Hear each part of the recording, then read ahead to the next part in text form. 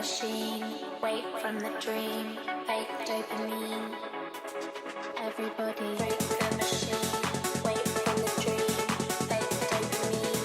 Collectively break the machine, wake from the dream, break the machine. Everybody.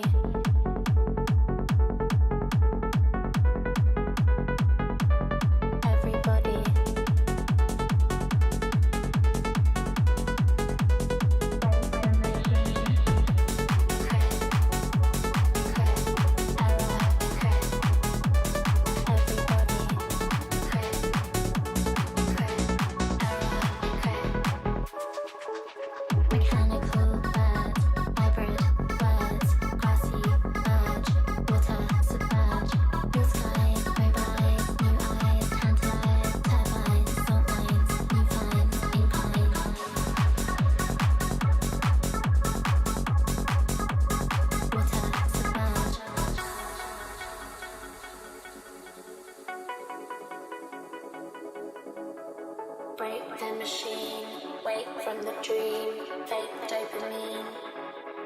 Everybody break the machine, wake from the dream, fake dopamine. Collectively break the machine, wake from the dream, break the machine. Everybody.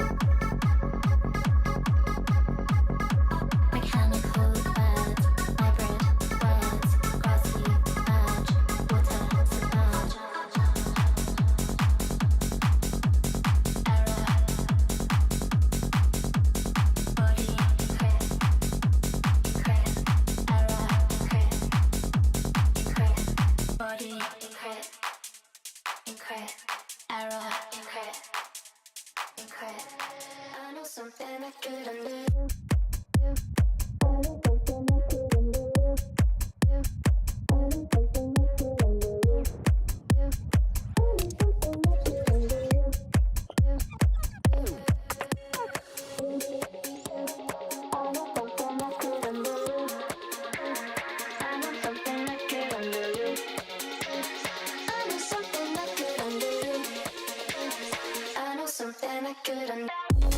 couldn't.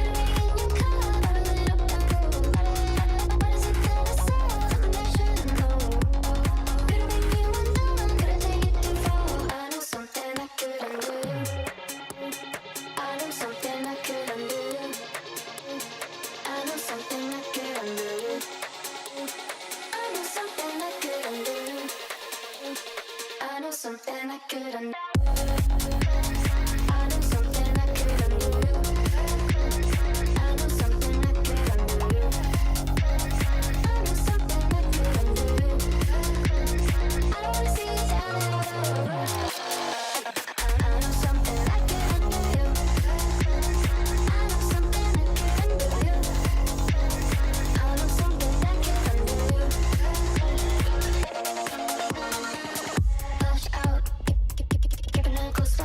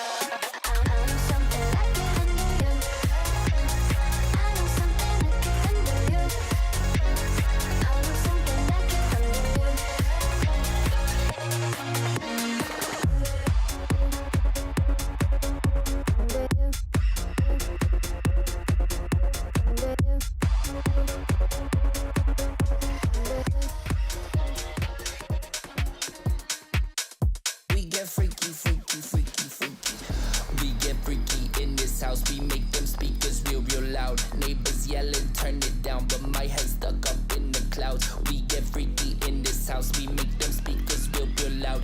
Neighbors yelling, turn it down, but my head's stuck up in the cloud. We get freaky in this house, we make them speakers real loud. Neighbors yelling, turn it down, but my head's stuck up in the clouds. We get freaky in this house, we make them speakers real loud. Neighbors yelling, turn it down, but my head's stuck up in the cloud. We get in this house. We get they don't wanna turn it down like. We get in this house.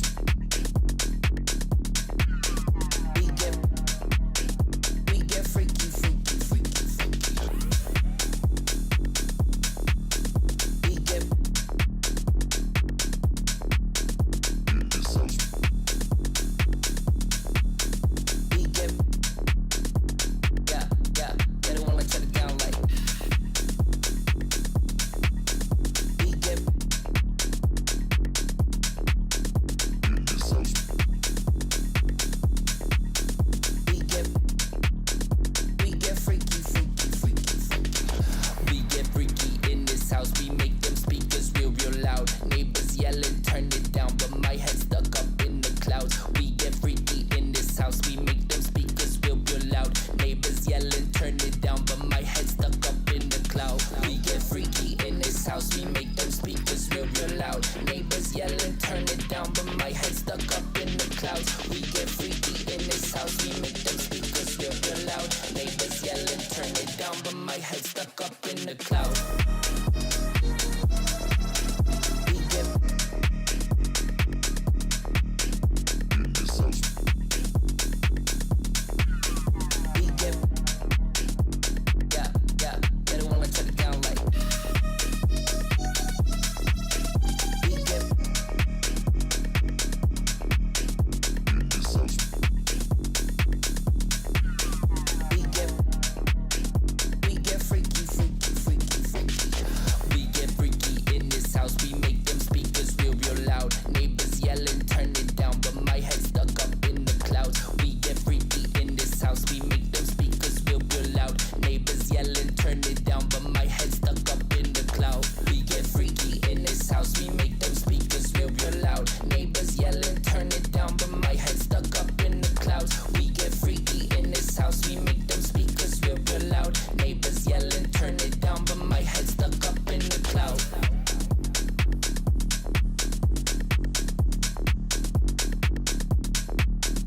In this house.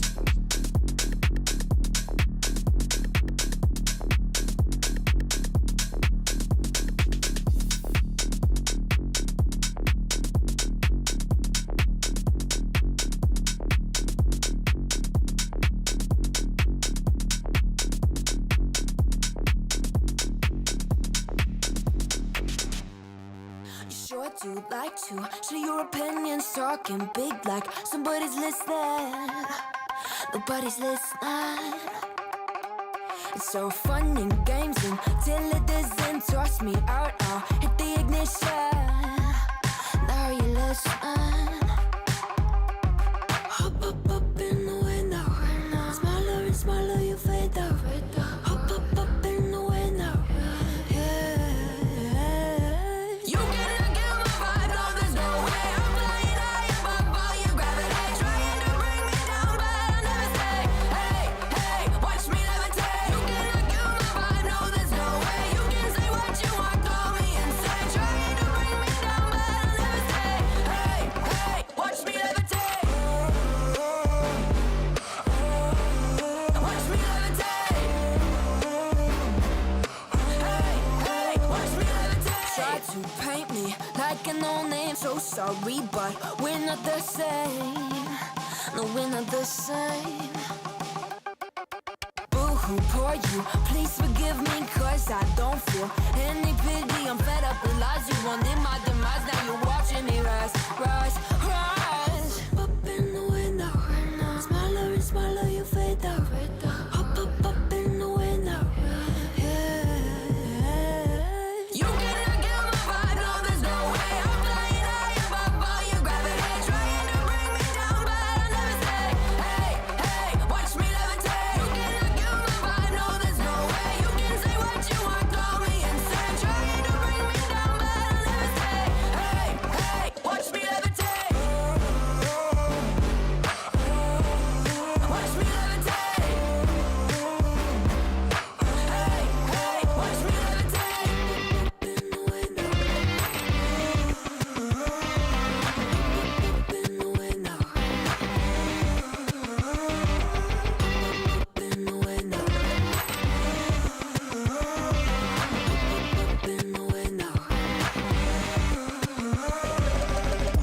levitate, watch me levitate, watch me levitate, watch me levitate, levitate. Watch me levitate, watch me levitate, watch me levitate, watch me levitate. Watch me levitate. You gotta kill my vibe, no there's no way. I'm flying high above all your gravity, trying to bring me down, but I'll never stay. Hey, hey, watch me levitate. You gotta kill my vibe, no there's no way. You can say what you want, call me insane, trying to bring me down, but I'll never stay. Hey, hey, watch me levitate. Watch me levitate. Hey, hey, watch me levitate. May you get lost in time. How would you save your life? Haven't you lost your mind? Glitter and magic, all bitter and tragic. To go for a cause, hope that you have it. To see what you lost, I'll be ecstatic. To savor your fall. Glitter and magic, all bitter and tragic. To pray for a cause, hope that you have it. Here for the silence, fall to the ashes. How many have come to save your soul?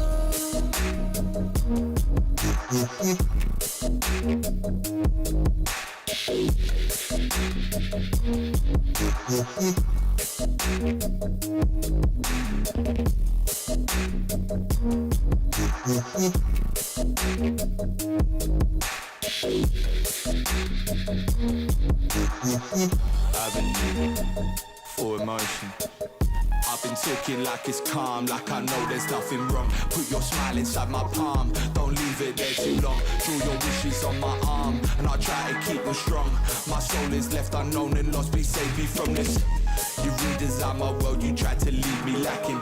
Tried to build myself a home and then you sent me packing. And if the sun don't rise, why's my heart in the east? If the fun don't die, all my friends are gonna feast. May you get lost in time. May you get lost in time. Would you save your life? How would you save your life? Haven't you lost your mind? Haven't you lost your How many mind? times do you have to lie? May you get lost in time.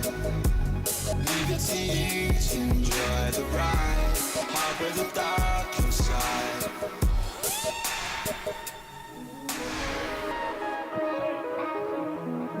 Tragic, to pray for a cause, but you haven't. To save what you lost, I'll be ecstatic. To savor your fall. Glitter and magic, all bitter and tragic. To pray for a cause, hope that you have it. Heal for the silence, fall to the ashes. How many have come to save your soul?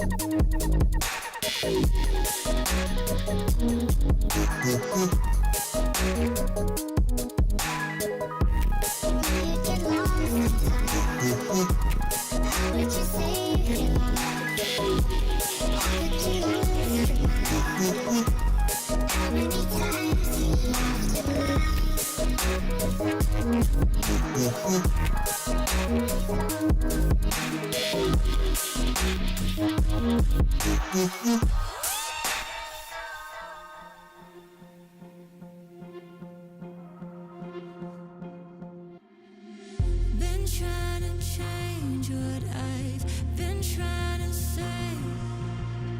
Words don't come straight from my head to my mouth. It's such a shame that it fell out of place. Was never me,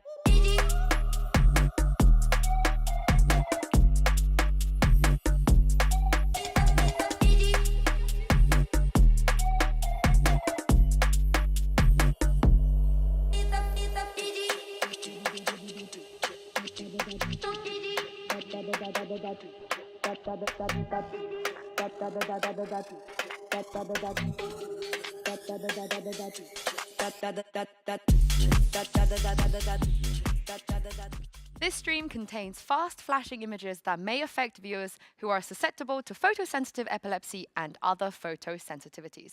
Viewer discretion is advised.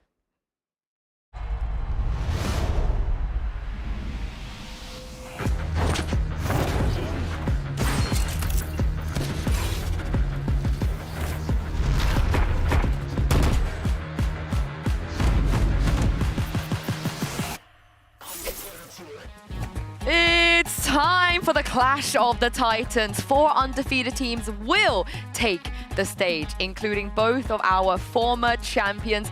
Will they meet in the upper bracket final? We'll find out today. Hello, everyone, and welcome to day 5 of Game Changers Championship 2024. We're coming to you live from the Riot Games Arena here in Berlin, Germany. I'm your host, Yingsu, and I am alongside Ender and Kakuka, who is refusing to wear pink on a Wednesday. Look, guys, get his ass. I'm sorry.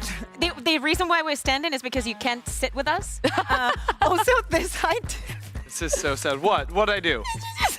What The happened? high difference, yeah. But height I'm still mad about the pink thing. I need... Yes. I cannot believe it's happened. For the first time in the studio ever, on a Wednesday, we're not wearing pink. I'm just a terrible person. I'm sorry. This is who he has become ever since he left EMEA, by the way. Well, we'll see if you can get redeemed today, Ender, because we're down to just 6 teams. On Monday, there was a bit of an elimination day, and 2 of the... Oh, who wrote this script? Sorry, I'm going to read it. We lost 2 EMEA squads, and I think someone needs to get me the copium tank. It's brutal, Badge. honestly. Like, I think it's a schedule problem because it would have been nice to space out the EMEA teams, you know, dropping on different days instead of just like funneling that all into Who the are one. you? I don't know. I don't know. Look, you came at me heavy, so I had to dish it back. LA's changed you. Exactly. No, but it's so surprising to see. I think that it's giving me 2022 Reykjavik when I look at Zeta and the miracle run that we're seeing from them. Of course, if they are both able to win their next matches, they will be able to play against each other. But of course, it will be against the losers of today, and it's not going to be an easy task. Also, APAC, by the way, still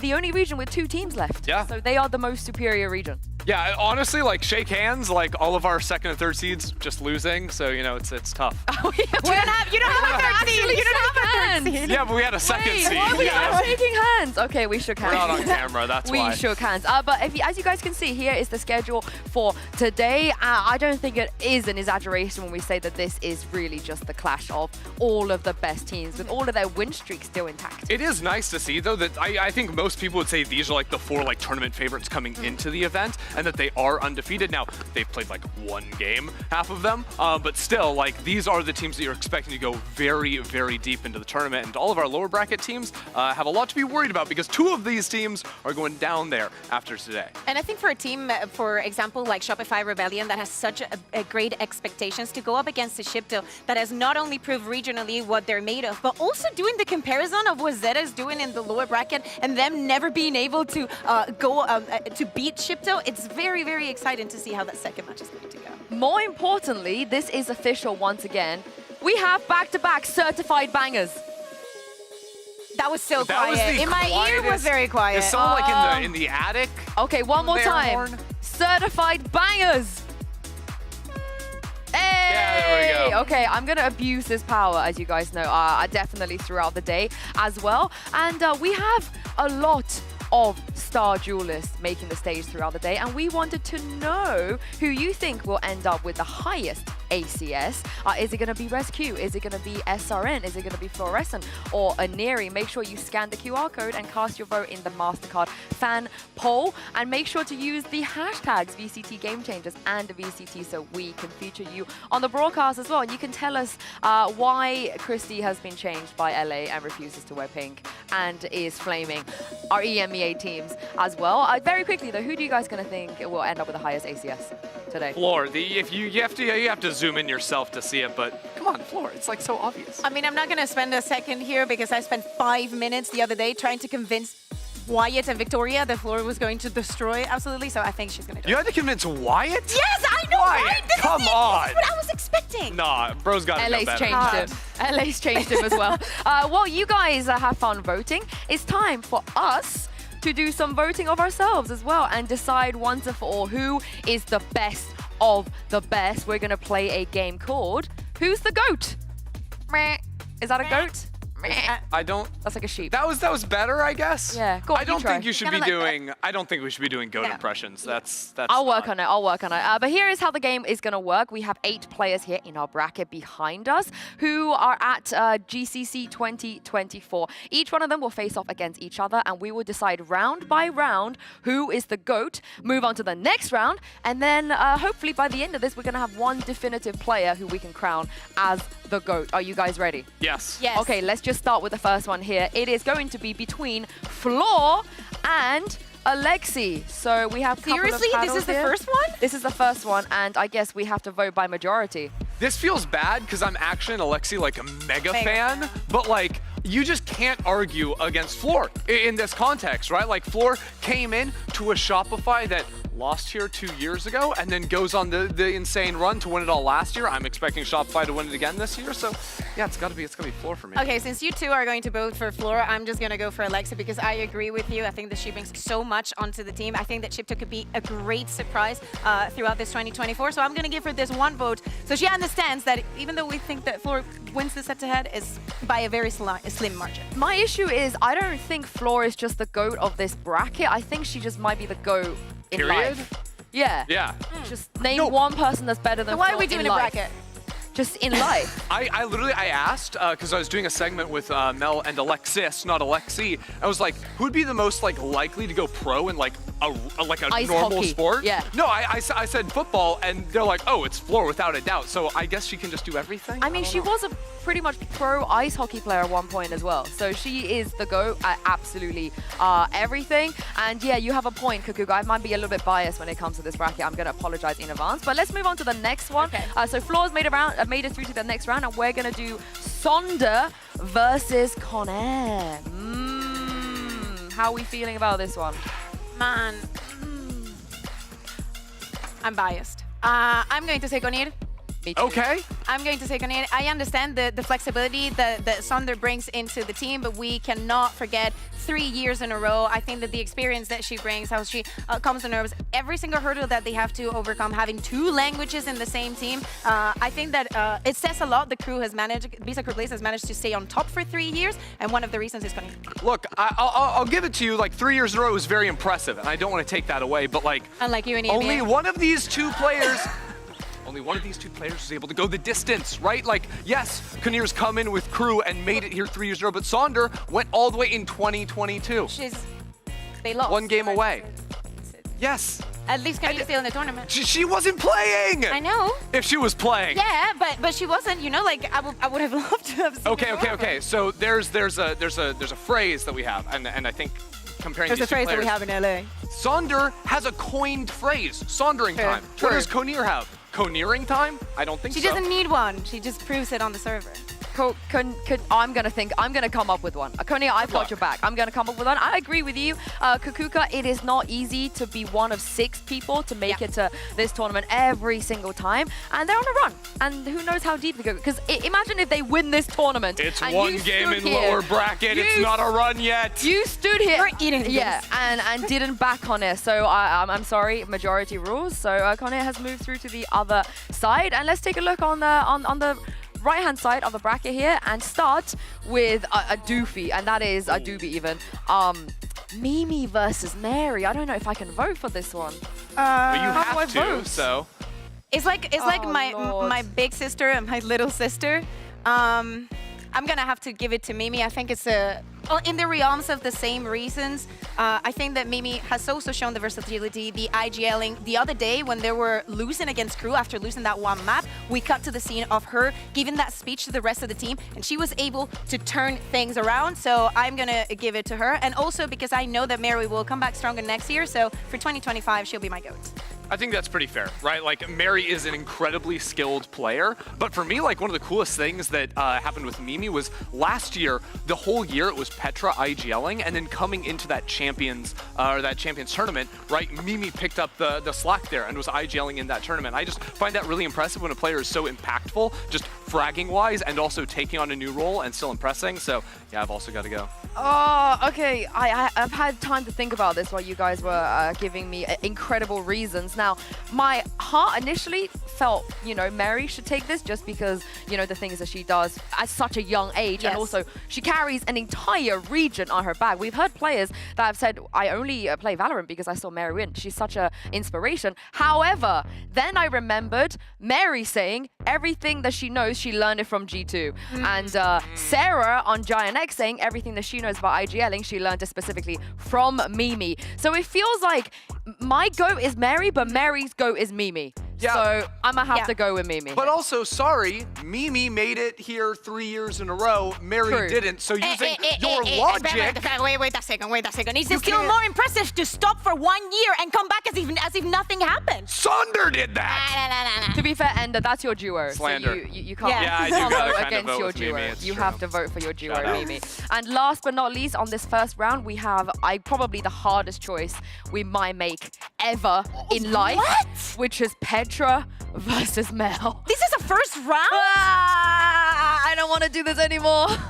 I can't. Oh God. All right, Can I are take you a two rain gonna check vote here? with your hearts or with your brains? I feel like melting.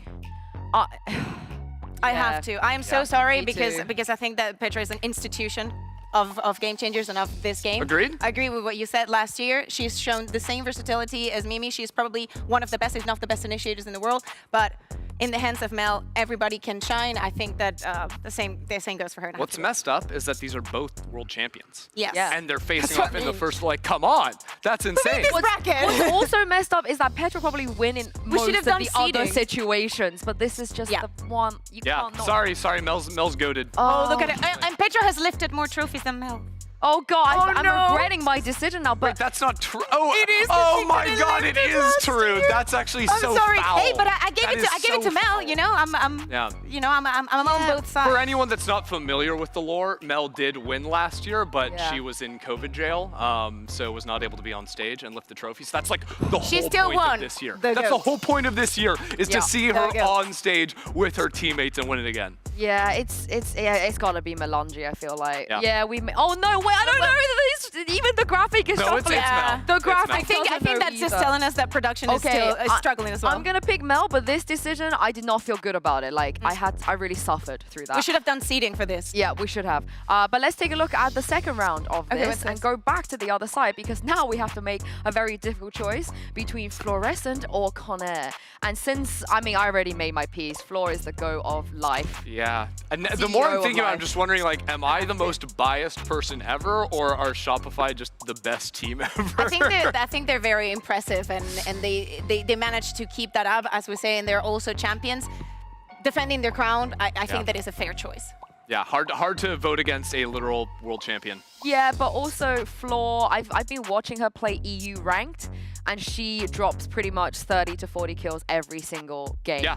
And You sound yeah, surprised. Just to go. No, I'm not surprised. That's the thing. Yeah, go. The worst part for I think every team that's playing up against Fluorescent in this tournament is That they have to play against Fluorescent. No, that, but it gets worse because I remember like 2 years ago when Floor was playing for Misfits, her Neon was just like the nastiest thing ever. But I still remember messaging her like, why did you start like switching over to Jet? And she's like, oh, you know, my team just thinks it's like the better agent, whatever. And now we're just on a Neon Pragmatic, patch, pragmatic. and she's unleashed on the Neon. Like you don't stand a chance against that. All right, okay, let's move to the other side because we could potentially have an all Shopify final. This is between So it's between Melange and Mimi. I want to prevent the all Shopify Yeah. final, so I want to Yeah. direct this to Mimi. These are the two best IGLs that we have in This in could Game be the Changers. final also. This could Yeah. be the final. Yeah, I think my problem is that Um, Mel is my GOAT. And even if I want to avoid a Shopify final, Mel needs to win. Oh, you're going with Mel. yeah. Look, she's been here all 3 years. She's been the favorite, like on a favorited team to win it all 3 years in a row. Like 2 years ago, yes, wasn't able to make it all the way, but like literally, come on. Best IGL in Game Changers. A nasty player inside Don't the do server. it. Like, He's so it's, competitive. and she's Don't do it. actually He's so so next But yeah, level. 2 of our Listen teams to are me. being Listen to me. eliminated. We Listen have to to me. go for The EMEA. only reason I'm not giving you that is because you left for LA and now you're making weird comments and you didn't work pick. So I'm going with Mimi. And also, I think it's difficult, right? Because we're selecting a GOAT, but they're not playing on the same basis, right? Like, you cannot compare what Floor does to what Mimi does in this sense because the responsibilities and the tasks within the team are different. Also, have You can compare though when they fight each True, other. but have we not suffered enough? Have we not suffered enough that we Yes. have one hope left Well, so of the- EMEA? Look, you They're used to suffering. You We're not. squandered your extra not. seeds. But You don't technically- get to play this card now. I have to try and force a Mimi choice through, which means we have the finals. I want you guys to let us know as well. Tweet at us, #VCT Game Changers, spam in chat. Sliggy, Minnie, I know you're watching, maybe even Kaide as well if you're awake. I want you guys to tell us who you think is the GOAT between these two because I am voting for Floor. I'm voting for Floor.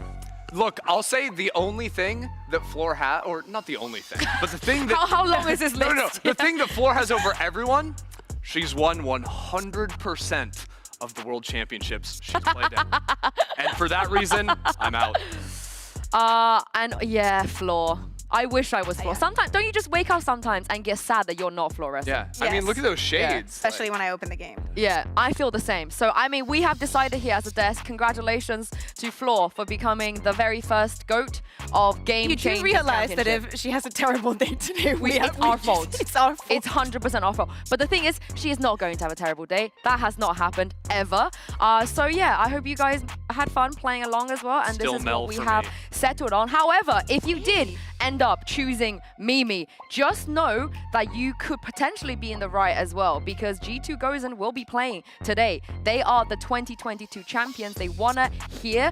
And they also probably looking to make a bit of a deeper run as well if they're able to take down their opponent here. However, do we have any question marks from the way that they managed to beat a Visa Crew Blaze? It wasn't clean. Oh, it wasn't clean at all, especially that first map. It felt like a warm-up almost, and I was mentioning the way that they had to talk about it. And probably one of the honorable mentions that we didn't see in the Who's the GOAT is Dots, because going up against her in the first match, I understand how things can be difficult, but it's actually what G2 goes improved on the server, the resilience to take things back and just go back to the drawing board and turn the game around that brought them here. Yeah, honestly, like, and even that last game, though, was a little bit shocking because it seemed like it was running away from them as well, right? All of a sudden, they're going up against 11 on the scoreboard, and then they string together, what, 6-7 rounds at the end there? I think ResQ in particular had an absolutely impressive second half. She was able to pop off and come back on that abyss that really came down to the wire. Yeah, it just felt like they had to finish it the G2 way. It's almost plot armor, the way that they won that. And their opponents are going to be a lot more difficult today. They're going to be, on paper, more challenging. So are we worried at all for G2? Yes. Yes? Yeah. Why not? Like, MIBR has proven to be in great shape. Yes, we've only seen one match for them, but same goes for G2. And I bet you there's one person who isn't going to be worried, and that is the veteran Petra, who spoke with Mika Fabs ahead of today's match. Hey, what are you guys doing over there? Come over here. Come over here because we've got a G2's Petra here with me, my GOAT. Now, Petra, I believe Amy said in a previous interview that maybe the reason why your first game didn't go exactly according to plan was because, you know, maybe you guys were just shaking off some initial nerves, even though you guys did win. I'm wondering, even with someone like with your experience, is that true for you? And how differently is G2's game going to be today? Everyone can get nervous. It depends how you deal with it, right? And I think we did a very well job, and it's going to be even better the next game because there's a game in a tournament we play. We're a little bit shaky and some things to work on, so this is good for us, and we're happy it happened now and not later in the tournament. And yeah, we're excited for today. Well, everybody is very excited for today, so best of luck to you guys, and happy birthday to Vanya. Hey, happy birthday to Vanya, indeed. She doesn't need any more buffs, I feel like. The birthday buff is just going to take her over the edge here. But here's the thing. We talk about how we should be a little bit worried about G2, but every time we do get worried about G2 in the past, it is the likes of Petra that digs them out of that hole. Yeah, she's just so on fire. Even in that second game, I think in that previous series, she was just absolutely playing out of her mind. I have so much confidence in what? The Fade. It's the Fade. It's yeah. It's so good. I feel like when you look at G2, like they've added so much new talent onto this roster, but when it becomes crunch time, you got to look at Petra and Mimi to always carry them through. And it's so important, right? When we talk about, oh, she brings experience to the team, is this moments of calmness, right? Like even if Mimi sits down and is like, okay, we need to change this, and that, Petra knows exactly how to drive with these things, how to make these things become a reality in the server and calm everyone down. Have either of you ever seen Petra like stressed out? Never. Like I feel like she's always just she's got it so under control. chill. still, like got it game under 5, control. it doesn't matter. She'll be like, yeah, you know, we think we're gonna win. The only time I've seen her stress is when they were making that TikTok about the suspect, like running. She was a little bit stressed in that one. But this is the thing, they do have young blood in the shape of Rescue as well.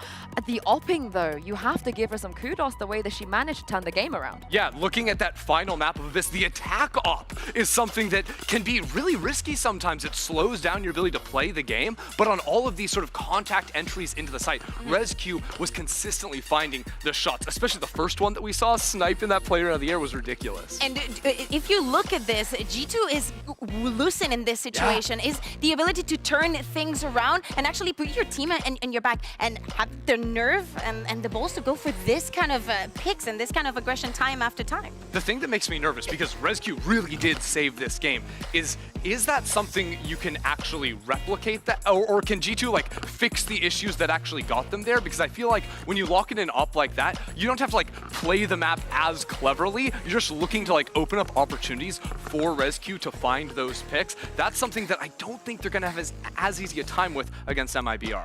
And against SRN in particular. I mean, I am so excited to see this head-to-head come into fruition. I want to see how they both perform today because, as we were mentioning, they're such important players for the teams. Yes, we talk about how important the Neon meta is and how the duelists are, again, top of the food chain when it talks about when we talk about winning the matches. And this is probably one of the biggest head-to-heads that we have in the competition.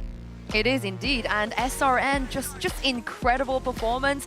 15 first kills against Giant X, by the way. Yeah, this is a player you have got to fear. I mean, they're so good inside the server. Again, finding consistent openers for the rest of the team. Honestly, if I'm looking at this matchup, I'm sort of favoring SRN on paper. I think that's something that MIBR definitely need to rely on here to get out to an early lead against G2. Yeah, I'm thinking about the speed of the games. We know that the Neon is very, very disruptive. I think that probably I'm giving a little bit more of an edge to MIBR because I think that the follow-up to that Neon is a bit better on their side. Yeah, and let's talk about, I guess, this edge towards MIBR because they themselves talked about it. They wanted this matchup against G2. They want to see how they compare against the former champions. And I'm almost looking at this feeling like they have a great shot.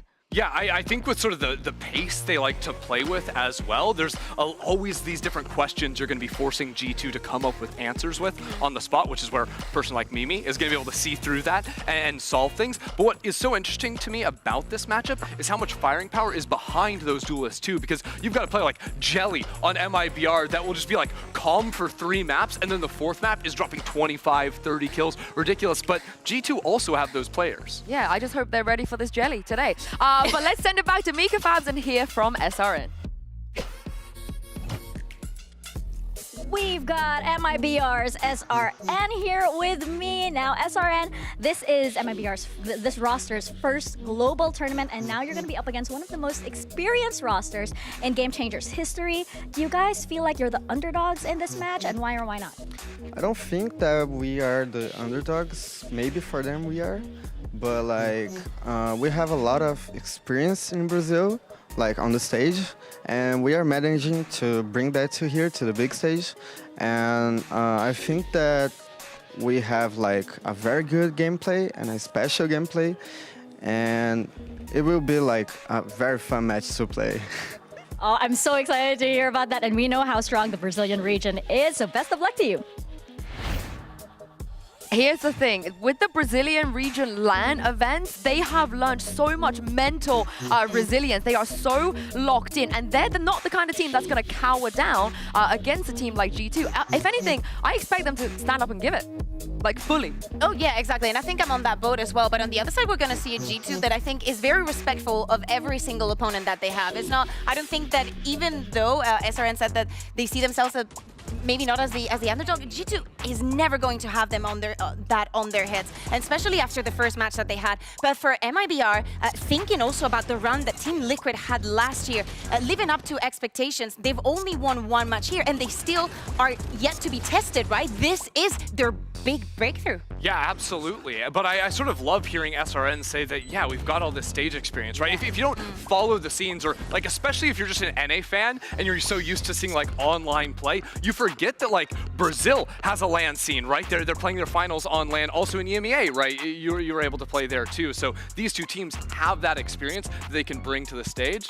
and have a lot of fun. Yeah, and I'm not gonna lie, I've never wanted to know how to speak Portuguese in my entire life when I watched them on LAN, because the energy they were bringing, the trash talk they were bringing as well, these are the kind of things that teams are scared to do against G2. They just don't usually have the, I guess, the courage to look up against G2 and be like, sit down, you know, shut up, all this stuff. But I think that is something that worked for a team like Crew, right? Playing a lot of those fast rounds and sort of throwing it in against G2. It took G2 up until the very end to figure that out with like purchasing an op for ResQ on attack to try and catch out some of that aggro. And speaking about that speed, I'm thinking about the game that they had against Giant X, how they picked on that Pearl and right off the bat, very quick pistols, a lot of aggression, a lot of putting their enemies on their toes, trying to find solutions, and they were so consistent in their game plans. I want to see something different from them because I do think that they were not properly challenged, right? Like we saw a lot of the same executes with the same people doing the same things and actually not seeing a reaction from the other team. Yeah, I'd love to hear more about their reactions, actually. Here's what Sayori had to say about their global debut in this Omen Player Moment. Eu tô tranquila, né? Eu achei... Realmente, era o que eu esperava, sinceramente, de novo. Eu achei realmente que o nosso primeiro mapa ia ser um pouco mais pegado, sim, porque esse é o nossa estreia, né? O nosso primeiro mapa. Então, a gente poderia se sentir um pouco nervosa, assim, um pouco afobada, mas depois que a gente foi se acostumando, ficou bem melhor. Tanto aqui no segundo mapa foi um stomp, né? Então sim, foi o esperado. Não foi uma surpresa. Todo mundo amassou no tempo que devia avançar, todo mundo apareceu. Eu fiquei muito feliz em ver todo mundo aparecendo. E agora a gente vai ter que desfrutar, né, dessa vitória e saber ganhar também, né? Descansar um pouquinho para saber o oponente e o que a gente vai fazer depois. Big shot for the IGL, and here comes Giant X now, looking to push onto the pole. Oh my goodness. Not ideal. We don't talk about those. Jubi's in the meantime. Oh my goodness. And there's more to be done here.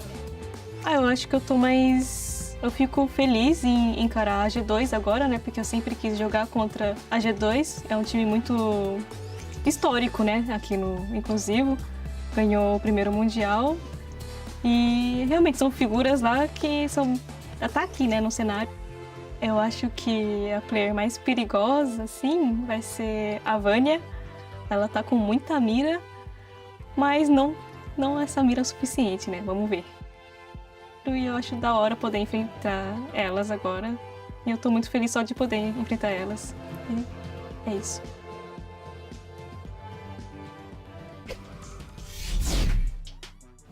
This is what I love about this team. They are fearless. They are here to not just play, but to win as well. They absolutely are. Like, MIBR, I think Loud last year surprised a lot of people by making that crazy lower bracket run. And this is the team that beat them, right? Like, MIBR, yes, you haven't seen these players on stage before if you haven't followed their scene closely, but they have some serious threat behind them. Yeah, exactly. The head-to-heads one by one, pound for pound that we're going to see today. I agree with you. There's many people that are not expecting the level that we're going to see. It's time for the results of our MasterCard fan poll. Earlier, we asked you which duelist was going to have the highest ACS by the end of today. And I'm glad to see you guys have a brain. That's nice. Good job. I don't think guessing fluorescent is the highest ACS proves that you have a brain. I think it just means you have eyes. That is true, but I'm actually surprised to see ResQ coming second there. I felt like maybe SRN would be the second I'm surprised choice. with the Neri coming last. I don't know, I think that especially we were talking about the op usage, and I think that the Neri is such a staple for that. Yes, I win with Zipto because why not? I struggled, this is the prediction that I struggled the most throughout this competition. Because Hold on. Wait, did you? Hold on. Yeah. Hold on. Did you predict MIBR over G2 Gozen? I am telling them you did this. Yeah. I'm snitching. I'm not. You can. Actually, Kakuka, I think you're dropped from EMEA. Sorry. I'm back in. You don't get to make that decision I voted G2. I'm back in. I'm snitching. No. I think that it is extremely close. We will see. Okay, prove me wrong.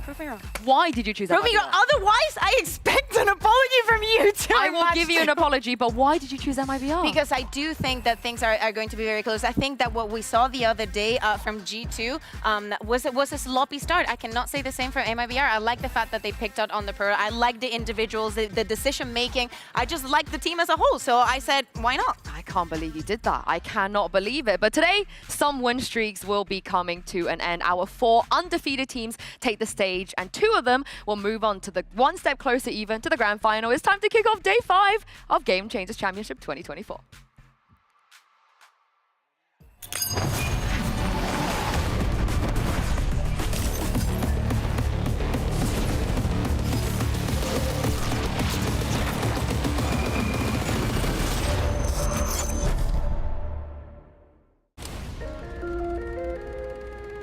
In 2022, under Cloud9 White, we were definitely much cockier. What are you doing? Who the are you picking? Holy am I playing silvers?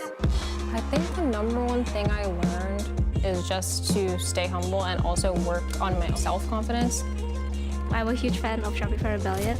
Last year, we didn't have the opportunity to face them, but I was so happy that they lifted the trophy. Zipto, they have probably the best aim besides my team in this tournament. Oh my god, Tara with an outrageous 3! Zipto are large and in charge. I think that it will force us to make better strategic decisions because we can't just rely on our aim to one-tap everybody. Mel, I've been watching her since she was in MAJKL. Going up against someone who I've always looked up to is like a huge honor for me. I just hope we have a very good game. To my teammates, let's just do our best and let's have fun. Zipto, I hope we have a good game. I'm feeling great, but also anxious about the upcoming matches. We're gonna play a lot better opponents. Eu acho que eu fico feliz em encarar a G2 agora, né? Porque eu sempre quis jogar contra a G2. É um time muito histórico, né? Aqui no Inclusivo. MIBR is a really good team, and SRN is a really good player too. Oh my goodness, SRN! That is not what you want to see if you're a GX fan! They're my friend, and I can't wait to play against them. The best duelist twins. Rescue, live up to your name again, like the life raft the G2 need. O que eu quero dizer pro povo brasileiro aí que tá aí de casa torcendo por nós é muito obrigada por estar acompanhando a gente tá muito feliz pelo apoio. I dreamt about being here for a very long time, and I just believe in my team so much. I am not gonna let this go to waste.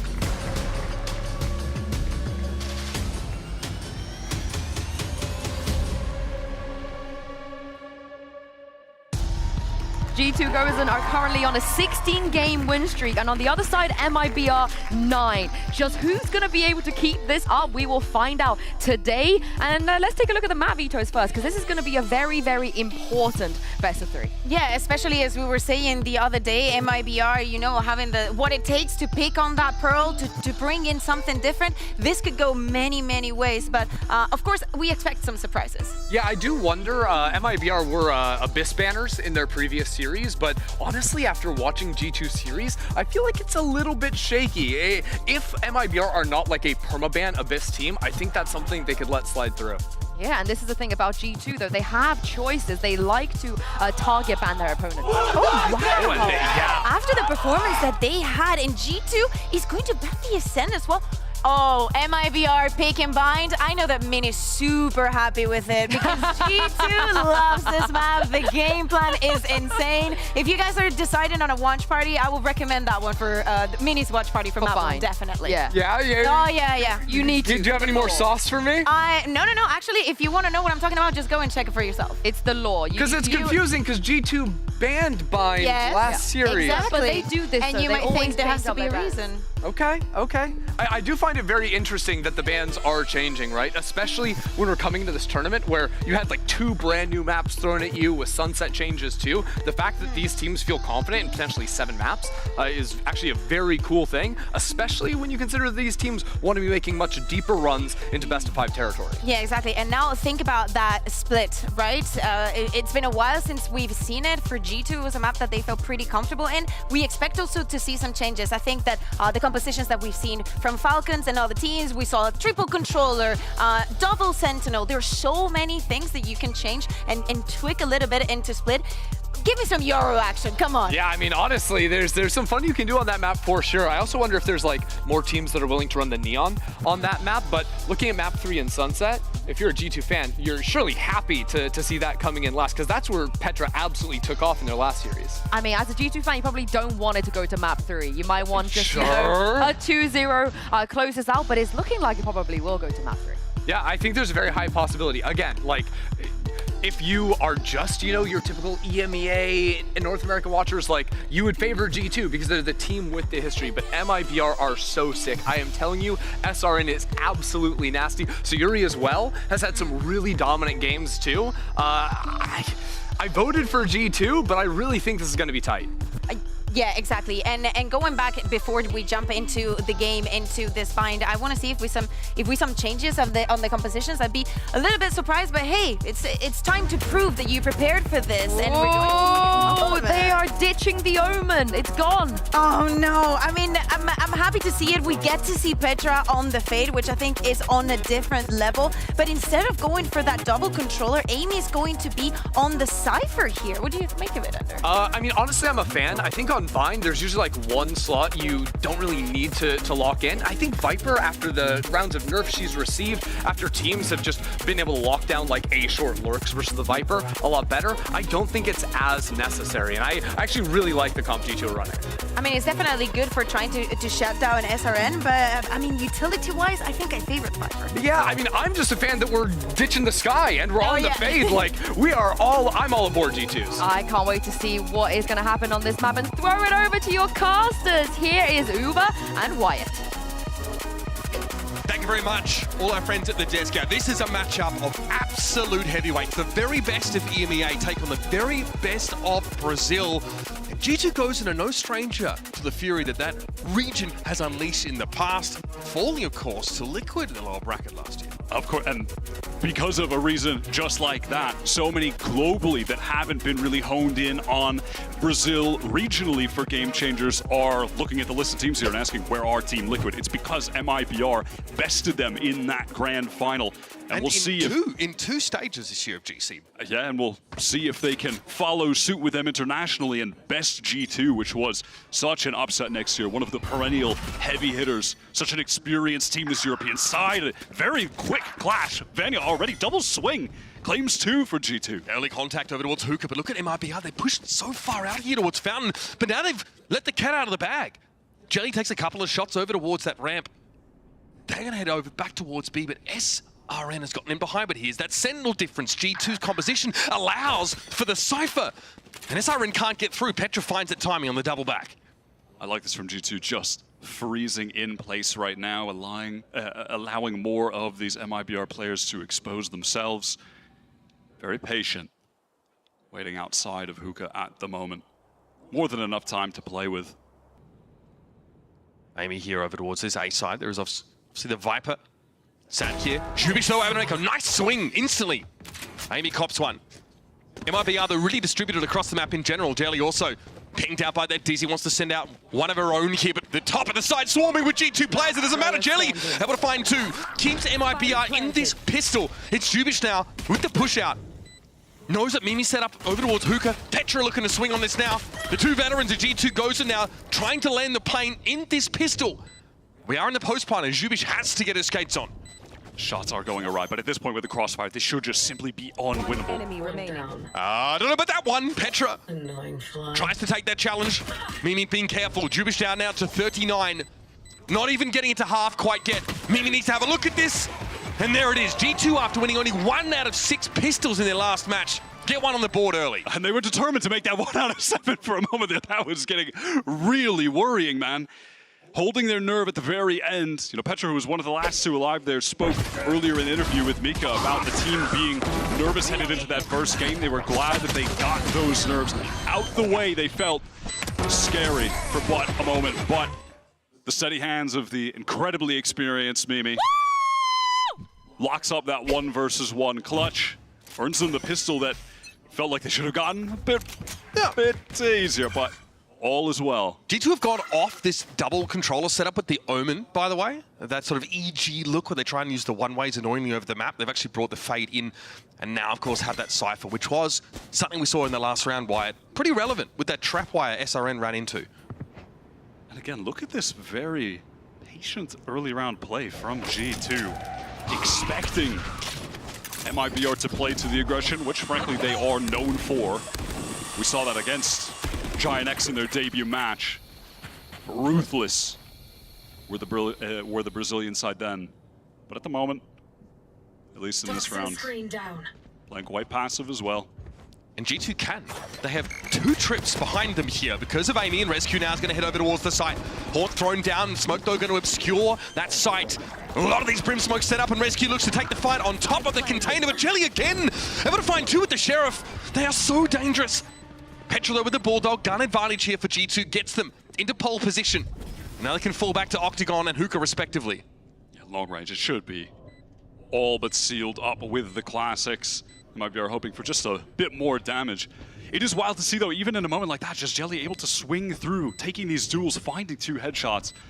Mad how good these MIBR players are on that individual level. No shortage of high-level mechanics. There's just another kill for Melissa. Why not? Why not deal more damage? Amy doesn't even have the position to be able to recover anything better than a Ghost at the moment. She came into the round with that Ghost, of course, as the Cypher often has to. No chance, though, to pick up a weapon. That's going to be G2, though, with their second round. You see, they do want a gun here for Amy. I think they might be able to set one up. No, unlucky. Just the Bulldog out of that anti-eco. Significant damage dealt from MIBR already.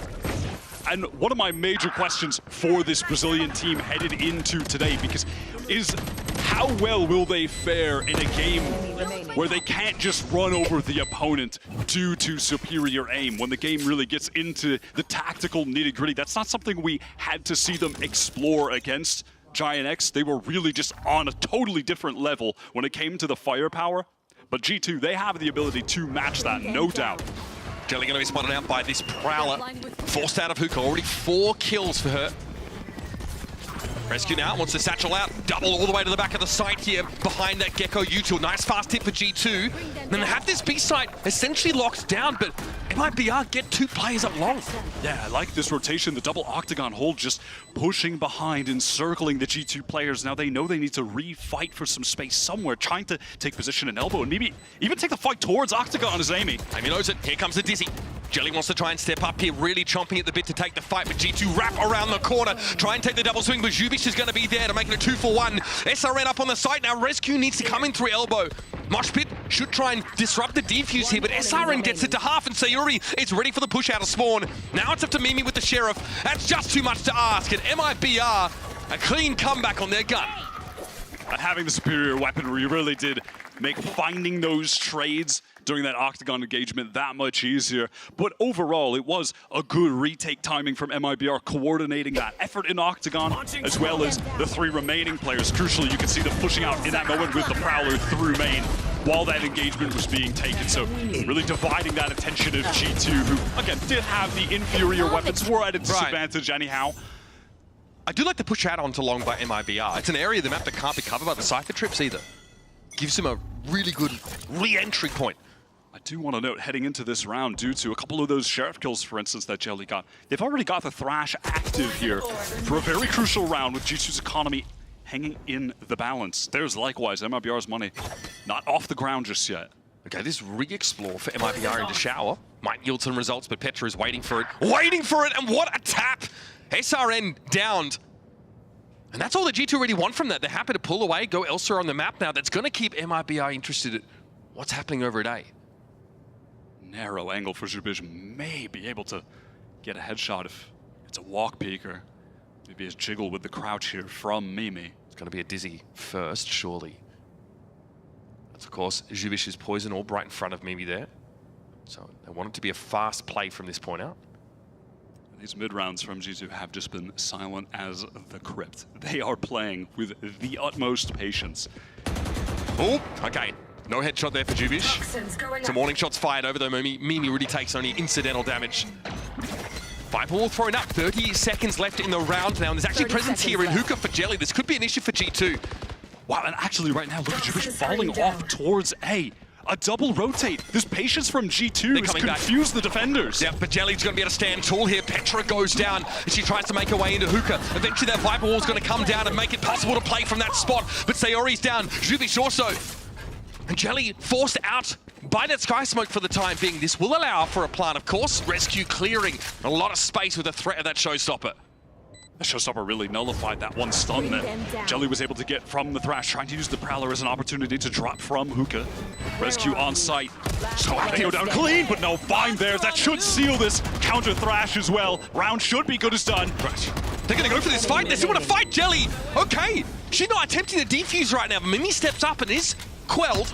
This Molly, of course, is going to make it pretty tough. Yeah, Jelly knows that there's no chance of a defuse here, so take the frags and see if you can get it done. Somehow gets it all. That tap under the spike was so good. Jelly is in fantastic form. Already 4 rounds in, but is firmly taken over this early game. That push into Hookah while all the presence was coming Octagon. Little intuitive moment right there where they took the fight against Petra and then retaining that map control. So critical when the retake effort comes in. Dividing the attention of G2, making it easier for your players from main to come fight. And then clutching it out. Little buddy Wingman made that a 2v2, essentially. G2 are not splitting their B hits, though. It's either through Long or through Hookah. That's been the undoing the last couple hits. And you have to give massive credit to MIBR for recognizing that already. It's netted them 2-round wins, that good positional play. Jelly here this time playing back to the site. More of an anchor position here for MIBR.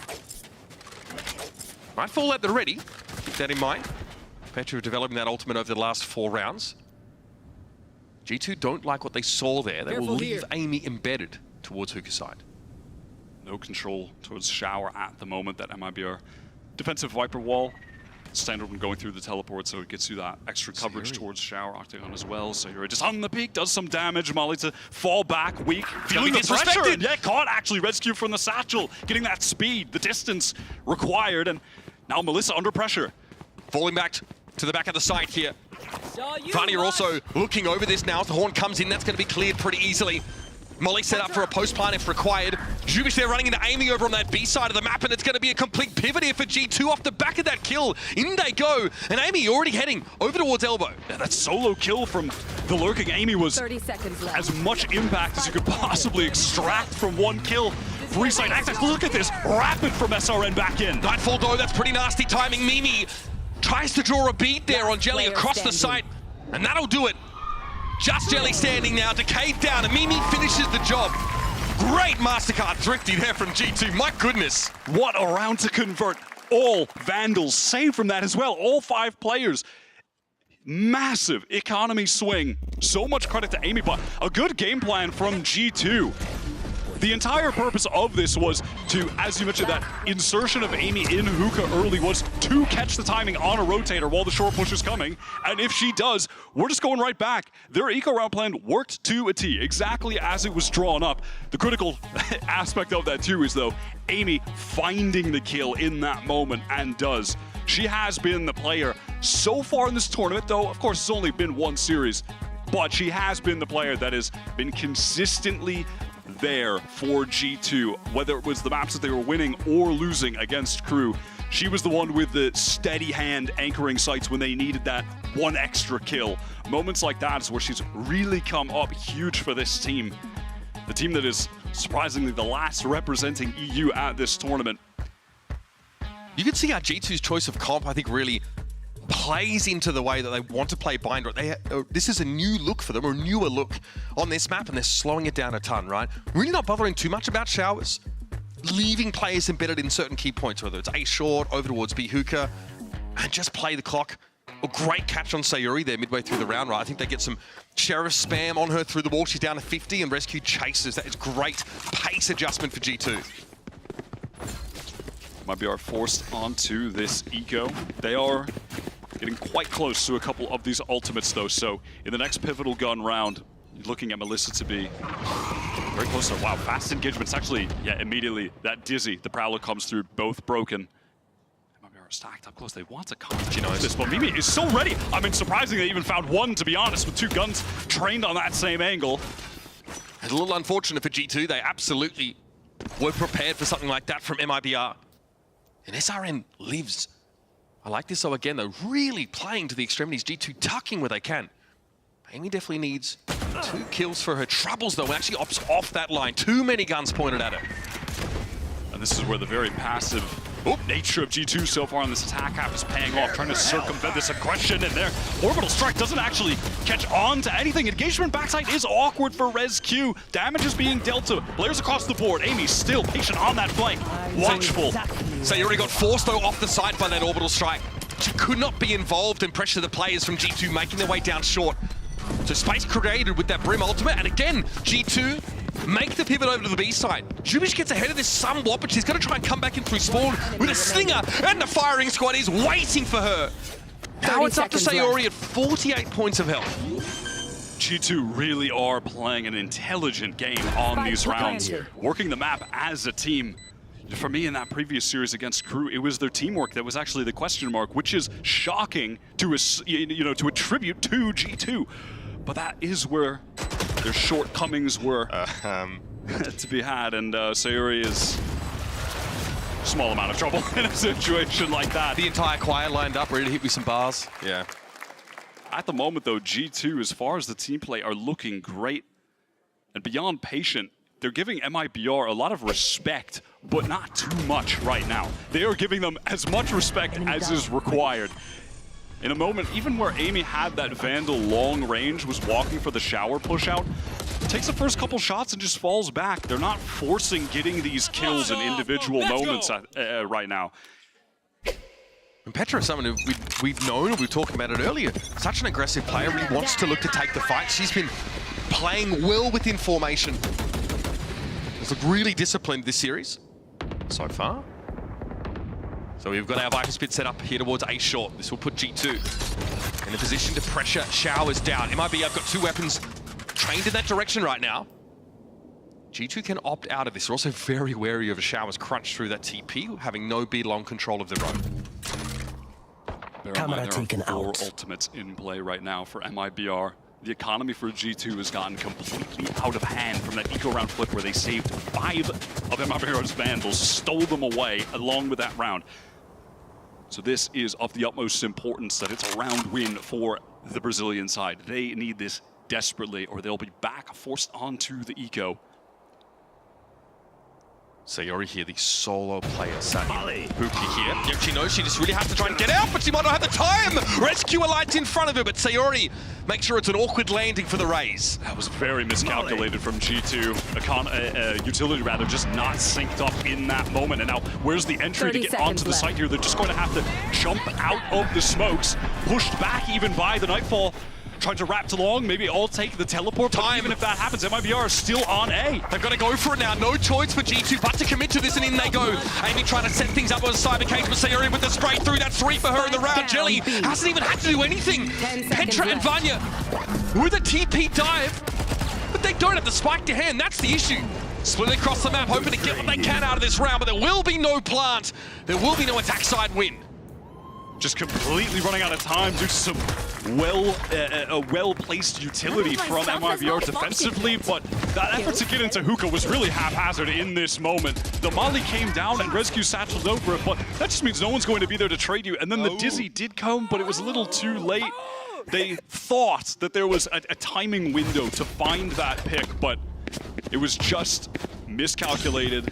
And from there, the round is essentially over. There was no way they could breach the site without having that duelist to create space. Right there. And MIBR keep 3 ultimates out of that round as well. So get a ton of value off just those couple. Here's going to be a thrash off the Rick here. This will force Amy away. Oh, okay, catch on to the Cypher, but no chance to chase that down. So Amy will sheepishly back away. And if somehow Sayuri was in range to use the orbital strike there, that would have been devious. That would have been beyond devious. Jubishi is set up inside Fuka. Petra here not forcing the issue, really. Trade of util between the fades. Yeah, so far in a lot of these moments where G2 have been straying more towards B, it's been Petra making noise on A, feigning that presence with Prowlers. Dizzy goes in here for G2. They're going to have to commit to it now. It's going to be a showstopper straight away. And Rescue blown to smithereens. Orbital strike means that G2 have got to back off again. They're interrupted mid-step. Now they're going to try to go over to the A side. And they've got Petra set up here over towards short, but there'll be a one-way throwing down. The Petra has to disrespect. And out from showers come G2 into the line of fire. Melissa is able to find one, and Jelly wants to get ahead of this as well. Wingman thrown out for some scouting, and Sayori needs to reload. Back off into halls. Here comes the plant, but Jelly's playing close here. Vanya staring that smoke down. And it's going to be a 1-for-1 immediately as the smoke drops. It's Petra with 2 to take down and 15 points of health. Just how sharp are you? Not sharp enough. The reaction time from Jelly was insane. The second the smoke dropped, had a fraction of a second to find one. There was a crosshair on them. That was so sick. The MIBR utility has been fantastic defensively at just routing these attacking efforts through certain choke points. The Molly's going down at the perfect times. Is that a direct hit? I mean, that was a nasty little showstopper engagement. SRN has looked good. Didn't really take over their prior match, but obviously that's still something that we know could happen at any given moment. It's always Jelly and SRN. This duo of MIBR that is taking them over the top in must-win series. It happened to qualify here. Right now against G2, at least half of that duo is taking them over the top. Jelly's play has been lights out. Now, MIBR have used their 5 ultimates and they've turned that into 2 rounds.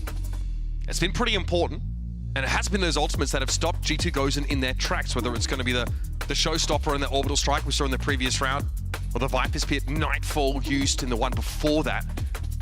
Now they don't have that to rely on. Now G2 have a round here from the coach, leader, of course, to bring in that one Thrash ultimate they've got available to them and a full buy. Still, I'm just looking at this G2 economy. It is mad sometimes how much one round in Valorant can mean. That flip eco round where they save 5 rifles has them still just full buying from here until infinity.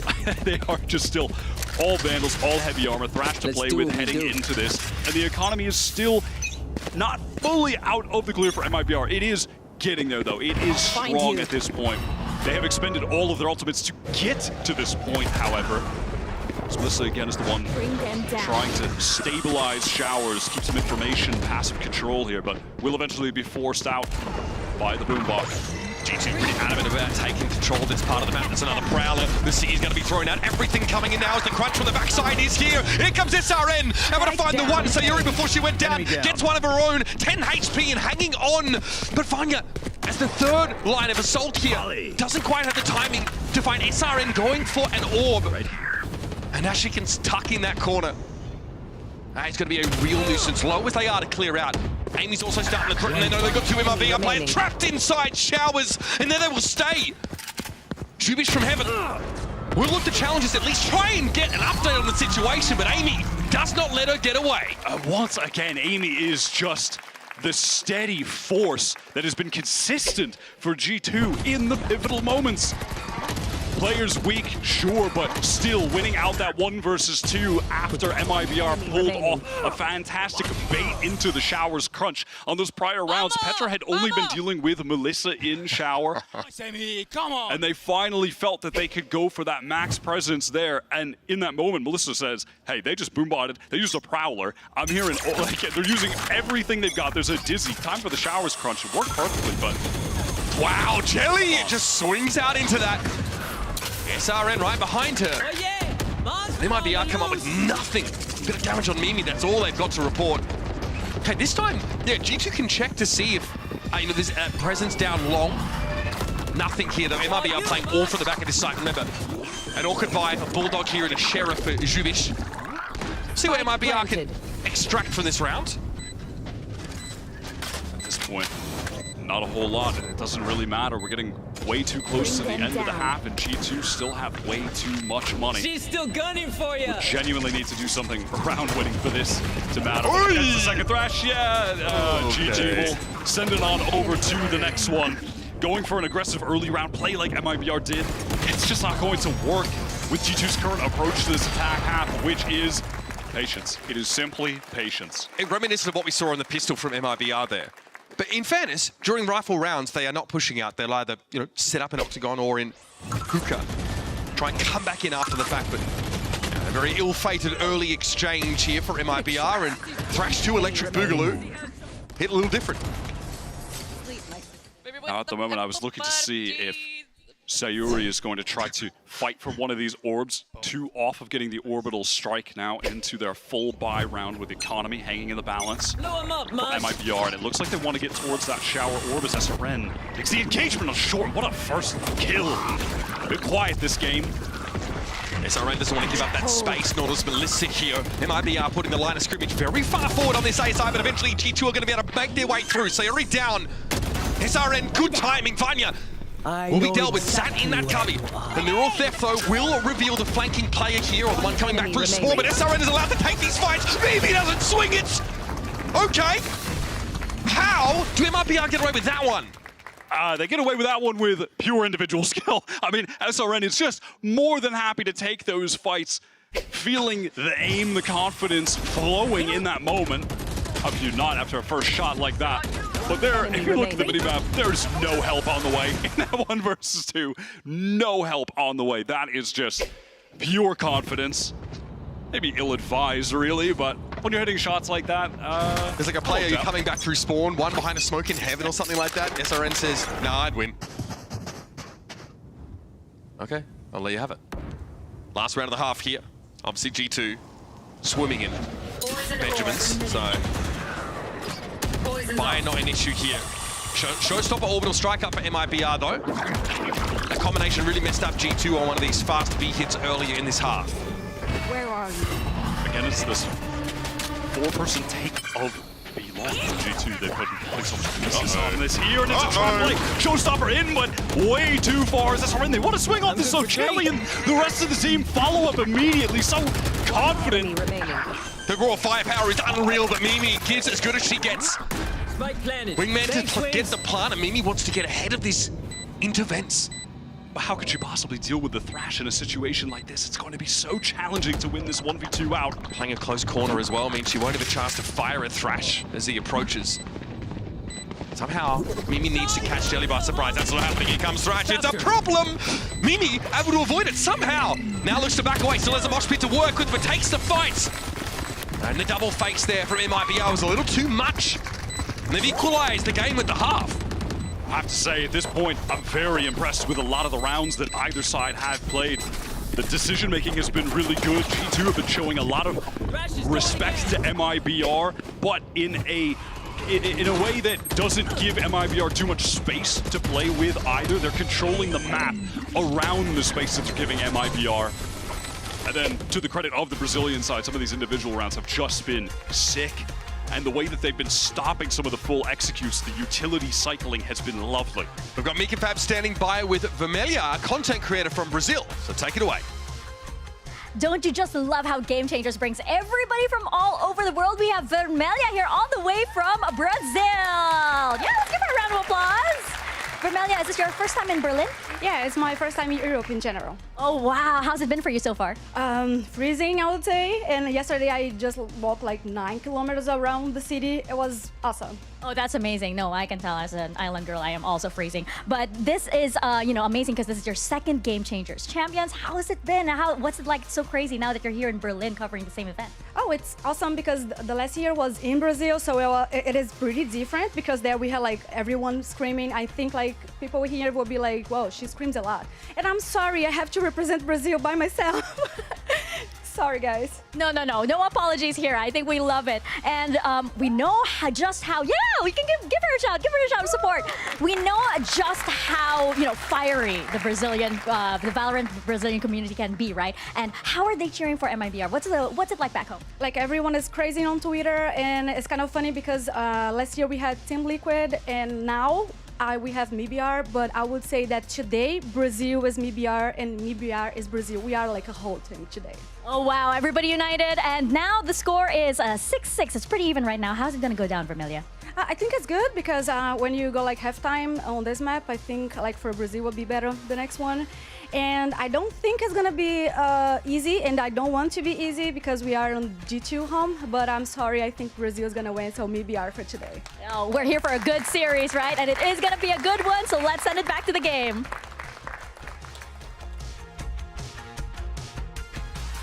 Tied game at the half here as MIBR start to make adaptations through their defense half white, but they're taking these scrappy skirmishes on extremities of the map to try and disrupt G2 from setting up their fairly complex hits to these sites.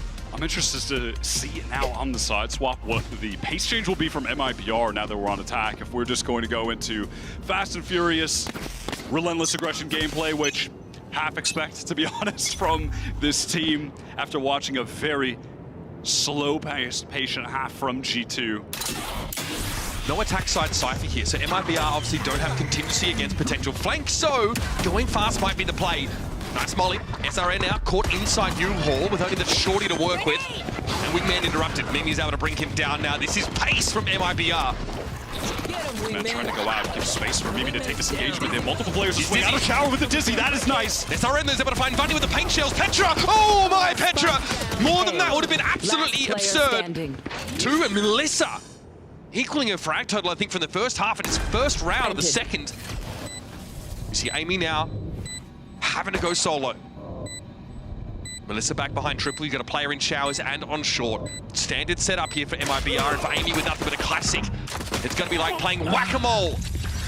SRN ends it. And immediately when you see the shorty in the hands of the Rays, you know you're going to get a pretty fast round. You're going straight into lamps with that. It looked all right for a second when G2 retained all of this shower control, but they just got swarmed from all areas of the site. With 3 players there, they had just ended up giving up so much of it. And not for the worst position. But the duels just go the way of MIBR. Still, the individuals on this team are so difficult to deal with, even for the best of the best in this tournament. It is always going to be a challenge to win any 1v1 engagement. Classic pace here from MIBR in that round. G2 here are, yes, stacking a site. Thankfully, MIBR, you can see they're really waiting out this aggression. Yeah, great call. It's complete. It'll be coming any second now. Unmitigated, unadulterated aggression here from G2. We're going to want to make sure that we take some slow map control towards short, clear those angles. But yeah, let's Prowler shower, just in case. Just in case. Let's take 0 map control. That'll really mess them up. Dizzy, clear the corner. All right, we're good. We're good, guys. Let's get into lamps. Take a little map control there. Not too bad. All right. MIBR here probably about 30 seconds ago realized what was afoot this round. They may have been gambling the other side. It's possible. It is possible. Someone could be back triple, maybe. Not sure if anyone cleared that. So it will be the classic quintet heading over to the A side and ideally to perish in a fiery blast and get it over with. Round 15 just around the corner, of course. A chance to get those weapons in hands for G2. SRN getting a bit exploratory with it. Oh, Wingman just kicked on all of them. Oh dear, that's not good at all. You have to be joking. You have got to be joking. G2 desperately trying to play the min-max percentage game. We will simply all die to the spike. Maybe one player comes here. We 1 for 1. Didn't oh dear. Didn't really go exactly as planned. And Wingman. Is this already? Look at the Chunda follow-up was incredible. Oh my god. Fire hazard, folks. And if you're squeamish, look away. Brother. Brother! Oh, Brother, no, ooh. no. Yeah. And that is a showstopper, by the way. And here it is, straight away. Showstopper into the site. Rescue, rescue! up top, caught, didn't drop down. Somehow SRN has still got almost all of their health, so Rescue just a little bit, I guess, flat-footed. Receiving that raise, it was a solo play from SRN. Back side rather, still controlled by G2, but these smokes are about to clear, and here comes the Dizzy. Some pressure now coming out from U-Haul, and Vanya doesn't know where to look. SRN close with a judge. That's one. Vanya eventually steps up to take control of that part of the map now. It's Mimi playing from behind Shower, needs to dig the Brim out of this position, and the wingman gets her there. Now, odds in G2's favor, but time is ticking. Jelly adamant about staying inside halls, and Melissa makes a beautiful little swing to the left. It's now a 1 versus 1. Vanya, clutch queen for G2. Has to find a way to overcome Jelly at full health with all the stall util that they need to stop this. Now some jump picks, we get it to half. Vanya can't really get this done. Jelly gets it in with a right click. And that's another MIBR round. That is a brutal round to lose. That is 1,000 psychic damage dealt to Rescue that she died to the showstopper that SRN only got because of what happened. And Rescue was a fighting type. Anti-eco. That is brutal. Oh my word, G2 almost bringing that back, but that might make it feel even worse, to be honest. Yeah. No, I mean, look at the dismay on the faces of the coaching staff. That is possibly 2,000 psychic damage. 1,000 might have been an underestimate. G2 now have to extricate themselves from Lumbridge before making their way back to Bind. It was a real back-breaking round. Oh, are they? What is that? I'm going to assume that was spotted just as the wall was going right back up. A lot of Cypher util over on this A side. B, however, comparatively loosely held by G2. I think it might be, I realized they might have walked into a stack over on that A side, so a chance to reset here with a rotate through spawn by Vanya.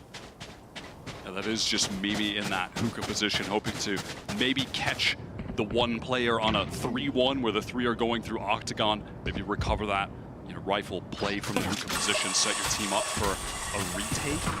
Petra might be setting up for a, just in case there's a TP push. It's not coming now, it's going to be a hard hit over to the side.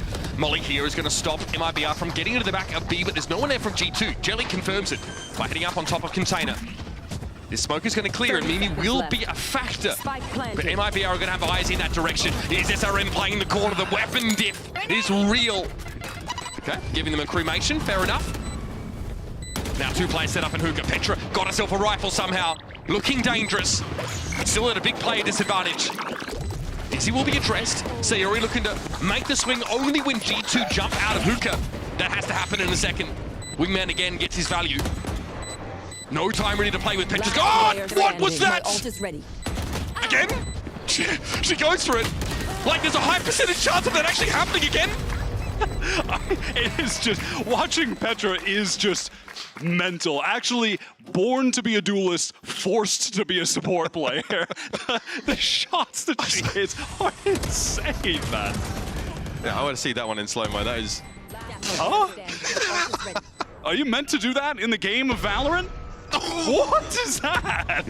That's not as the game was intended to be built. We had something almost as bad as that, worse than that. The Zeta Division on Sunset, that little mid-Ferrari peak. Yeah, the no-stop Ferrari peak. Unreal. Full run, tap headshot. Make no mistake, this is dire straits here for G2. So they get a bit of damage done on that previous round, but they aren't really keeping a lid on the econ for MIBR. They've lost 6 rounds in a row, including the pistol this second half, which has been a pain point for them in the previous series. They're struggling with the pace of MIBR, and they've lost a number of rounds just to not having the weapons, right? They've tried to stack sites 2 out of 4 rounds in this half. They need to get a grip on the game real soon. When we get out of this timeout, there's a lot for the coaching staff on either side to think about because many ultimates will be in play. Petra has the Nightfall at the moment, but there are 5, 6 other players who are just an orb or 2 off of getting there, so we could see some serious contention for either of them. Maybe G2 defensively will try and set up some kind of trap play around them, maybe a Showers crunch or, you know, an Octagon pop where you throw out the Dizzy, something along those lines. We'll have to see. The one off that orbital strike G2, and you can see the ban is pretty close to Shower, so maybe plans of trying to get that over there. Get a pivotal tool to swing this round in their favor because their economy is on the line here. It is must win. It's a default here for MIBR though. Nothing particularly complex in the early stages of this round. Again, that util just exchanged through short and showers respectively by the fades. It's just Sayuri watching patiently towards Fountain Mimi on the jiggle spot.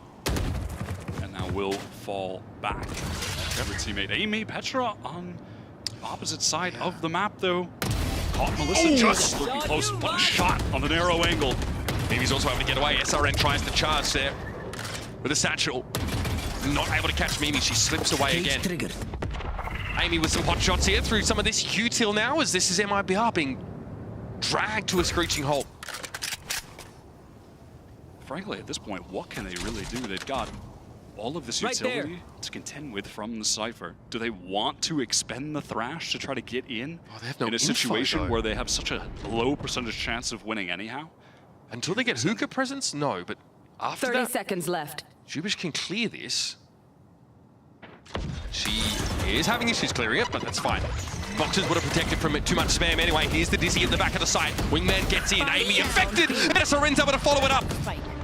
Spike picked up. Gonna go down in just a moment here now. Still 3 players up for G2 after a great start to the round, and Vanya puts this one to bed before it gets out of hand. G2 do a lovely job there, just flooding quickly back in together, picking up all those angles. 2 players facing from hookah, getting in backside, the rotation right in time. The odds were always stacked against MIBR, but G2 simply played to the win con in their favor.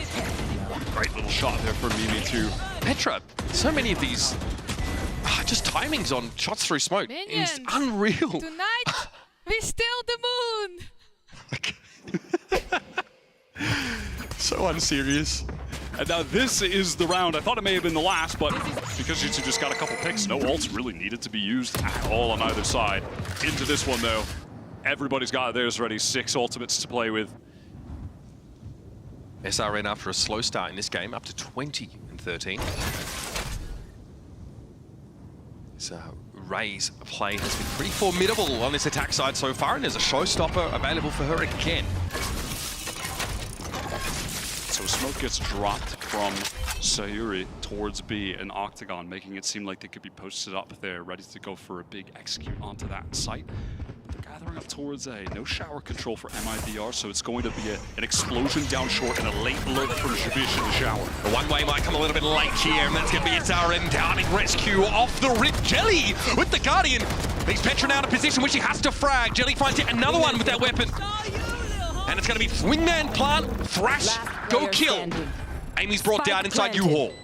Absolutely cooked. I mean, that exec was so strong from MIBR. Another showstopper already into the half from SRN that again finds a kill on the entry. The duo of Jelly and SRN in terms of what they get achieved in the server, finding kills, it's just insurmountable at times. That's how it feels. I mean, these hits though are very well drilled by MIBR. They're very comfortable with these fast hits to A.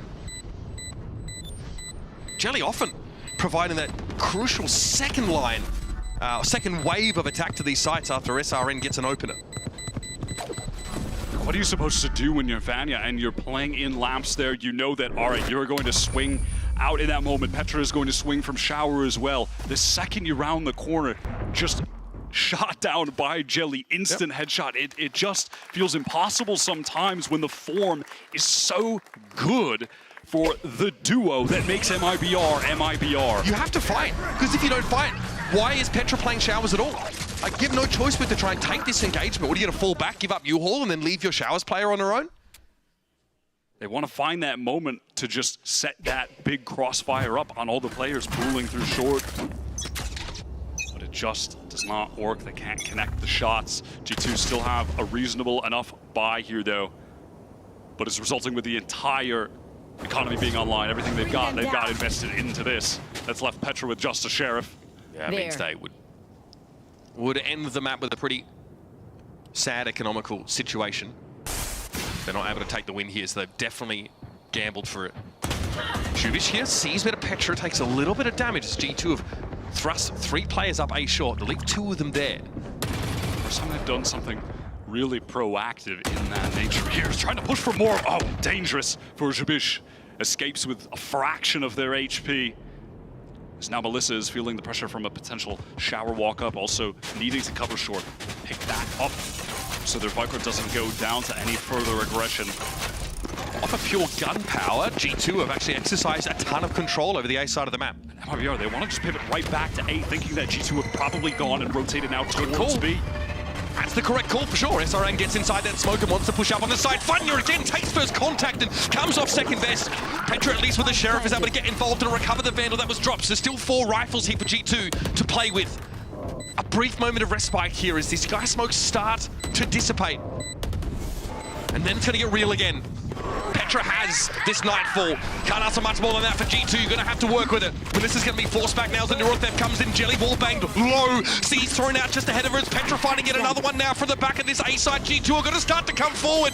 Jubish is low. She needs to play off someone else. The Viper Wall. Sayuri sits behind it and interrupts the defuse. Jubish down. That's 3 for Petra for those that are keeping track at home. And Rescue can't do much, but Petra will find her 4th.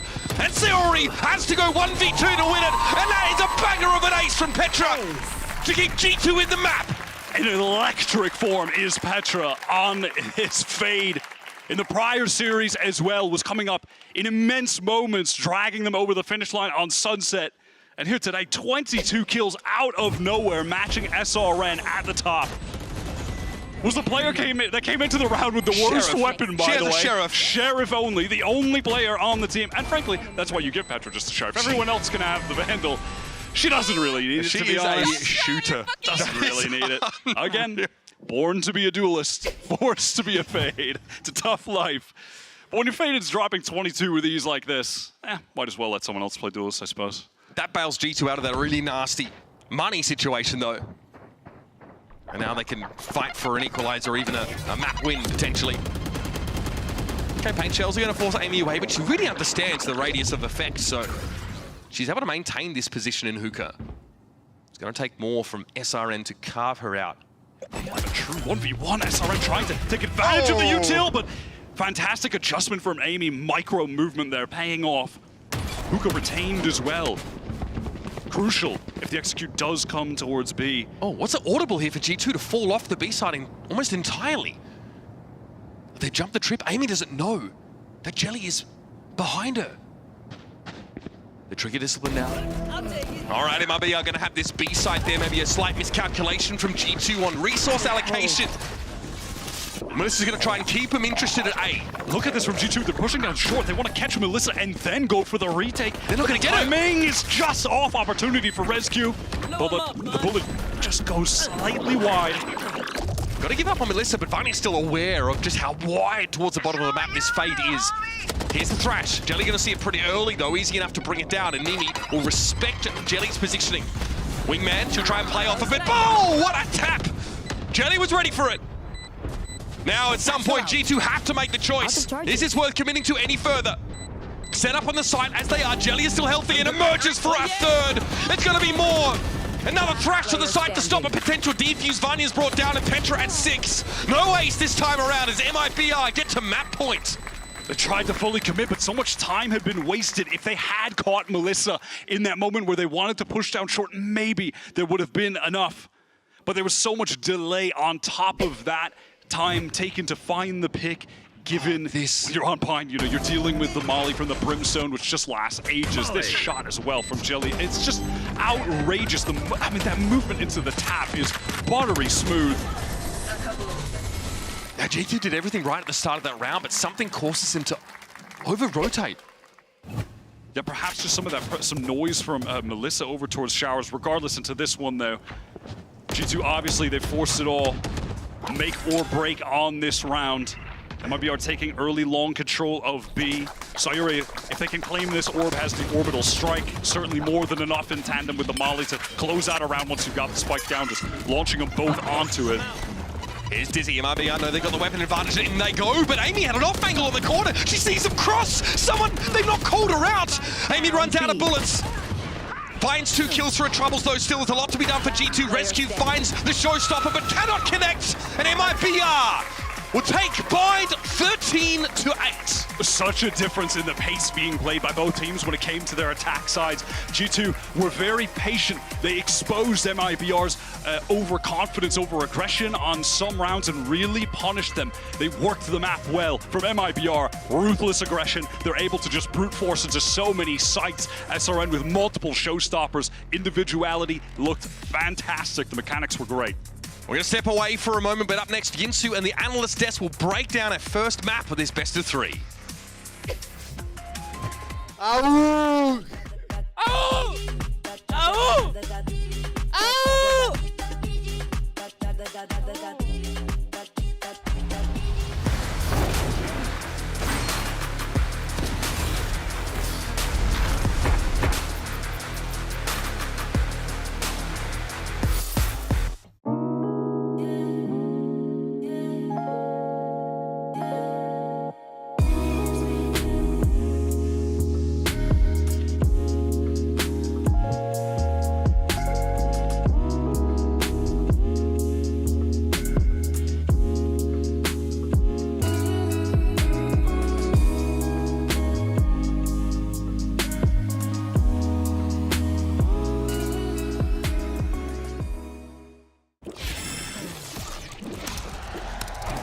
Red Bull gives you wings.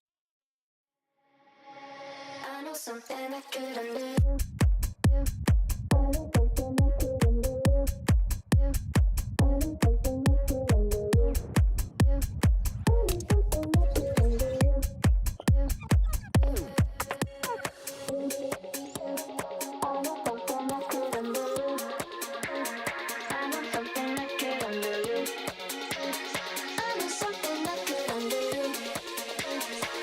Something I couldn't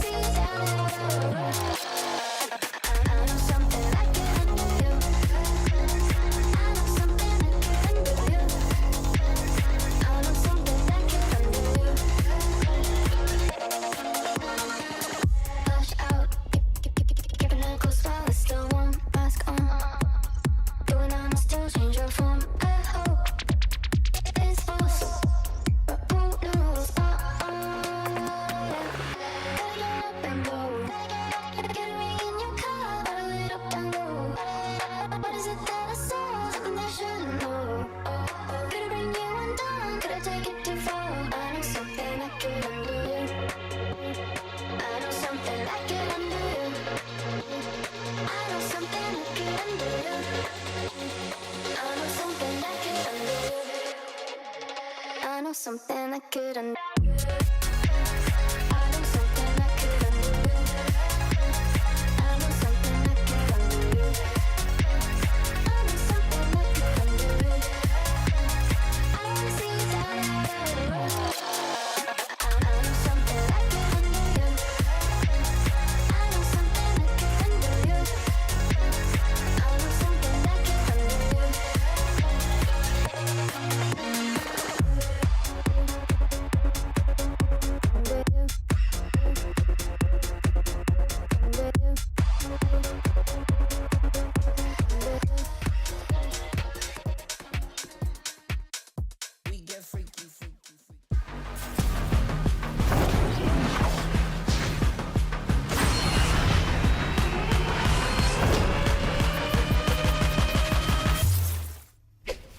We've got Coach Marlo here of MIBR and Arthur to help with some translation after that very explosive win from the Brazilian squad. I'm wondering because G2 are playing a very dynamic game. There were lots of mind games that were happening there. So who on the team was so instrumental to being able to catch up to G2 at their game?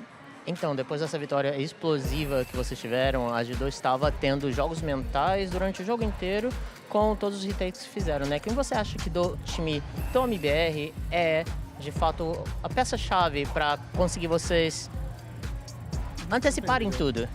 Então, o nosso time do mental, na verdade, as 5 estão bastante fortes. A gente trabalhou o nosso mental o ano inteiro e a gente está conseguindo ver que a gente está colhendo frutos aqui no palco. So, if I would say, like, all 5 of our players, they're already mental-wise. We've been working on that so hard through the whole year. So, we just can see the difference here. Well, all of that hard work is definitely showing. So let's see if MIBR can close this one out.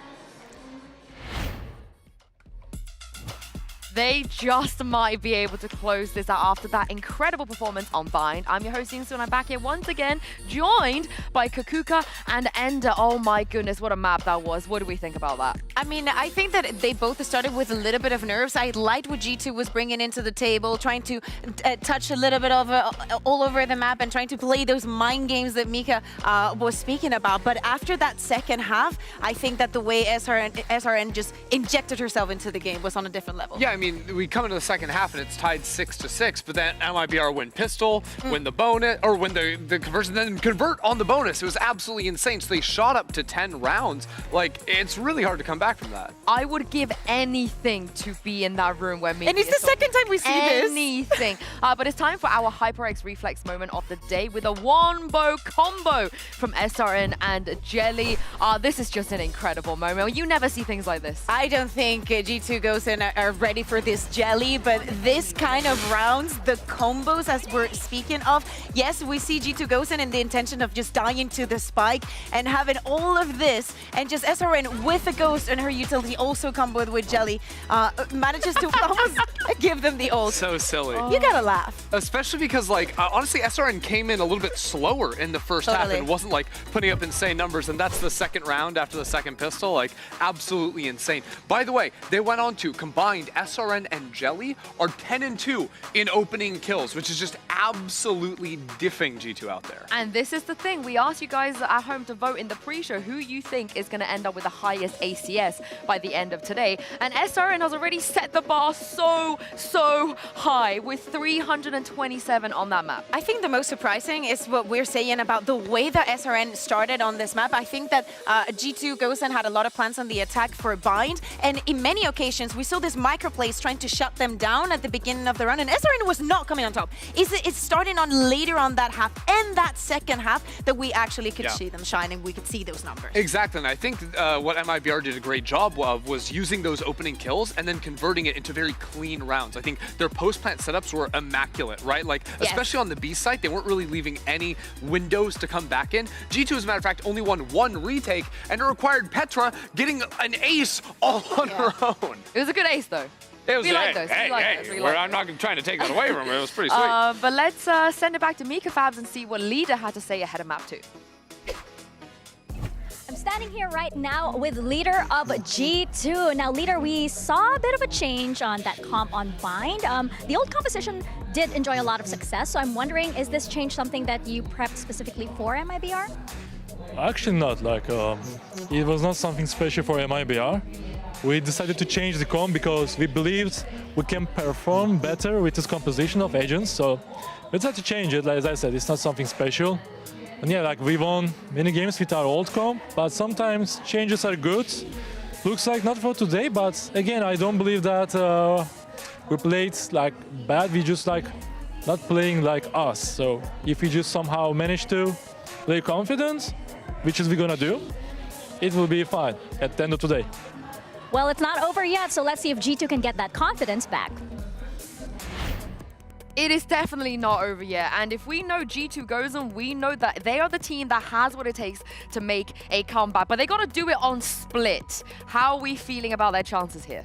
I mean, it depends on obviously the compositions where we're going to see from both of them, with MIBR starting on the attack after the last half that they had.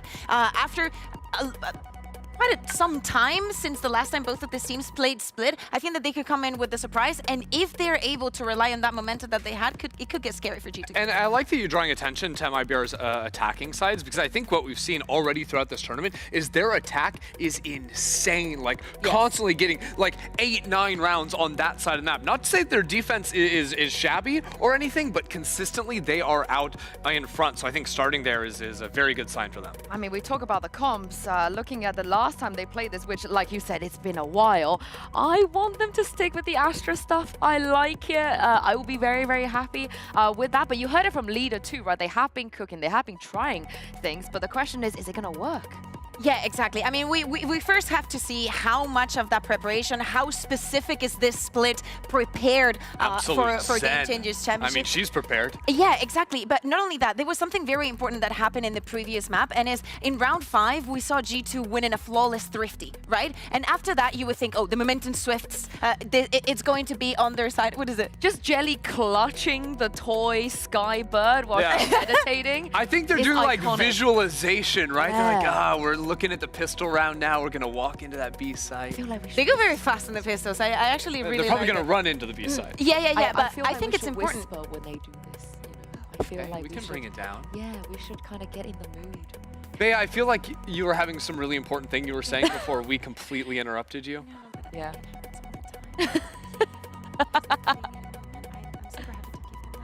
You good? Okay. I'm sure our audio engineers are loving this right now. Yeah. Also because I'm a very loud person, Oh so my I'm not goodness. even sure if people at home are actually hearing this. I just hear Uber and Wyatt in our ears saying they can't hear anything. Yeah. You know? And you know what? Neither can I. I'm liking that we're up here now. Honestly, like I think like G2 obviously like come back in and bounce back after that second half. But I would say like we drew some attention onto Petra for like coming in with that crazy ace. But like Mimi and Amy both on the defensive side had some really big moments. It wasn't like G2 were crumbling. I think they were just losing across the map, and especially in those openers. Let's take a look at Agent Select and see what we're gonna get. The Love it. double Sentinel, we saw it the other day coming in from the side of Falcons. That utility setups on B Heaven were literally a menace for the side of the EMEA team. We expect the same Petra going on the Sky. What do you make of that, Enter? I mean, I think Sky is just a classic on split, especially for controlling space on the defensive side outside of A. But I do think you need some amount of like forward information scouting when you're running this double Sentinel comp, because otherwise you're never getting any sort of intel, because this comp skews to playing very reserved, right? Like Deadlock and Cypher don't want to be out there taking a lot of fights. So really like ResQ and Vanya are the only people that are going to be fighting up, and they can do it with the Sky. Yeah, and for me, Jelly is the best Sky player in this tournament right now, so I can't wait to see this head-to-head. So without further ado, let's jump back into game, because if G2 goes and don't win here, Uber and Wyatt, they will be dropping down to the lower bracket. Quite right. And in fact, in every GCC campaign G2 have embarked on, they have at least made it to the upper finals. They need to win here in order to do that. Not a great start to the series. Bayern definitely, I mean, you hear it from Leader Wyatt. They said they didn't feel themselves today so far. Certainly not. I mean, that was something that Petra had spoken about prior to this match in the interview with Mika, that they felt nervous yesterday, were feeling that they had gotten over that, but you know, maybe not the case. This is their map pick, though. They brought this Deadlock into the mix, more prevalent in the current meta, and MIBR, as they typically have done, playing the classics of Valorant. They typically go to the old meta stuff, even on other maps. Not really favoring the Neon, for instance, not going for the Deadlock. G2 trying something a bit newer. All right, maybe you're going to try and be reactive here with this barrier set up in mid. That'll be cleared after quite some time. G2 may be able to glean that there are more than one player just had in mid. Glimpses of playing the Valorant beta and shooting a Sage Wall at the beginning of every round in mid. Basically the exact same thing. MIBR now grouping up towards A after applying that pressure, feigning they could be walking up, but you can see that Amy has that hidden cam over towards mid that is able to watch through that. So here comes the execute on A. The site is vacant. The spike should go down easy enough. SRN looks like they were affected by some paint shells of their own ones as they crossed. Still, MIB are going to be given this site in its entirety as all of G2 look to set up for a flood out of screens. Dark cover now dissipates, as does it over on the side itself. G2 are going to set up now, of course, over towards main to make sure that's one less angle they're going to worry about. Here we go, Rescue in, and a perfect landing. At the 10 from the judges, SRN brought down. Jelly, though, has been incredible over the course of this series so far, and this one is so different. Clearly, Jubish going to take that kill away on Mimi, but Jelly is still a problem. Right clicks, deadly at this range, but Vanya takes care of the offending Sky. Melissa from heaven to hell in a matter of seconds. Great retake from G2, just gathered up there in screens. The sync of both flashes coming through, the paranoia, the bird from Petra as well, that allows Rescue to get in off of the satchel, create some of that initial space. And in the meantime, it was Amy just slowly working her way through A heaven. You can see her kind of back there, takes an engagement over towards that A ramp. And look at this awareness from Vanya. Jelly was fighting forward, probably gonna wrap around elbow. Read that little individual play in its entirety. Great opener here for G2 on their map pick. And they had to go for it there, as the aftershock had come in from Sayuri, forcing their hand. Looking to see G2 execute on some of these faster, more frenetic moments, as that was what let him down and bind. Rescue there, deals at SRN, that's a killer down mid here. Jelly gets in to mail room. Gonna be hit heavy with that paranoia. Rescue also really stumbling after that little encounter. And it'll be Jelly to finish the job with one shot to the cranium. Now, mid and mailroom under the control of MIBR. They're all starting to filter to assume that position. Really didn't need to go for the headshot there. Just extra Foot shot style points, extra disrespect. Yeah, foot shot even. Yep. Clip through the wall. Jelly's still pressing forward. This aggression is nuts! How is that even? How do you even hit another headshot after that? Bunny's not ready for that timing, I think. You have to be joking. Who goes for that? Because Jelly gets rid of the Trailblazer without breaking in stride, so it's maybe half a second quicker than G2 would otherwise expect that push down. Careful now. Really messed up their conditioning about just the pace of the game in general. G2 here, 3 players set up over towards heaven. We've got a real split though on the site. Vanya's so weak as well, susceptible to the classics even. Smokey Melissa's direction, she'll try and reciprocate now. One back towards heaven as her prior one elapses. Vanya spreading out there over towards Rafter. Mimi's still healthy enough, but Sayori's able to finish off the Omen who was low. Amy now has to get her hands dirty. That's 1, 2 is good. 3 would be even better as Jubish is sat in the corner now. Double swing to bring her down. 3 for Amy. And another clean retake for G2. A pain point for them in the first map. Amy really does all those little things right. The movement there, beautiful. Fighting each player individually, knowing that swing is coming from the smoke and then back pillar. But additionally, we'll see in a moment how she plays the last engagement. Look at this jiggle, and she drew the crosshair and then waited for Mimi to come around the opposite side so they could double face. Just perfect fundamental play. The actual bread and butter of the game. She's so good in those type of situations. And is why she is the consistent G2 factor. Really impressive in this tournament. And that's a part of this game where these two teams have been on even footing. That's why we get to talk about the deeper strategy now, as both have passed the test of mechanics. And plenty of info there for Jelly as a guiding light went up mid. Rescue hoping to punish his shoulder pick, and SRN is very, very low. Fault line came through from the breach there, and MIBR will look to get their way up mid. Set up with this paranoia for Rescue to fight off of dark cover. Does fade, falls back with the nade though. Great paranoia, yeah, you can play the Noia off this. Okay, crouch there for Jubish, and that is very noisy. What? Okay. There was a contingency there, at least for G2. 1 for 1, we move on. Guiding Light gets him into heaven now. Rescue happy to give up the angle, but Amy's going to be pretty exposed on the side here. She's playing very, very close. Here's the drop, but looks skyward instead. SRN is able to find 2 kills as they simply bully their way onto the side. Those Juju players are just getting dismantled, a little bit out of sync, but certainly undergunned as well. It's Petra with the 1 hero, Vandal, who mechanically was outlandish on map 1. Player standing. Can Petra do more to make this a respectable bonus here for G2? 3 kills already for SRN. Player on Rafter, Petra has to take the challenge, and a mighty 4 kills for SRN. As MIBR have a chance now to get into the game. And need to be on showstopper watch for SRN for sure as we head into this next round. Getting very close. That was an ultimate that G2 struggled to play around heavily on bind, exposing themselves to it. Interesting to see from G2 though on this round. I think a little appetizer of what we'll continue to view from their strategy book as the half goes on, which are some of these close plays, to, like set little plays towards the extremities where they're going to try to use the grab net with a flash, etc. to catch players. They had that little paranoia contact set up over towards Mail as well. Break the trailblazer early, and there comes the fault line just out the way. SRN is so fast, baits out the paranoia. G2 weren't in a position to capitalize on that, but it does slow SRN down. Rescue gave up Heaven pretty easily last round. It left Amy really exposed on that B side. But G2 now fight a little harder for the middle of the map. Petra here, she's about to see 2. Okay, no flash in her direction anyway. Spray transfer doesn't quite get there. Sayori though a little bit low and doesn't have much more to do over at A. Now it's SRN fighting from Heaven once more. No real presence from Rescue on that side. Here's the swing though.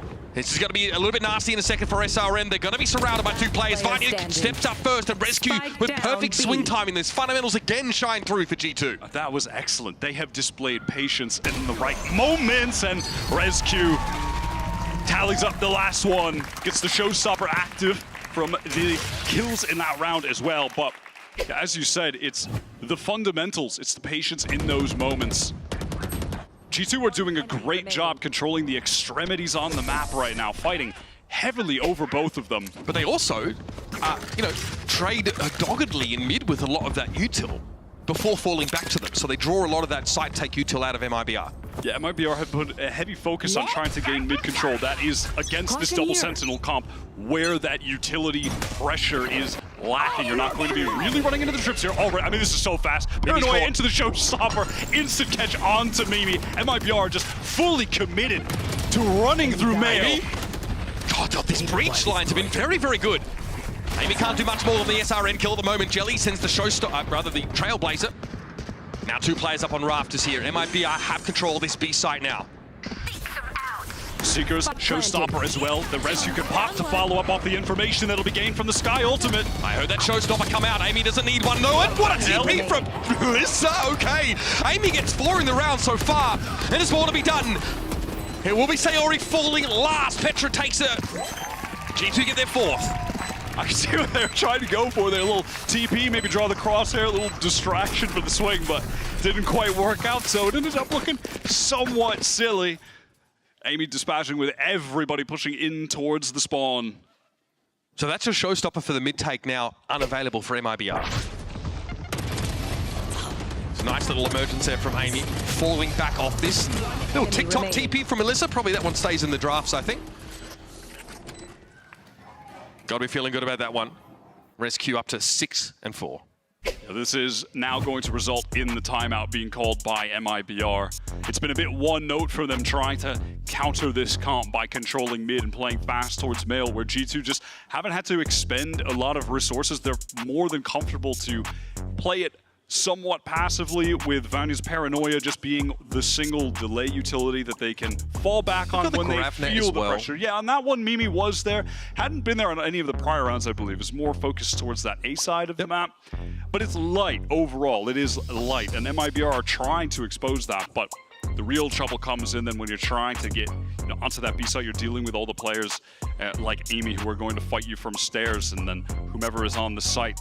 G2 are effective at resetting up new crossfires together, pathing around. So just incremental fallbacks across the map, right? At least so far, can certainly see why G2 picked into this, debuting this new comp.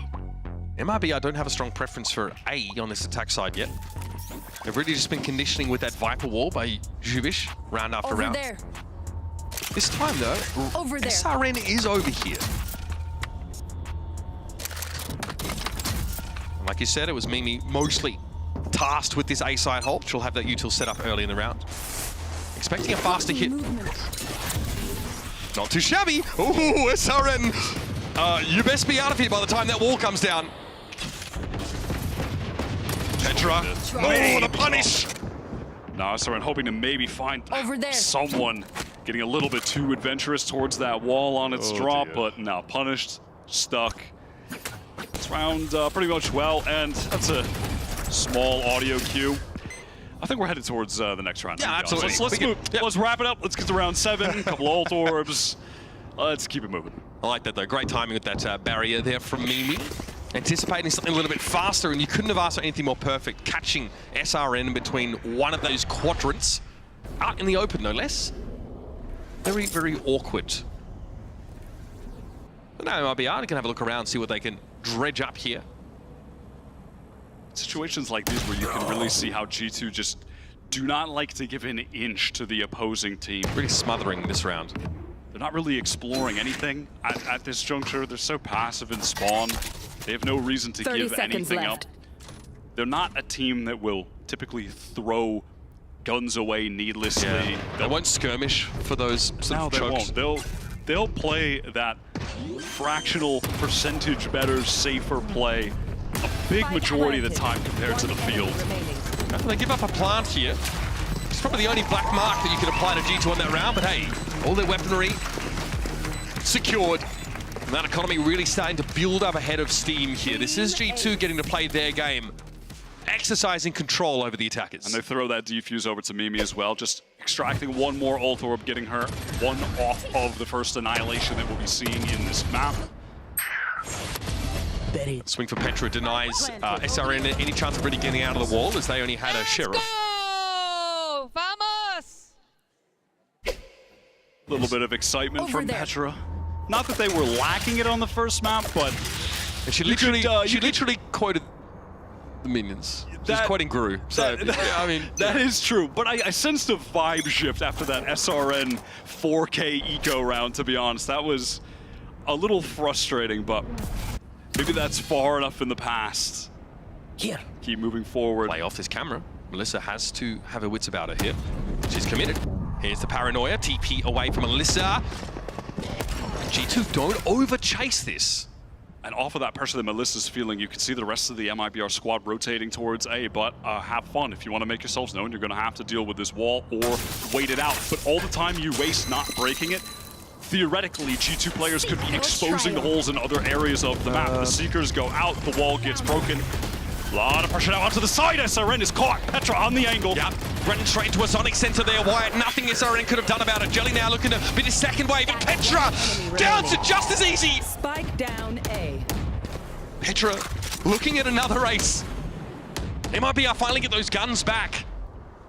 But they really make it clear what they're trying to do. It's so telegraphed when you have to break through all of that deadlock. Util, Wyatt, and the Seekers were thrown out too. You can't fast hit against this deadlock. No, you just can't. It's 30 so seconds tough. left. You never know how much utility you're going to be running into, how much you have to clear. What a nightmare that is for your duelist player. You have to satchel into the minefield. You don't know where to look. You have to focus on trying to find an entry as well. Not a fun role to be in. 10 seconds left. Set up here for Vanya to see Melissa. Yeah, we're giving it to Pel. Amy! Oh, that... You have some explaining to do, I think. Still though, those shots from Petra are just obscene. I mean, it does truly look, it is auto aim, it is robotic from her in a moment like that. Yeah, look at that the Sonic even on sense, that, man. the easy kill was still a crazy snap. It's just perfect. I mean, this is, again, the difficulty for MIBR going up against this double sentinel composition. They don't really have the time to clear it. At some point, they do need to go up a gear. They have to go fast. Yeah, frustrating, I think, for MIBR. They really haven't figured out how to overwhelm G2 the way they'd like to, the way they did on Bind.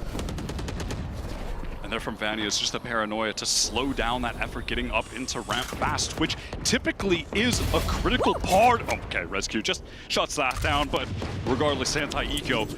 A critical part of playing attack on split is being able to get that early A ramp control, and MIBR don't have a solve for that when there's that immediate barrier mesh. This is the first time that they've gotten a player entrenched in this area of the map. Vanya was well aware, paranoid to slow them down, but it's this map control game that is being firmly won by G2 with this comp. Oh, yeah. And that wall is not arbitrarily being thrown off the rip by Mimi. It's always reactive, which is part of the difficulty in executing it well. So, trips being cleared here. Amy definitely knows that some shenanigans are afoot.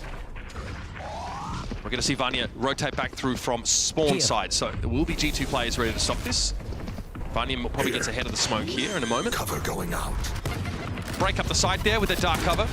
Now we know Melissa sitting backside, Sayori caught in the crouch net, so Vanya able to finish that one off comfortably. G2 are really looking sharp on split. Just perfect rhythm on that retake with every little beat of utility that came in. The grab net into the nade, the dark cover you called that split the view of multiple players. This is looking absolutely effortless for the #1 seed from Europe, who've just been dominant all year long. Tried to run it back after getting knocked out by the Brazilian representative Team Liquid last year. A pretty shocking upset result. Sorry. He needs those hands. Come on. Nice to see a little bit of enthusiasm though in the G2 coaching booth. A 6-round lead here and a great start with the double sentinel comp getting to start on defense on split. Definitely doesn't hurt. Series had a lot of these nice cross-map fault lines at the start of the round though. And here's this setup adjustment from G2 this time, pivoting Mimi towards mid where there's a Sonic sensor to play up, and barrier mesh doesn't go exactly where intended to block the Trailblazer, but that's fine. You know, you can just see these simple setups where, again, it's Vanya with this defensive paranoia. It's not being used as a proactive tool, a reactive one to just get info and then pull back and over on this A side. Wow, SRN fast on the engagement. That is mental to get into the site so quick. G2 are feeling confident now. They're actually going for these explores with limited information, whereas before they would just fall back and give ground. MIB are able to exploit this, even without Sayori actually holding that line for the fault line.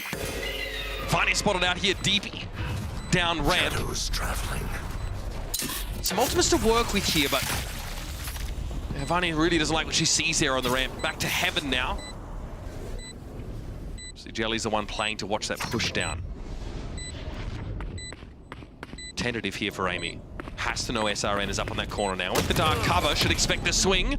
Amy takes a hit from it now. Paranoia also comes in, but Vanya here can play a double swing off this doorway. It's really a contain play here for G2, as now they've pretty much run out of time. Yeah, at this point, just try and deal what damage they can. Their economy is out of control. Just take guns away.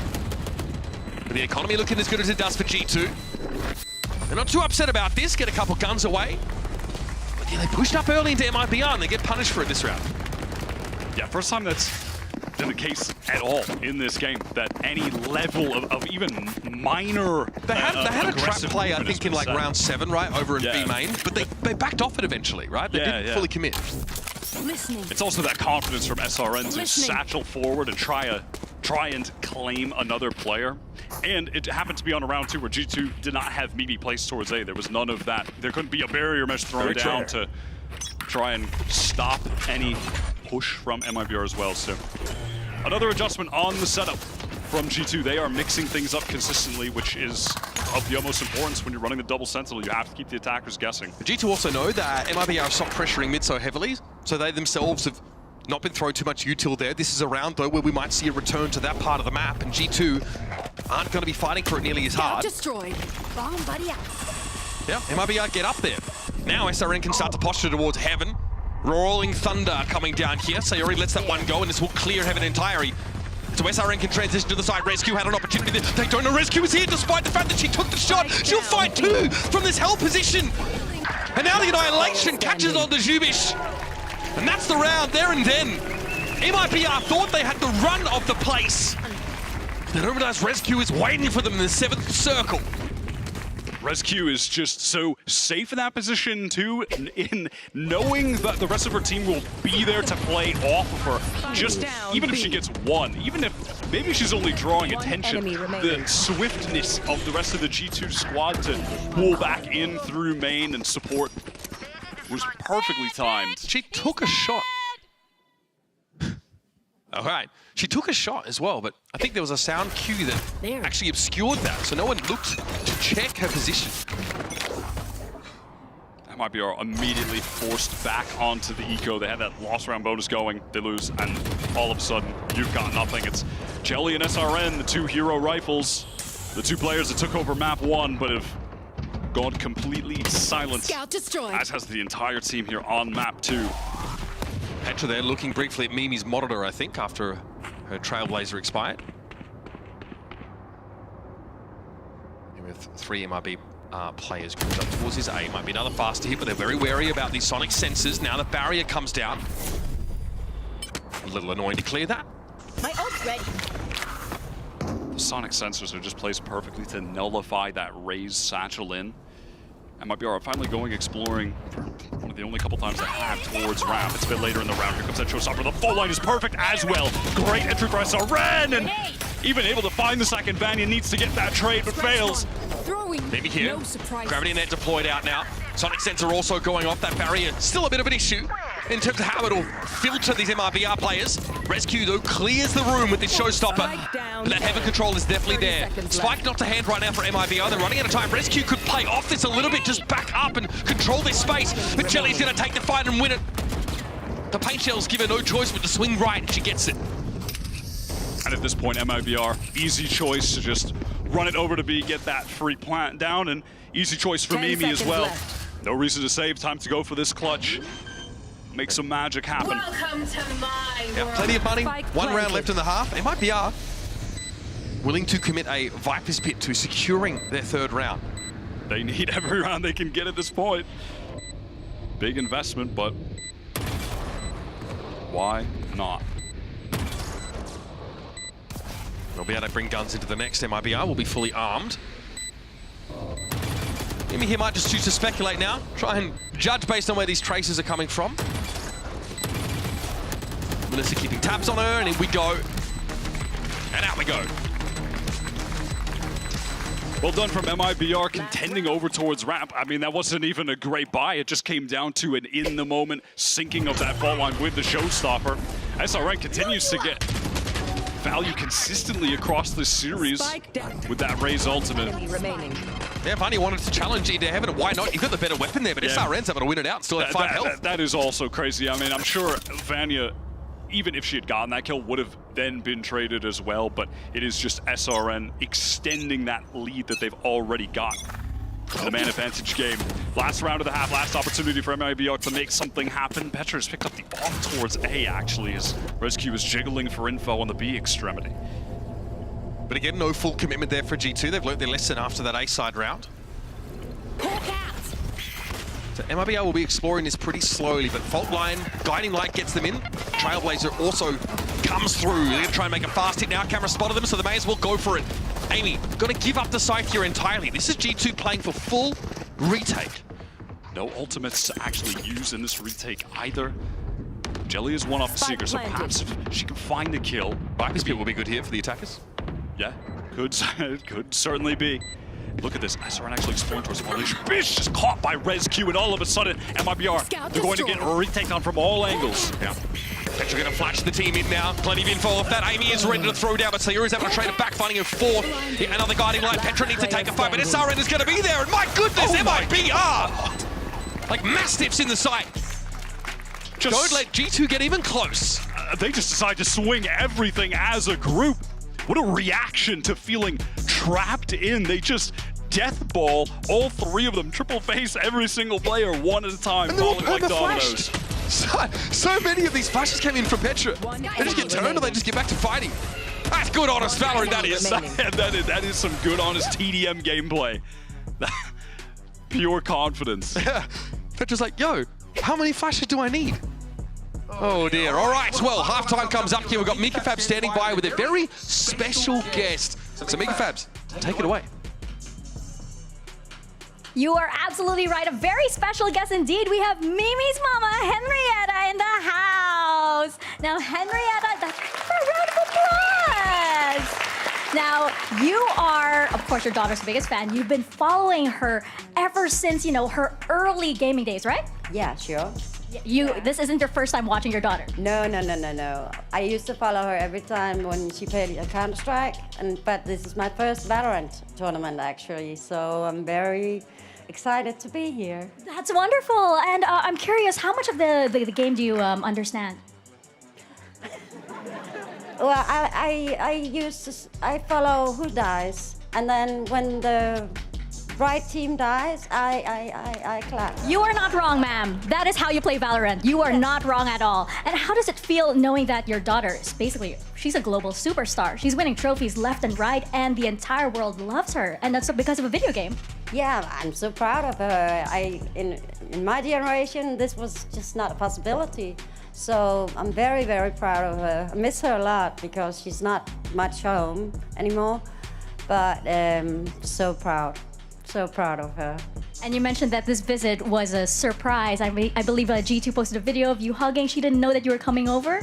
No, she didn't. She didn't. It was a surprise. So I was sitting in the train. She was calling me because we always talk together before a game to bring her luck. And I said, well, I'm working right now. I can't talk with you because I was sitting on the train. And she would, of course, know that I would be on my way. So and she wrote me, this is the last time if you want to talk with me. And then I was standing outside, you know, oh.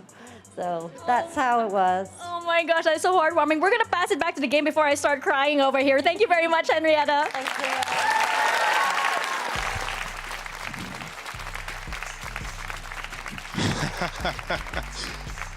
Nothing quite like bring your parents to work day, huh? Hey, you're a G2 fan or a G2 parent. Got a lot to be happy about right now. 8-4 is a scoreline. G2 get a lot of value out of this double sentinel composition, and MIBR finally get involved, but it's a little late in the half. Yeah, it looked like it was just going to be a complete wash, to be honest. That's where we were headed, but MIBR just clawed a couple back at the very end. Now on the side swap, we'll see what G2 have cooked up with this deadlock. We know it's incredible on the post plants. Once you've gotten control of the site, you can get all that util down, makes it a nightmare for the retakers. G2 are well and truly in this side.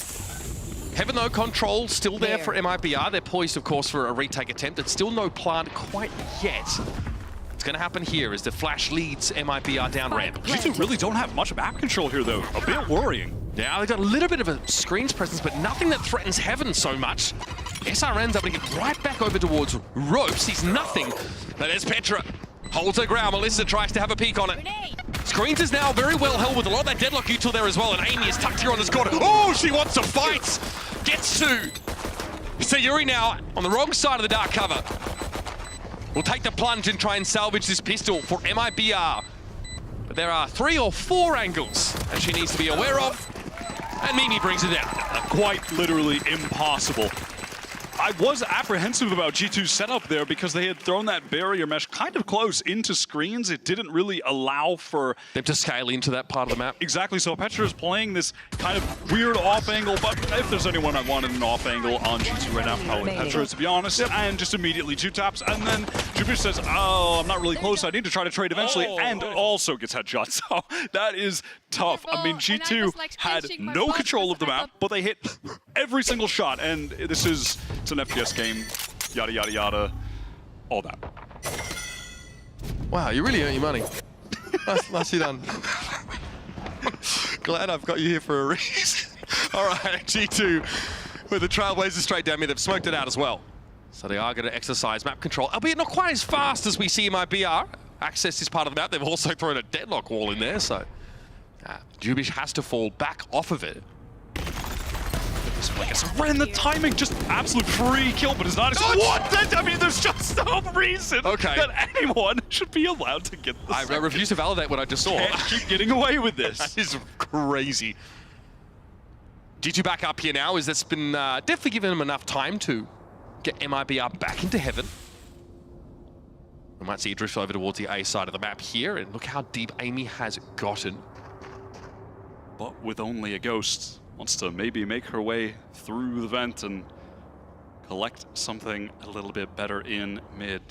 She don't want to offer up any opportunity for any of the players with the classics to find a kill, but unfortunately, that is exactly what happened. That simply has occurred on your screen right now, and all of a sudden, this is tough. Things are looking tough, except there's still no gun recovery. There's still 4 classics. It is the MIBR death ball on the roam. Yeah, there's no chance. Look at where the G2 corpses are. Amy on that's another classic kill! So it ain't so wide, River. Here they come, all through spawn, and Jelly gets yet another. A MasterCard thrifty to end them all for MIBR. Not like this. So many things in that round. A series of unfortunate events, you might say. Some may say. What we're about to witness on the screen should never have happened. Some, actually. Consider me some. Because I don't think these things should have happened. That is disastrous.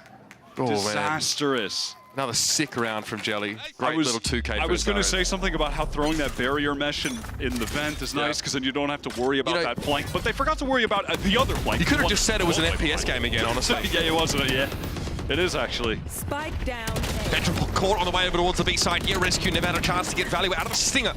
Spike on the wrong side of that Viper wall here. As SRN will make it a very uncomfortable reception for G2 as they attempt to barge their way into heaven.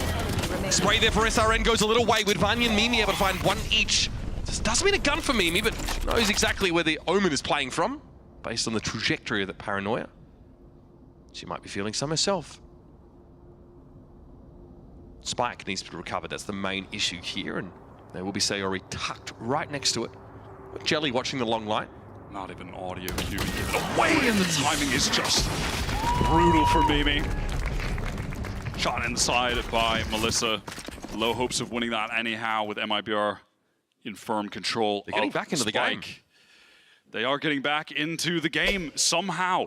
Looking at the score, it doesn't feel like this was a 9-6, but we have arrived at this point. G2 were in such firm control of this map 10 rounds in.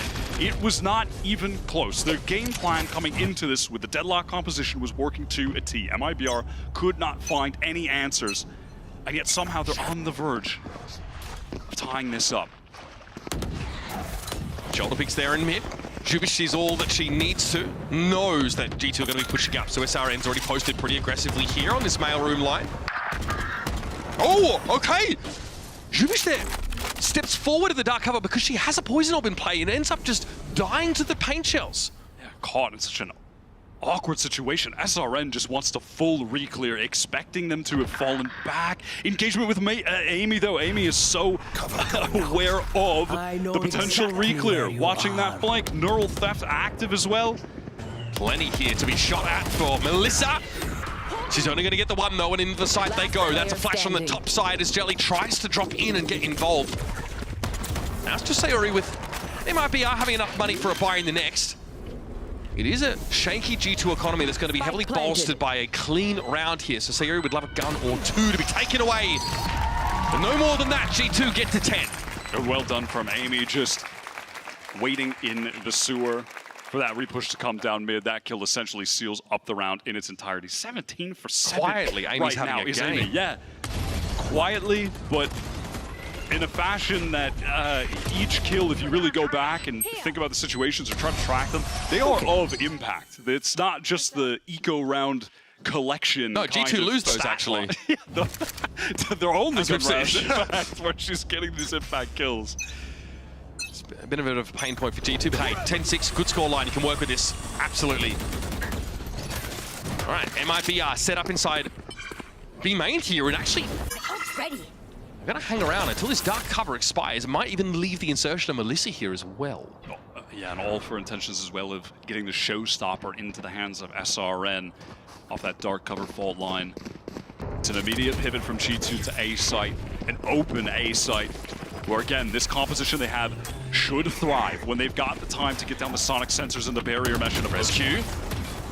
Sayori opts to reassume the angle. Rescue doesn't want to take the fight, so now map control is going to be a question. Again, the same deadlock wall set up inside screens. The Petra would normally want to try and play her out. That'll be cleared here. Still no heaven presence for MIBR. They're going to flood you from screens. SRN is freaking me out. They're so low and they cross. They get the showstopper kill. Now the annihilation comes in. They are released. The Rescue is waiting on the angle. Paranoia comes in, but Mimi's got the double face down. Good crossfire set up here for G2 and a 3v3. Vanya on site. Mimi still doggedly holding that position over towards elbows. Melissa trying to fire in through the kiosk, but Mimi has the timing. Vanya down, but G2 emerge with 2 rifles and 11 rounds. Excellent post plan. Loved all the pressure that they were applying onto screens. And in the meantime, I was ready to call out Amy's position, but G2 were doing such a great job fighting forward. They were connecting the shots and trading so well that she wasn't even a factor on her late wrap into heaven. Even if things had gotten closer, that would have been the nail in the coffin. They executed that to perfection. That is the exact kind of scenario that MIBR cannot allow them to get into. You can't get this, you can't allow this deadlock up to get entrenched. You're playing retake against Double Sentinel. You're cooked. Yeah. You are cooked. So in this timeout that they're taking, that needs to be addressed right now as a team, that they have to be proactive and trying to stuff the G2 team at the chokes, taking the fight to them or playing for that fast flood. But maybe too little too late. It's only 2 rounds that G2 need right now. They've got a ton of chances and they have a serious economic advantage when we get into this next round. MIBR don't have the cash for a full buy, so you have to imagine this will be headed to a 12-6. Yeah. If you're G2 as well, you can play for B main, maybe even get a showstopper secured for rescue. And then from there, you're off to the races. And this lead, I mean, a huge part of this lead just is manifested in that first half. G2 just playing really safe passively, with the exception of a couple rounds where they overpush, but in general, it's been very disciplined, very well drilled. And a clean showing, even on the attack side, despite a weird anti-eco in round 14. G2 have stabilized once more.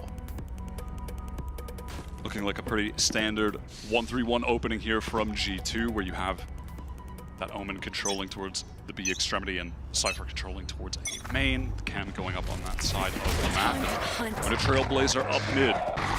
Just poking and prodding all around the map, getting information on what MIBR might be up to. You don't want to overly commit on an anti-eco, especially out of a timeout. MIBR could certainly come into this round with some mad aggressive play on one area of the map.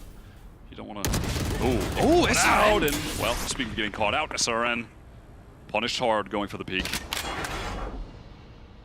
MIBR have had some pretty good strategies for their anti-eco rounds, but I'll be honest with you, most of their success on them has come from that raw firepower. Last time it was SRN flanking up mid, getting 2 kills with the Sheriff. This time though, G2 really controlling the extremities, not letting anybody cheat up. Blinded. Petra confirming Melissa is pretty close here on B main, so she'll have to fall back behind a dark cover. Yeah, G2 like to use Petra on her own a lot to sell kind of presence, not a full fake, but sell presence, which is exactly what she's doing at B main. As the rest of the forces head towards A, only Jelly to contend with. I say only Jelly, that is Jelly with a Sheriff. 30 seconds okay. left. Always good for one somehow, the Sheriff. That's what Rescue does though, makes space, gets traded. Keeps G2 well and truly in the lead here now, and yep, there's that deadlock wall. You are in the retake against a double sentinel composition. And the defining factors of it are that wall of screens and also a tripwire at the bottom of ramp that Amy's been throwing down. Those two make it really hard for MIBR to take control in this retake.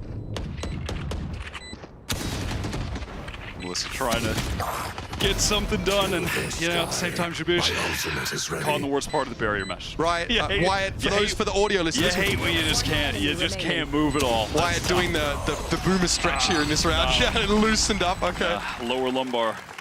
It's getting tough as I push 30, Mitch, I'll tell you that. I gotta take what lulls in the action I can to stay, you know, nice and limber. Limber? So limber? Nice and limber.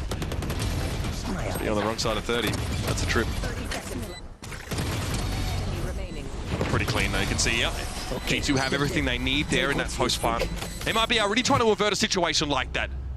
Try and plant their flag on these further forward extremities of A and B. Here. We're going to see a fast hit here behind this Omen TP by G2 to get this main control here. Oh, Melissa has the TP out. Does get grab netted though, and SRN might be forced to fight here. God, they really want to control this orb! And SRN makes heads roll. 3 kills, 3 headshots. Suffice to say, orb control goes to MIBR. Some may say that that is the truth, and there they go into B main. Time to get that orb. Amy is hearing a hell of a lot of footsteps, but not sure if that's going to do her much good. Actually, just a pitter-patter of very lethal, very hostile footsteps. Okay, so Amy has snuck in behind. How long can Petra afford to just play safe here? Can she buy the time for Amy? She's definitely... Well, she's having a punt here, trying to see if she can get anything. She offers up a little bit too much, and SRN is on track for the ace. They're going to look forward and say, hey guys, where's Amy? Is it possible that she's actually behind us? There is a quizzical ping in Amy's direction by MIBR.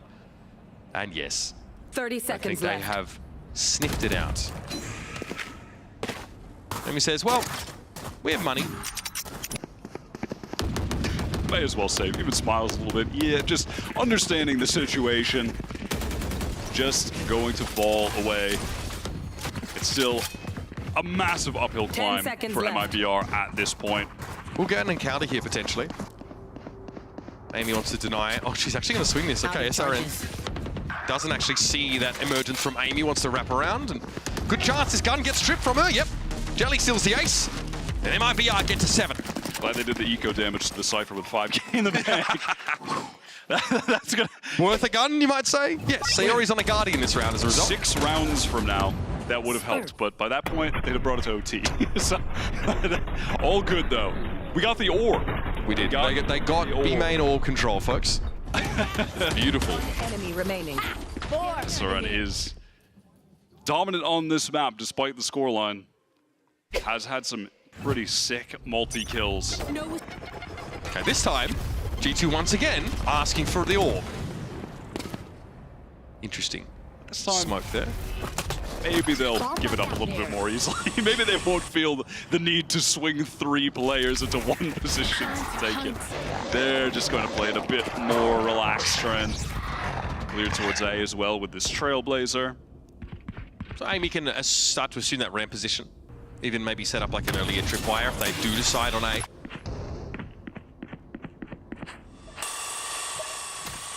In the meantime, it's a slow take towards mid, setting up. This is very... what is looking like a pretty telegraphed A split with that dark cover towards male. Amy feeling a ton of pressure. Ultimate's being exchanged now as well. Okay, here come the Seekers thrown out. Jelly's going to be able to take that kill from Heaven. Oh, and the drop down. Amy is felled. Mimi does get into Heaven at the very least, and Rescue is right there with her. The Annihilation is active right now, and Mimi goes down. SRN is dealt with. And there's Jelly again, just so clean with it. 4 on the round for Jelly, and it might be out clawing them back bit by bit. Also, the Annihilation there had the Cocoon stuck around the wall, couldn't actually get the kill off of it. That is pretty tragic. That Ultima behaves in some interesting ways at times. Can do some pretty nasty things with the lineups, but sometimes doesn't really act as if you would expect it to. What is it, 30 HP? Enemy remaining. Oi, oi, oi. It is just mad watching Jelly and SRN, this duo, at any given point. I'm still looking at this map. I feel like this has been over the whole game. G2 have been in control of this map the entire time, and somehow we're still going, and they have to call the timeout at 12-8. It's...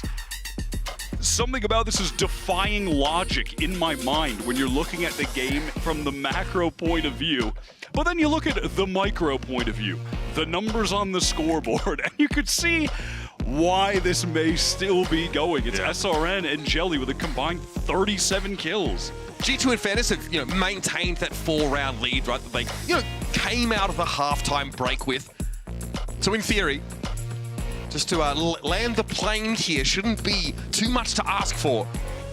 I think we do need to look at the economy now and, appreciate the fact that this is kind of it for G2. They're trying to end the game in this round. The call has been to buy up, go big. And MIBR want to try and hang on here. They're fully bought up with a showstopper to work with as well. Yeah, a loss here. G2 are truly in the danger zone. This is a round worth 2 if MIBR take it. We have seen how much value these showstoppers have extracted in the hands of SRN, and I don't think G2 have been playing against them ideally. They've been offering up players in close range engagements to it. It's a fast play down mid, paranoia combo from MIBR, but it nets nothing. That showstopper's gone. All of G2 grouped up. And now we're in the danger zone, which is a vacant A site, which is going to result in sonic sensors, tripwires, barrier mesh, everything going down for G2, and MIBR lacking that showstopper to get back in, lacking the satchel, the paranoia. The contents of an entire hardware store being deployed over towards ramps there. You can see in terms of that Sentinel util. It's like a whole Saturn in there. A small adjustment here too, as G2 are actually fighting through screens, not using the barrier there. Okay, a little bit of a variation from them here. Will it pay off? SRN trying to help clear this wall now. Jelly posturing towards Heaven. This has got to happen pretty soon though. MIBR have to make the play. Geronimo, they say. Vanya ready for Jubish there on that high ground. Vanya playing close with the TP across, but there will be Petra ready to swing on this now. Oh, grab net. That's pretty ugly. Gonna have to pull those out at some point, and you won't have time to get the defuse. G2, Mo, MIBR down, and take us to a map 3. And that did just feel inevitable. Frankly, from the early rounds, G2 just looked comprehensively better on that map. It was a matter of the MIBR star duo, Jelly and SRN, the firepower and the combined kills keeping them in that game. G2, though, in my eyes, with a complete outplay. Absolutely, maintain that nice little 4-round lead and stuck the landing at the end of split. So Sunset being on deck next. We're going to warm you up for it. Take a quick break, and when we come back, we'll chat map 2.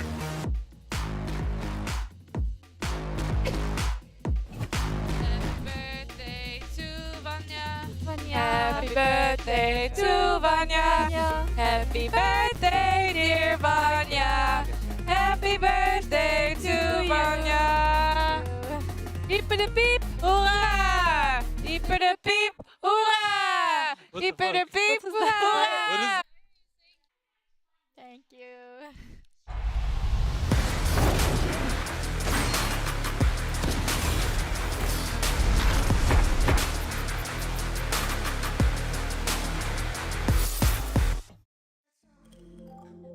Don't go too far ahead.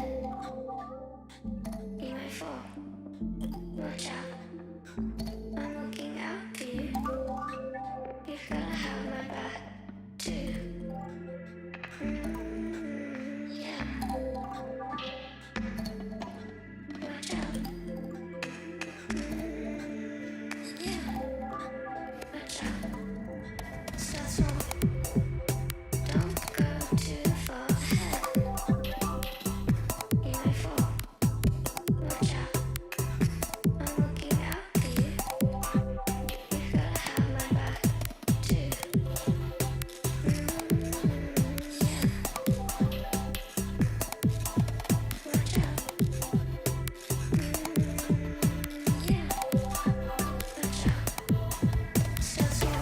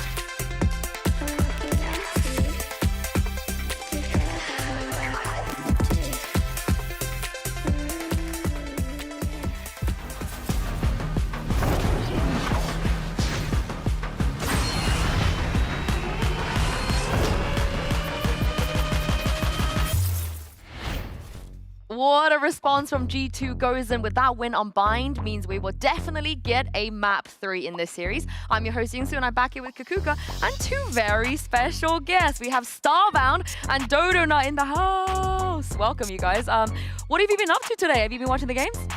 Yeah, we're in the crowd just watching some of the games. It's really fun, you know, making your own signs and holding them up and cheering on your team. So it's a lot of fun. I mean, we explored Berlin before this, and then we quickly came here and sat down and watched some games. Oh, I gotta know, what signs did you make? Who were you cheering for? Yeah. Did you make a sign, Dodo? I was just drawing on the signs, not really making them. Oh. So who are you supporting for this matchup, though?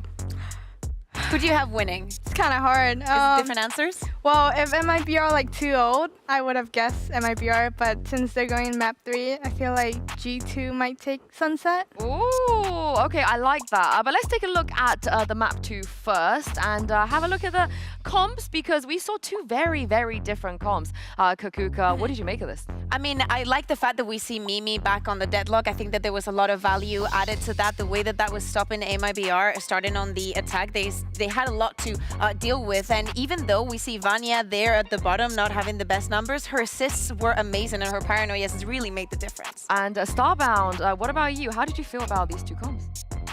Yeah, obviously the deadlock's to me a little different. You can hold down the sights a lot better.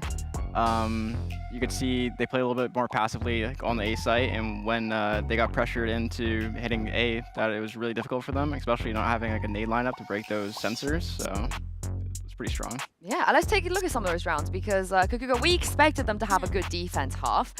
Were you impressed with the way the G2 played that defense? Yeah, I think that as you're saying, right, you can play A side way more passive, and especially when you have a couple of things, right? We see a couple of whips on the side of MIBR at the beginning, uncharacteristic, right? Like this is a 2v1 and G2 come up on top, and this kind of aggression at the beginning is not really necessary from them. Even though the plan is good, I think that G2 and the awareness that they have with the space that they're given, it's just better, right? Overall, I think that at the beginning it was shaky for MIBR, probably because they did not expect the comp, and then they also did not expect the pressure that G2 was putting onto mid. Time and time again, I think that is what we were seeing, right? You have different layers to this. You have the deadlock, but you also have a rescue that will constantly go up against you. Yeah, I mean, that's what she was doing. But also this round too, Kakuka, a little bit later on. Yeah, exactly. We see a lot of utility having to be dispensed here, and actually stopping SRN has to be one of the priorities for G2. And this is a great example of them doing it. And it's not because of the deadlock, right? Like, deadlock is on the other side of the map. This is something that I really like from G2. And now we see her going onto side, and it's a corner that is not clear. But there is so much going on. The utility that you have to dodge, players that you have to be aware of, that clearing that corner and everything going G2 side causes this round. Honestly, if you're res Q in that corner, you pray they don't check you. And the second they don't check you, the round is basically done. But let's talk about one player I think was probably on the top of the scoreboard by the end of that map, which was Amy. And we were chatting here a little bit before, and Dodo, you were saying you feel like she's a little bit underrated in this server. Yeah, I definitely feel like she's underrated and not really talked about.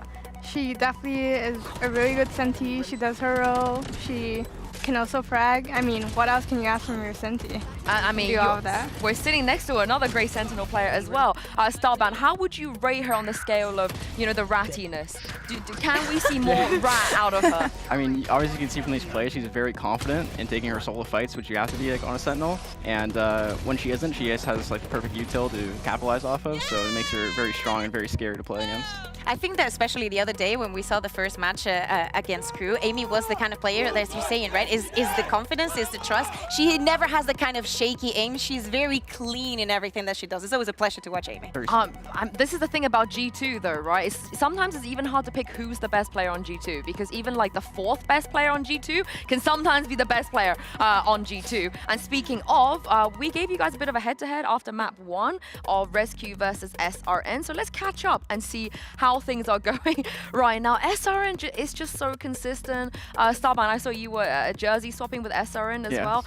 Tell me what you think about SRN as a player. Yeah, SRN's just like been putting on a show in all these matches, especially I was watching the regional against Team Liquid in Brazil, and they were popping off. So seeing them here on the stage, still being able to have that impact, like really shows a lot of character. Yeah, exactly. And also thinking about the next map, we see the Rescue is catching up on those first duels, taking a little bit of the advantage, and that was definitely a differentiating factor. But, as I'm saying, thinking about the last map, can we expect SRN to go on that Neon? Dodo, what do you make of that? How do you see Sunset being played without the Neon? How important do you think the agent is? Feel like obviously Neon's very broken. Feel like we all should abuse that until it gets nerfed. But I guess some teams have like different play styles, and sometimes Neon doesn't work for them, and I guess that's fine as long as they can adjust to it.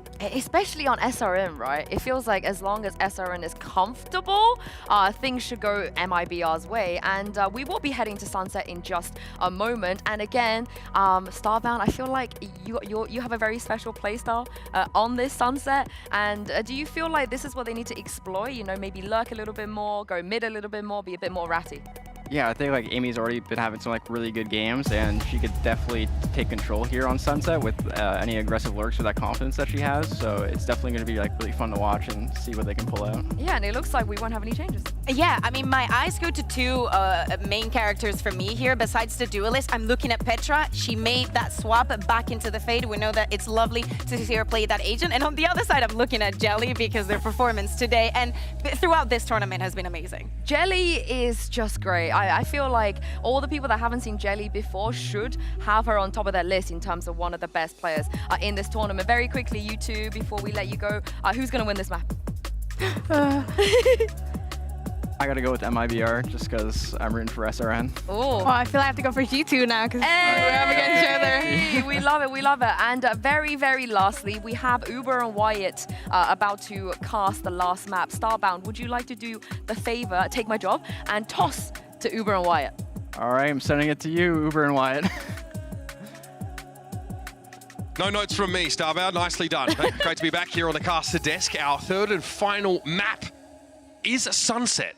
And obviously, the winner advances. The loser goes to the lower bracket to take on Zeta Division on a run of their own, Wyatt. Not a team I'm excited to go up against right now when all 5 players are white hot and they have all the momentum in their favor. And Serena doesn't have to stop moving to shoot me in the head. Dangerous prospect.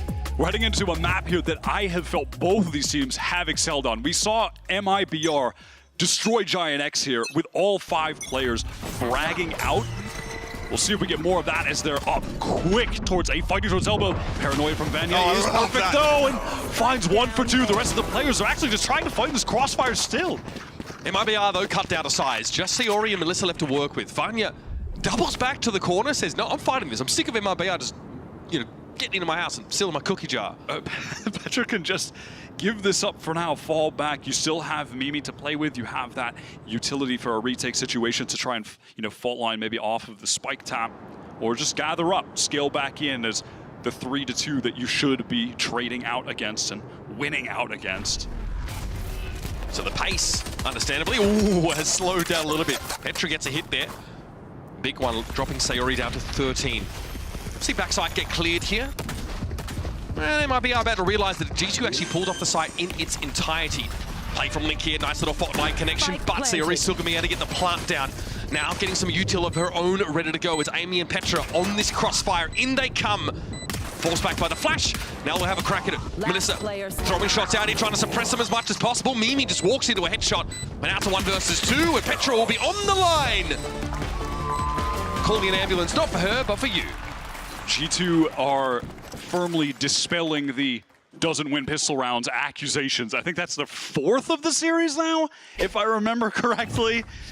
No, this series has been more about their struggles on the anti-eco.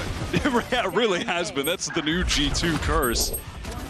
They do a great job, though, in that crossfire, cleaning things up early. But, I mean, realistically, it is just Vanya hitting that well-timed paranoia, going 1 for 2 on her own. Makes it all too easy for the rest of the G2 players to take things by the book. Right, you have a breach and the fade, double initiator utility for a 3v2 pistol round retake. I mean, you got that thing locked up as long as you play it smart, and they did. Now, MIBR, no, they have to respect that. G2 one way, they're over a day long, so they instead trend towards mid now. There's the tripwire here. Looks like MIBR want to cross this quickly. Jubish going to get lit by that. Able to step back, a bit of TP forward there by Melissa. They are fully committed to this split. Only 2 players inside the side for G2, and Amy's going to be overwhelmed instantly. Jubish brings Mimi down, and all of a sudden, no resistance remaining for the defenders at B. I mean, what is that? We spoke of the curse, and suddenly it's activated into a 5-on-3. 2-man deficit. They do have the Bulldogs, though. Rescue trying to close in. Patrick's the first. Just pure spam through the smoke. Good opening. He's been so consistent. The game sense for his smoke shots has been fantastic. But Rescue there steps up with a better weapon and is down by Jelly.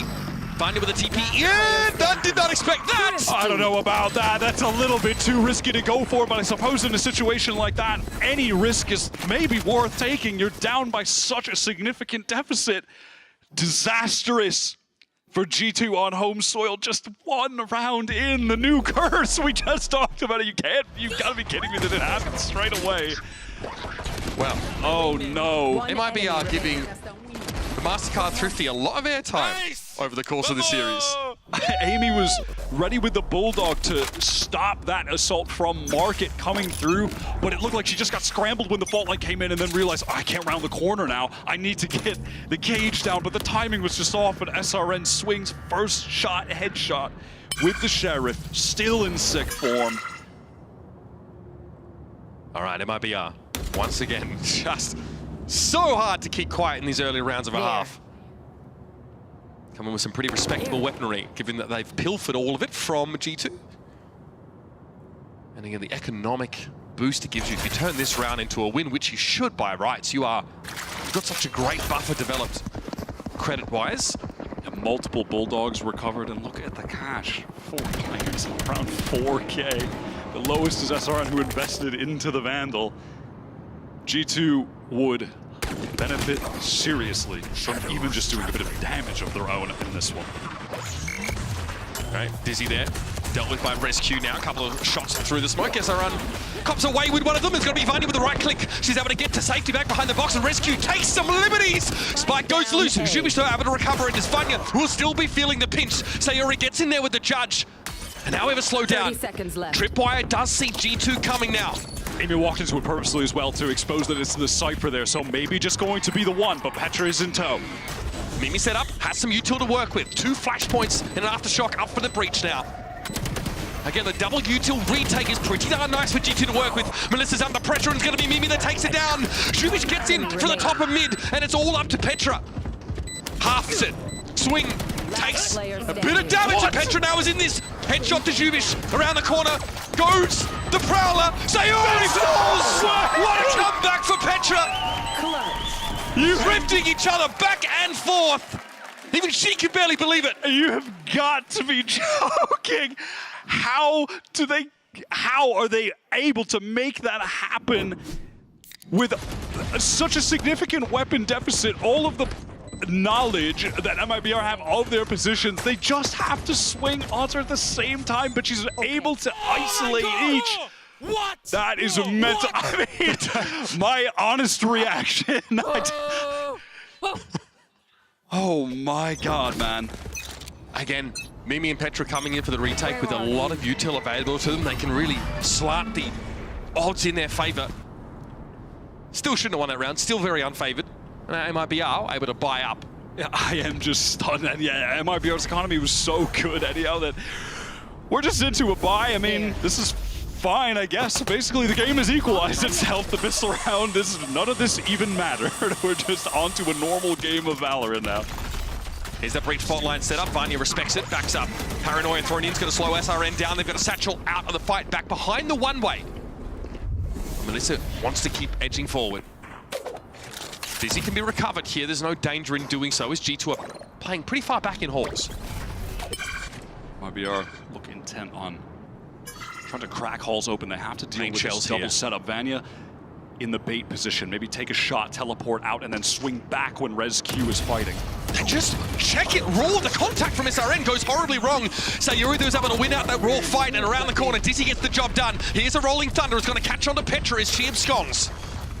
Yeah, the Dizzy just completely nullifies the attempt at that kind of setup specifically because it's going to flash those multiple players and reveal them. The danger of doing that against a Gecko is shown right there.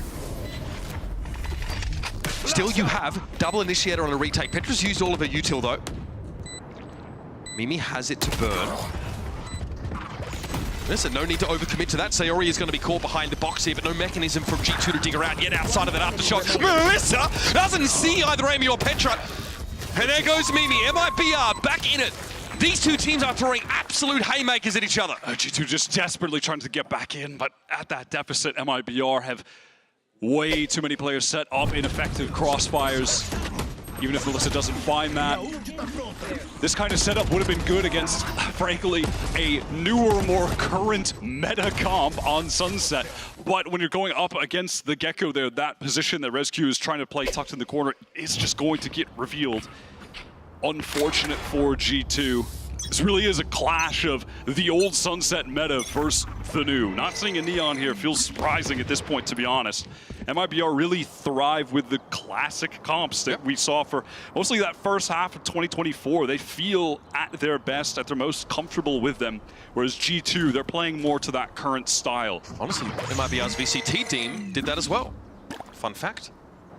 Oh dear, the new box is not being checked, and Petra has it all at her fingertips. Sayori challenges it at least, evens the odds a little bit, but in goes Rescue. Amy's able to find that one with a classic.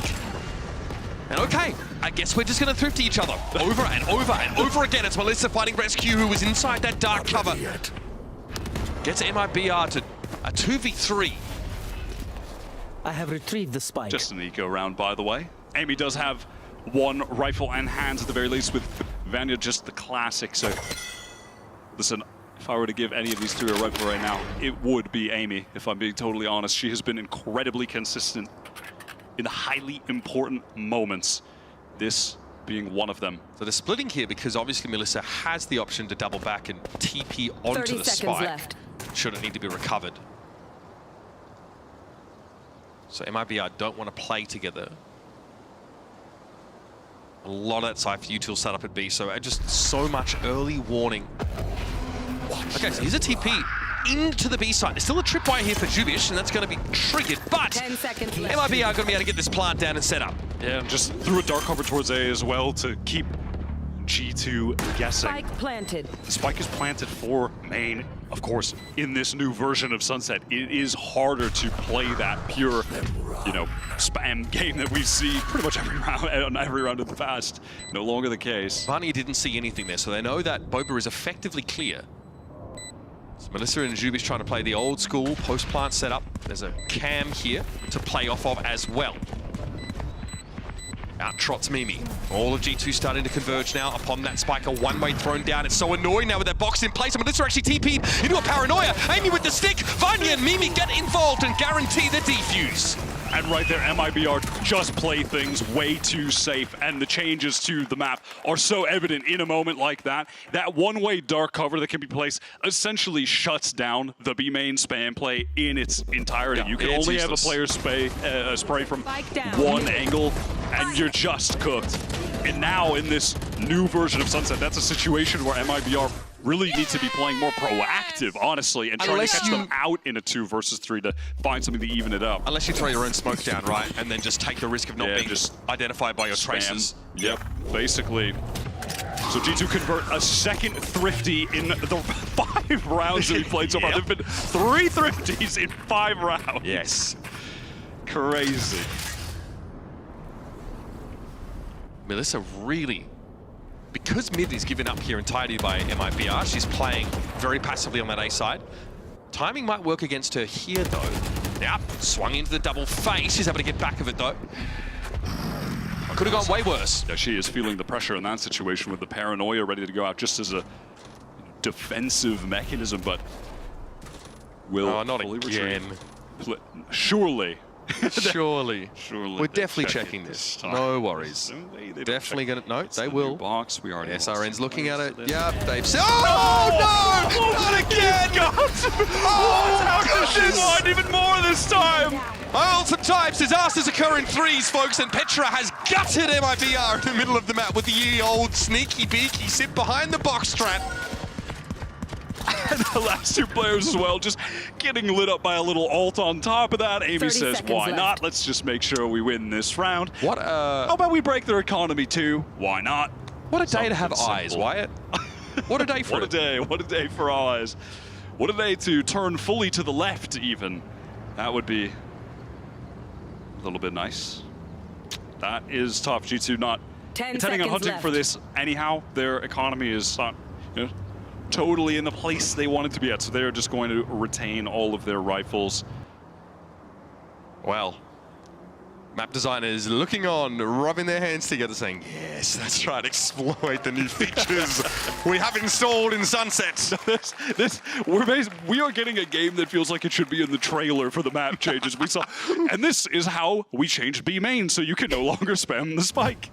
And look at how you can control mid from the new box. Like, actually just tutorial gameplay. Oh my god! Good job, SRN. Good job. Oh.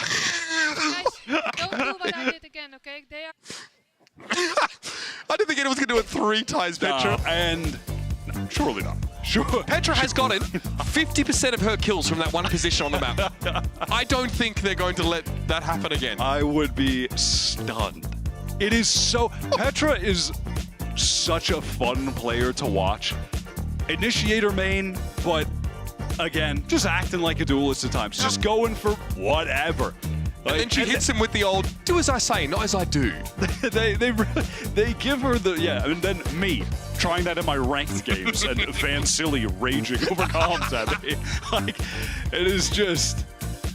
But listen, when you have the quality mechanics and the aim of Petra, you're offered liberties from your teammates and coaches. They'll allow some shenanigans on occasion when you're coming up with multi-kills. You've just got to unleash her, really. Yeah, you just got to let her go sometimes and forget that she's playing a Fade. And, you know, maybe you should be sending a Prowler for your duelist at times, but we'll overlook boring. that, yeah. That's really a 1%er kind of thing. Right, just jumping around 7, folks. It's getting a bit silly out here. Oh, looks like we're still going to do it. Showstopper for SRN! They do get back around the corner. Mimi with some damage onto the offending Raze, but not enough to neutralize her. Amy might have a timing here. It's perfect!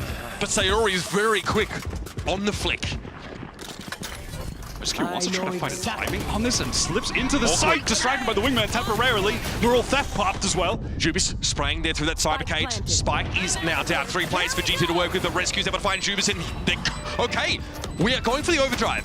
Sayori pinged out by a horn over on the side here. A rescue stretching that LG to its limits. That's going to be Petra getting involved. Good trades here from G2. They have some presence on the site now. Jelly needs to be dug out, and Melissa wants to get ahead of this dark cover, but Jelly's caught with Util in her hands, and Melissa caught with the stars in her eyes. We were just a hair away from another Thrifty, but we didn't quite get there. G2 finally able to stabilize, playing that 2v2 in a very clean fashion at the very end there as well. Petra again tallies up 2 more on the board in this round. Sayori finding that nice timing. She's had a great map, despite it being a little oppressive for MIBR. Some of these just responding to timings and aim corrections. Yep, yeah, you're good, Mimi. Don't worry about it. So at some point here, G2 needs to really be more prepared for the showstopper rounds. They have gotten caught legitimately every time there has been an attack side showstopper.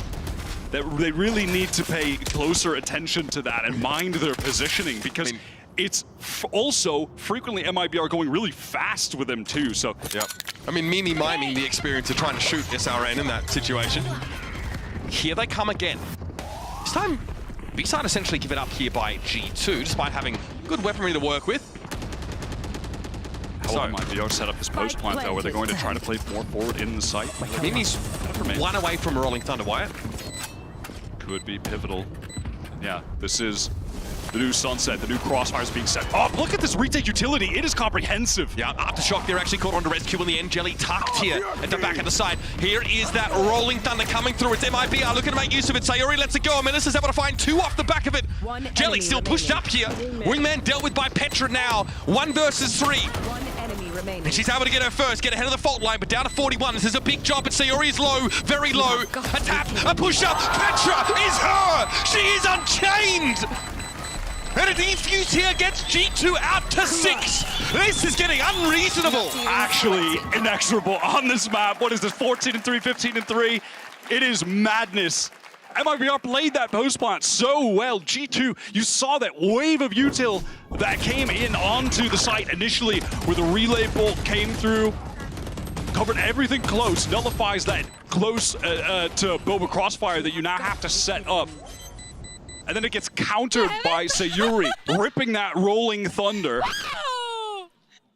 And when things get scrappy, chaotic, earlier on in the series, it was Jelly and SRN that were really taking over in terms of the firepower, but Petra, in regard to that aspect of the game, is just #1 in the server, bar none. Where are you?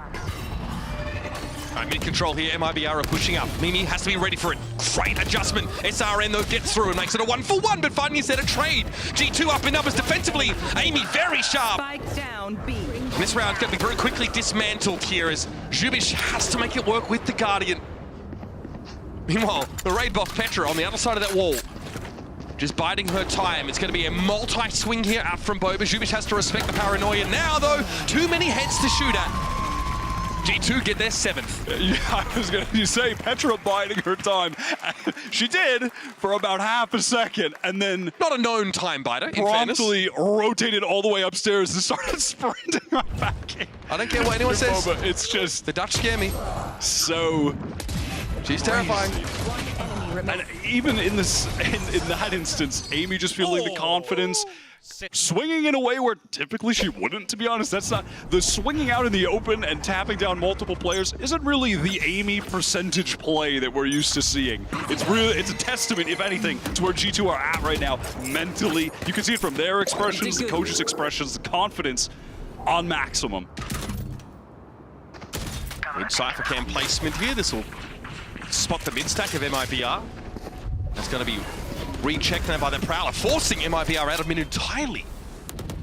Where to now? So much danger for the Brazilian side here as well. Look at their economy, and then you peek over on the opposite side with Mimi, rolling thunder, just waiting for an opportune moment to use that, turn the tides of this round. Whether that be in a flood situation or a retake.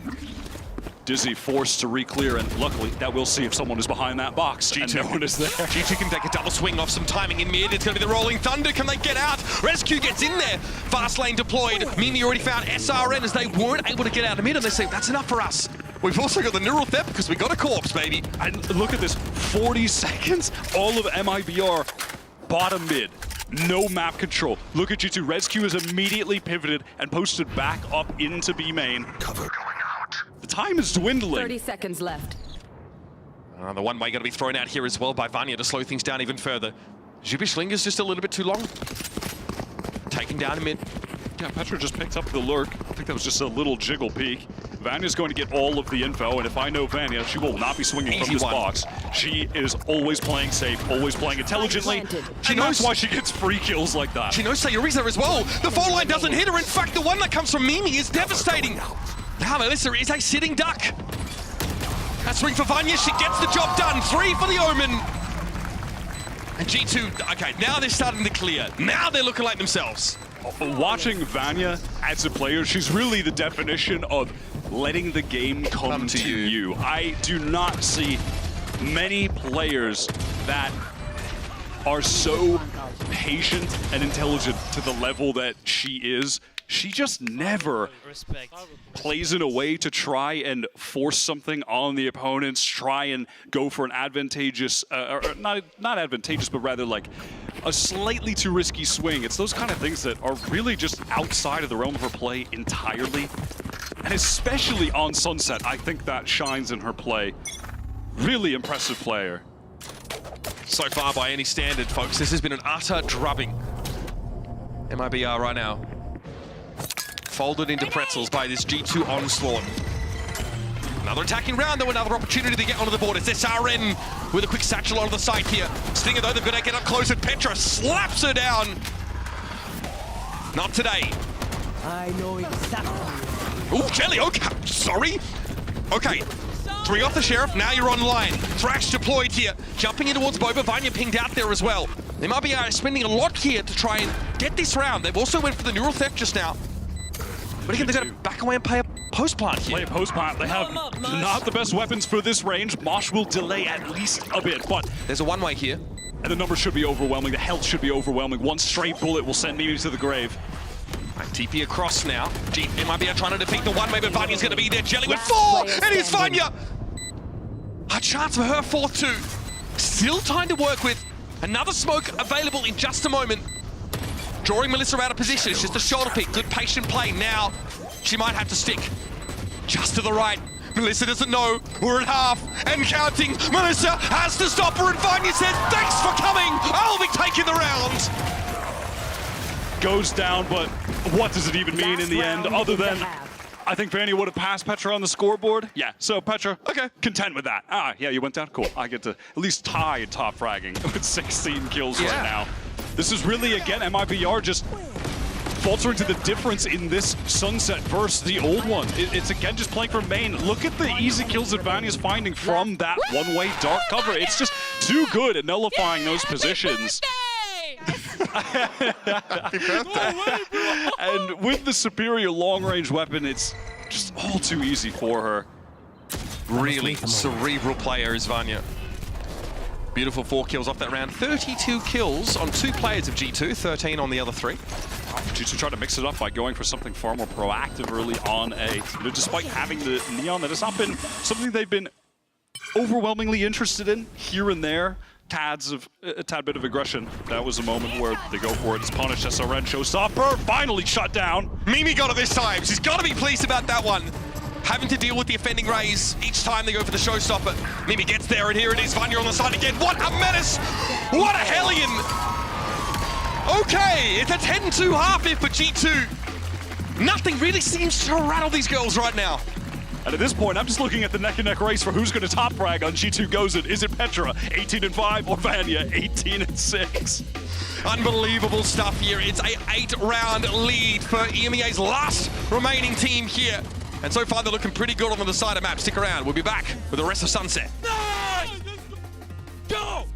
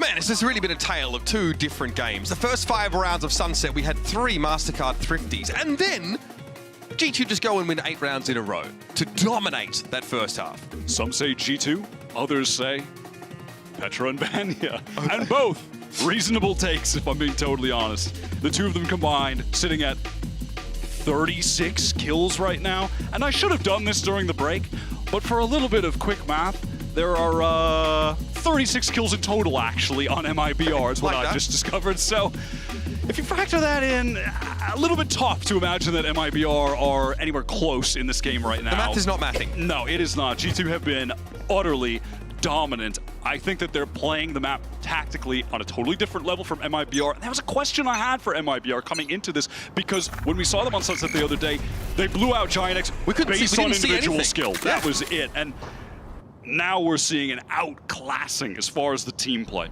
Yeah, we've seen plenty of individual skill as well, though, if I'm honest with you. That as well. And then on the G2 side, and when you get them both together, that's when you're up 10-2. Yes, up tremendous. Go, go, go. All right, here comes G2. Pass it on to B. Stack away from that B side by MIBR, so they are going to be priced into a full retake, but you'll note the breach util is there. Melissa's got a bit to work with as well. Amy, though, this is a nasty little spot, but there's just too many things to look at. SRN, pull it right between the eyes of Amy, and in to market we go. Just strayed a few steps too far.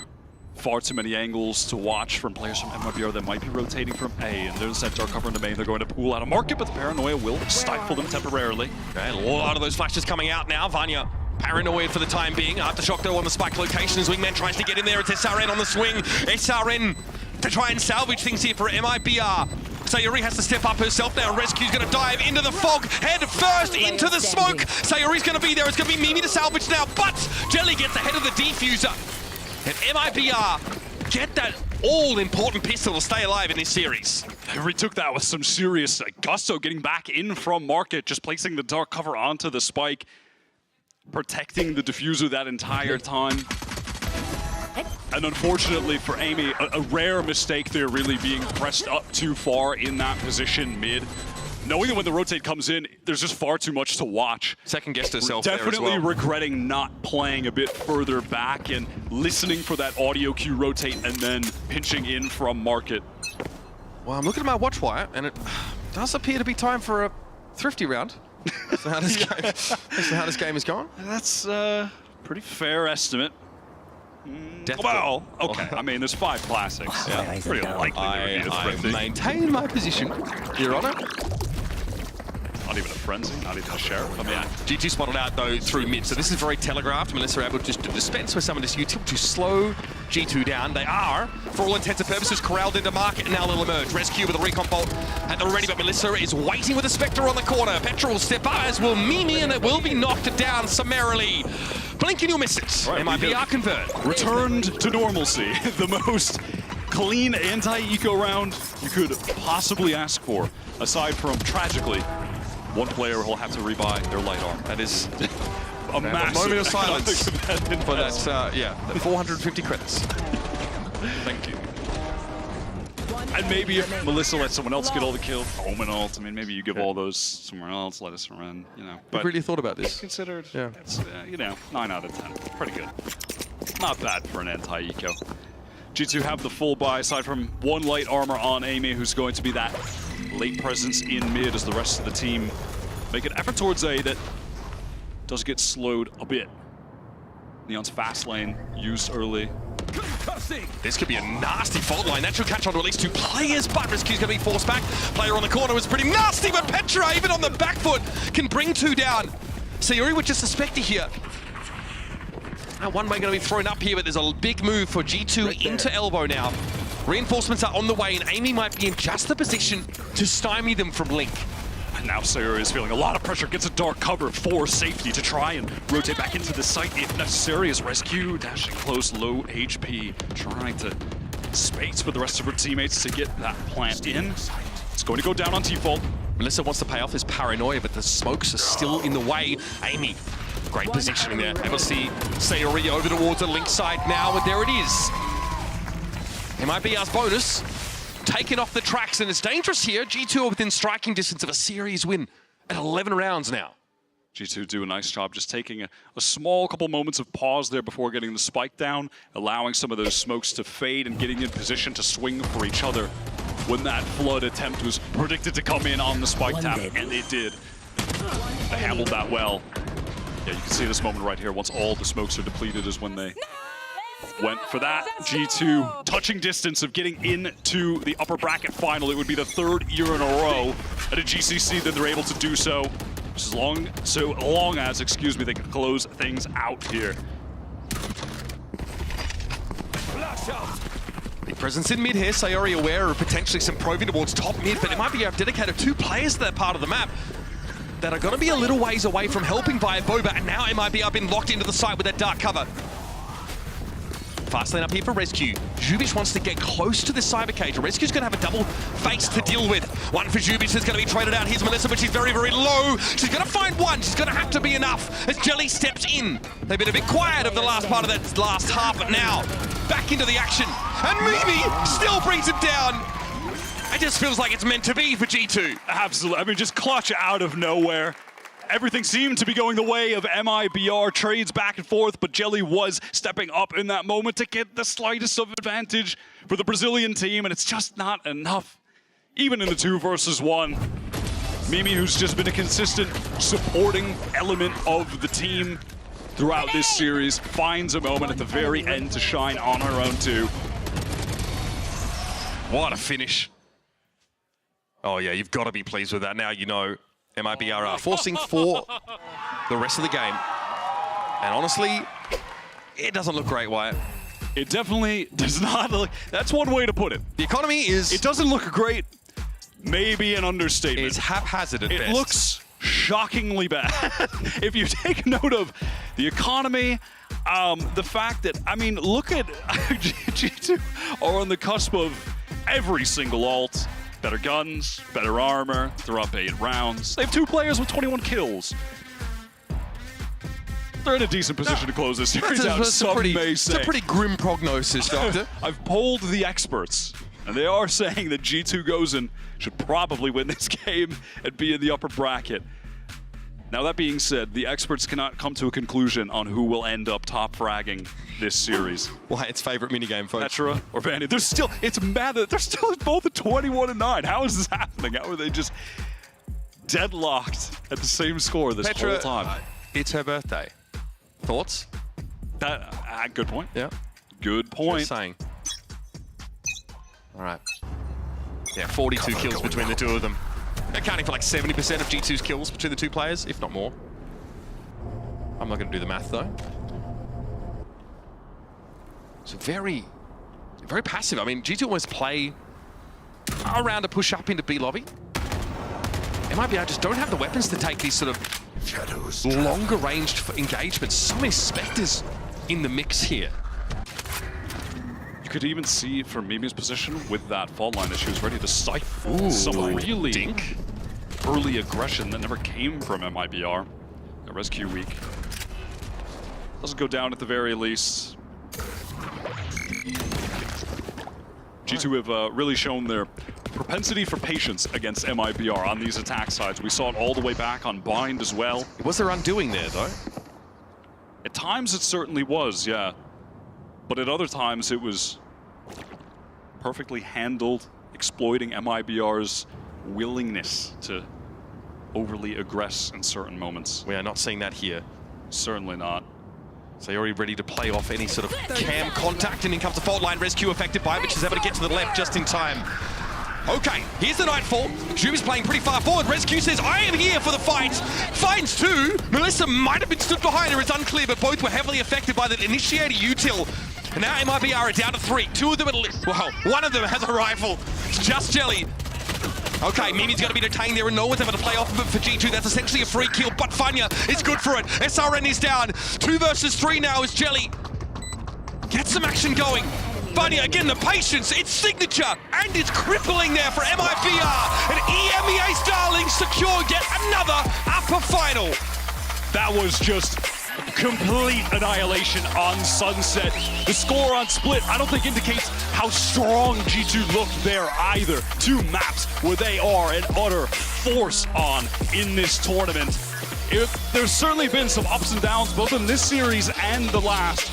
But when we're seeing them at their peak, they are as deadly as ever. 3rd upper bracket final in a row, 3 years in a row in every Game Changers Championship. Another chance to get to the final. And a bit of revenge against Brazil from knocking them out. That early exit that they suffered last year. For now, at least. What undid them last time was falling into the lower bracket and facing that Brazilian delegate. But at some point in that series, you saw a real shift. G2 were able to start having fun, and my God, they made the most of that last map. Bind was very close, 6-6 half, right? We really felt like that. You know, the attack side for MIBR was very solid there, but a double Sentinel pick on Split. The defense side was incredible, 8 rounds for G2, and then they got so many post plants with the deadlock and Cypher util, really just exploiting their compositional difference against MIBR, who didn't really seem to know how to unravel it. Going forward in this tournament, tough ask to go up against this team on Sunset. They are phenomenal on that map. They are phenomenal. The way Vanya plays is utter perfection on Sunset. It really is. She is so good on that map. And then when you factor in as well the impact that a Cypher has there, the consistency that Amy is bringing to this team in the tournament, such a strong opponent to have to go up against. Honestly, I find it's hard to walk. Maybe you'll just say Petra, but I feel like it's hard to even walk away from this game and name an MVP. I think it's a little bit tough. I mean, Petra definitely goes crazy on the 3rd map. Petra's unreasonable 1v3 thrifty for me, is it makes a pretty strong case for it, right? She uses every single bit of FaZe kit to perfection in that fight. This is it here. Absolutely jaw-dropping play. And they're just having a great time as well. Oh my god! And once again, must be mentioned. Oh, this is not right. G2, they won more pistols in this series than they lost. That's it. Crazy, right? After the one from 6 previously, it's a nice adjustment. But I mean, Petra gets away with that, setting up in mid behind that box. 2 consecutive rounds, I think, or at least 2 rounds within 3. 3, I believe. She gets 5 kills from that location. It simply should not be happening. This clutch as well.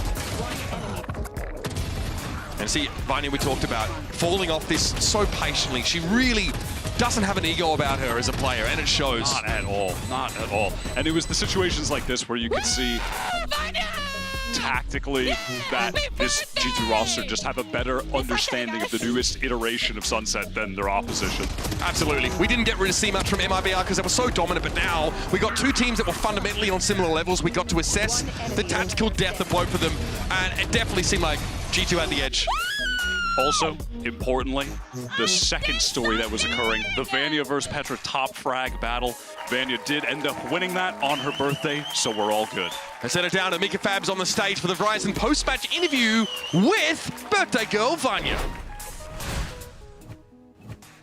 I'm standing here right now with the birthday girl herself, Vanya. Vanya, happy birthday to you. Congratulations on the win, and we have Rebecca here to help with some translation. Now, Vanya, first question for you. There was a little bit of a struggle on Bind, so can you tell us, like, maybe what went wrong or what was the team struggling with that map? Bind haritasında birazcık sorun yaşadığınızı gördük. Orada hani nasıl bir şeyle karşı karşıya geldiniz, nasıl bir engelle? Bind'de savunma kısmında zaten sorun yaşıyorduk son dönemlerde ve maçta da aynı sorunu yaşadık. Hızlı reaksiyon gösteremedik ve hazırlıksız yakalandık rakibe sürekli. Kendimiz gibi oynamadık, biraz pasif oynadık savunmada. Bu yüzden dolayı kötü oynadığımızı düşünüyorum. We were having some issues on the defense side like before as well, and this just happened again. We had some struggles that we couldn't get over, and we were really passive, so that's why we were struggling. But then we move over to Split and to Sunset, and the vibes are immaculate. So just how different were the vibes compared to that first map? Ama sonra Split ve Sunset'te çok farklı bir takım gördük. Orada sizin aranızdaki etkileşim, vibe'lar nasıldı? Split'e de son günlerde daha çok çalışmaya başlamıştık ve iyi olduğumuzu gerçekten biliyorduk ve kendi oyunumuza odaklanmayı planladık. Kendi oyunumuzu oynadık Split'te ve 3. haritada da zaten aynı oyunumuzu devam ettirdiğimiz için her şey yolunda ilerledi. İyi oynadığımızda gerçekten bu şekilde maçlar sonuçlanıyor. We already knew that our split was really good. We have been practicing it a lot in the last days, and we just knew we had to play our own game, and that's also what happened in the third map. We just continued playing our own game like the way we practiced it. And have fun while doing it too. You guys are having so much fun. I am curious though, there were so many good moments in that final map, and there's so many clutches. Which one had you on like the edge of your seat? Son map'te bir sürü çok heyecan verici clutch durumlarıyla karşı karşıyaydınız. Peki senin için en heyecanlısı hangisiydi?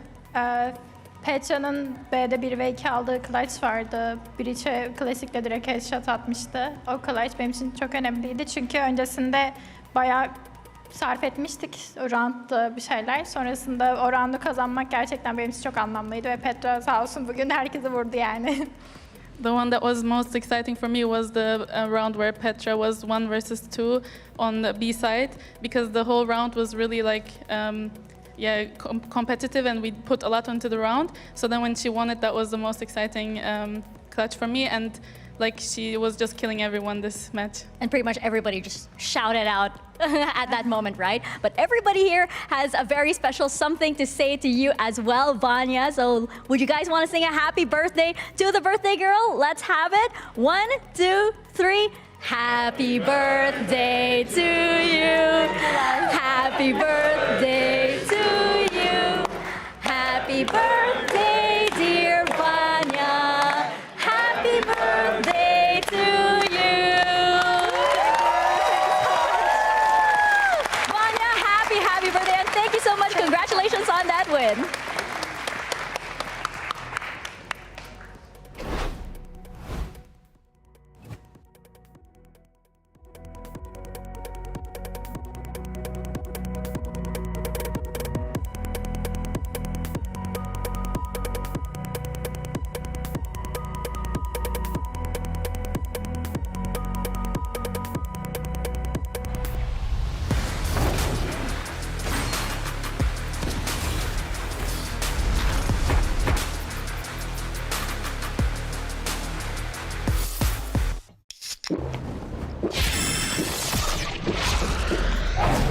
Red Bull gives you wings. Moose is going to stick this one. There's that drop. Oh my God, Moose! Towards the front. Alexis trying to do everything on her own.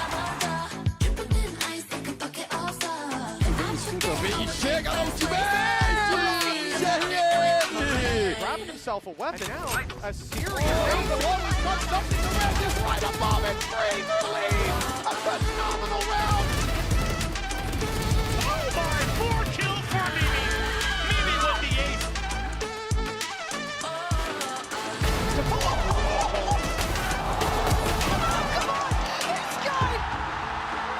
A vantagem aumenta. E agora só daí que sai Yuri. But opening first is MIBR. Coconut is just way too fast.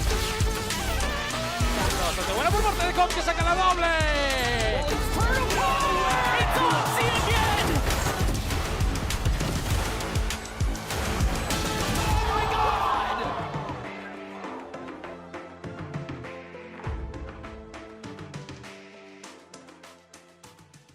The human body was built to move. Not trapped at a desk in one singular posture for 12 hours a day. It's time your chair evolved. This is Secret Lab Titan Evo. Ergonomically engineered for you, gamers, hybrid workers, artists, backing your every move.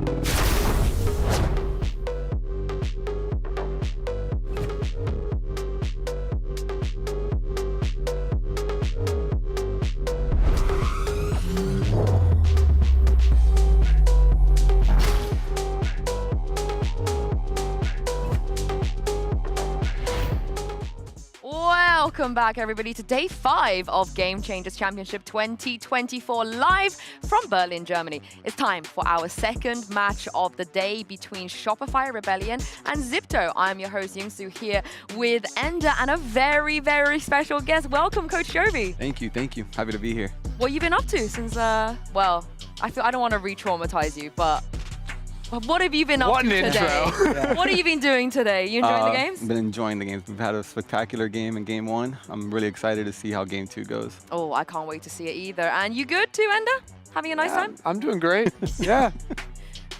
Once more with more conviction. Strong intro. Yeah. Yes. Doing great. Great. And do you know what else is great? The GCC Game Changers Championship. So and true. of course, the community here as well.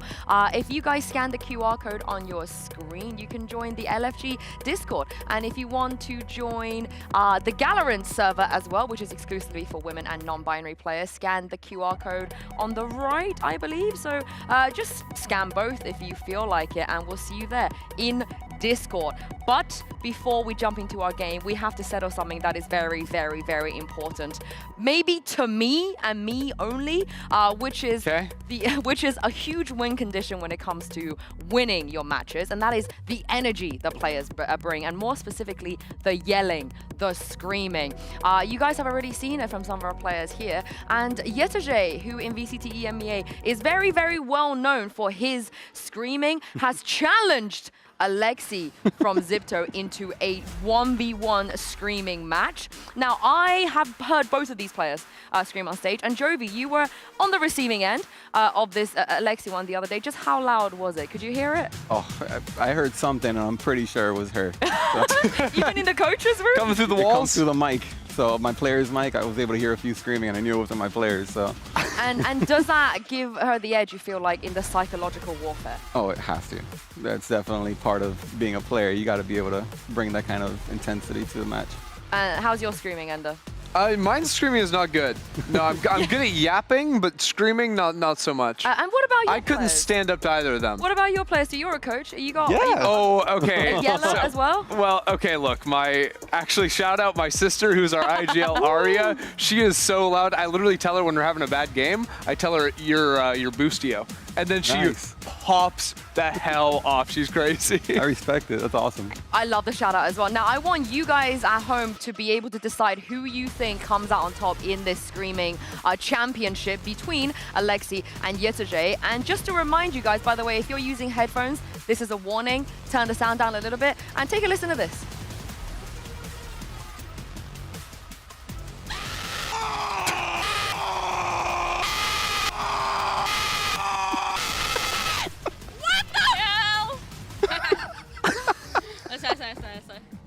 Okay, all right. I feel like, I mean, the fans are going to decide, but who do you think takes the crown there? I go with Alexi.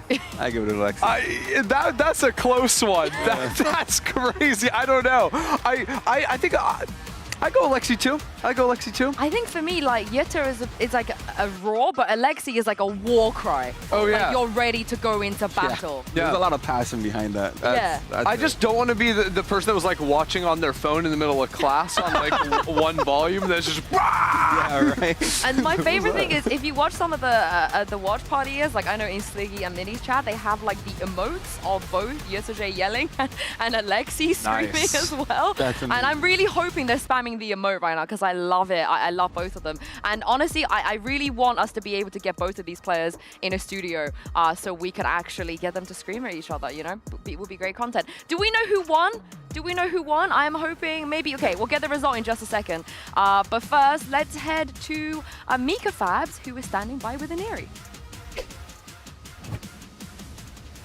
Oh, sorry, I didn't see you there. I'm here right now with Ineri of Zipto. Ineri, this is a very exciting head-to-head. You're going to be up against Fluorescent, which is something that everybody's been excited to see. So how are you feeling about this, especially since you've had 3 days to prepare? How have you been prepping and psyching yourself out? Honestly, ever since I came to Berlin, I was sick. And then for the past 3 days, we were just like practicing. I was like recovering my health and stuff. So I think I'm well prepared. I feel good today. I have no fever or anything. So I think I'm on my 100% today. Ooh, so you're saying that we haven't seen anything yet from Ineri? Yes. Oh, it's so excited to see it. Good luck to you.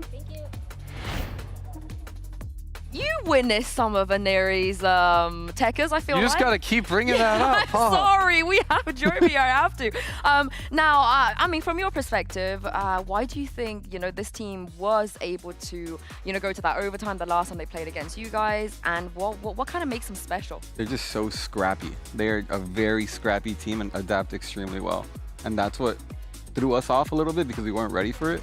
And just overtime, they were just coming at us back to back to back with new things that we didn't see before.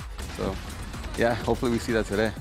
Did you find, because I'm also thinking about in the first game that you played up against them on Pearl, where Alexi was like rocking the Jet in their double duelist comp, like obviously that's a little bit of a surprise, but like especially with all of their like early fights, the way they sort of like played that combo between the Jet and the Neon really seemed to like throw you and make it hard to get we were kills. we were not ready for that at all. Like, the way the aggression she was bringing straight out of the gate was just. It was intense, not gonna lie. Can you prepare for that? Now, you know, they've shown what they can do, their play style, what they like to bring to the table. If you were on the other side of this, the Shopify, can you realistically actually be ready for that? You can be ready and expect it, but the moment it happens, that's like a whole different shift, because once they start noticing that you're ready for it, they're like, nope, next thing coming up. Oh, that's gonna be scary. But let's send it down back to Mika Fabs, who spoke with Alexis earlier. Are you guys over there again? You gotta come over here because Alexis is over here. And Alexis, this match, I was just telling you how excited I am for this one because we haven't seen Shopify Rebellion take on the Sipto Core just yet. Who do you think on the Sipto Core is going to be the biggest threat to your team, and why? I don't know if any of them are going to be a big threat. I will say, though, I think I'm most excited to play against Alexi. I feel like she has a lot of hype, and I feel like we have to match that energy. Are you going to shout too? Maybe. We'll see. Yeah, you're going to outshout Alexi? There's a lot of challenges for that. Yeah, I don't know if I can outshout her. Like, I feel like she has that covered, but maybe I can match her a little bit. Yeah, well, very excited to see that head-to-head too, so good luck to you. Alexis, that's what we like to hear. I want to see them being able to match that energy, but this is the thing about Shopify. The moose. And every single time we talk about their opponent, we hype them up, we talk about how great they look, how much of a contender they are, and then you're kind of being brought back down to earth because they got to play against Shopify. Yeah, honestly, for me, like Shopify are the best team here, and I think ever since they locked in during main event in NA, this team has been just about untouchable. Like the way they play, like. They're so locked in. Like, floor is never overheating, right? Like, they're never giving away a round. I think they play their post plants exceptionally well, too. Especially with an advantage, they're never giving that up. I don't know. I genuinely don't know how you beat this team. Yeah, honestly, I mean, strategically, they're a very strong and fundamental team. And if you get any kind of advantage with them, you want to hold on to that as long as you can because it's a blessing, let me tell you. And I mean, you played against them so many times at this point, this year, last year, so on and so forth. Is this them in their best form? Are they going to be able to run it back? Are they the best team in this tournament? Can they go all the way? I mean, seeing what we saw last match, I definitely think they can. Like, they look good.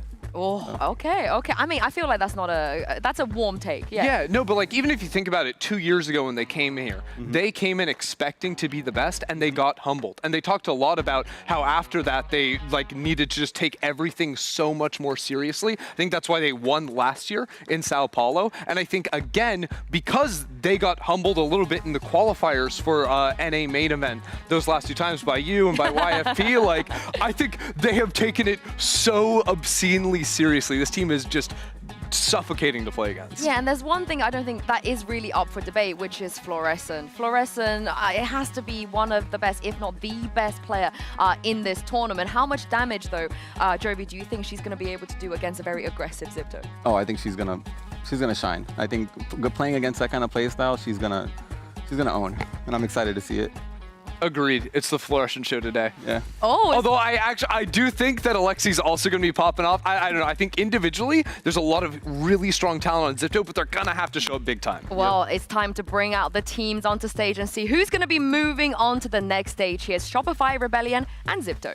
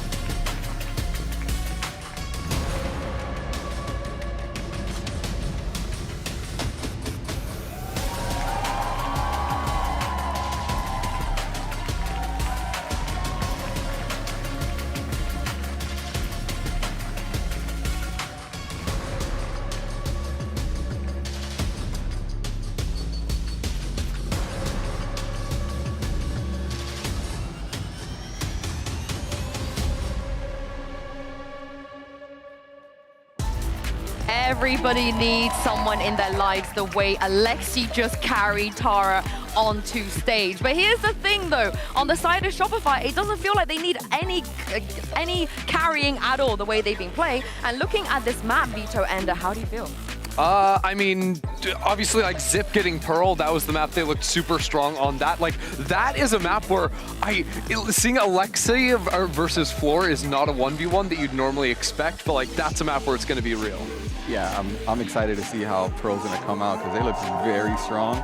And let's see how SR brings it. I think it's going to be something fun to watch. Yeah, and I guess when it comes to the vetoes, you know, Zip probably could have predicted the split was just going to go. They weren't going to see that at all today. And when it comes to that Pearl, I know we've all collectively learned a lot from Jimmy Lim when it comes to how to attack. Yeah, especially that A site. Yeah, especially. We know what to do. But Jovi, I wanted to hear from you. If you were Shopify, how would you approach this? Knowing there's tape on Zipto, you know, you probably can predict a little bit of how they play. But what do you need to do here? What's the most important thing?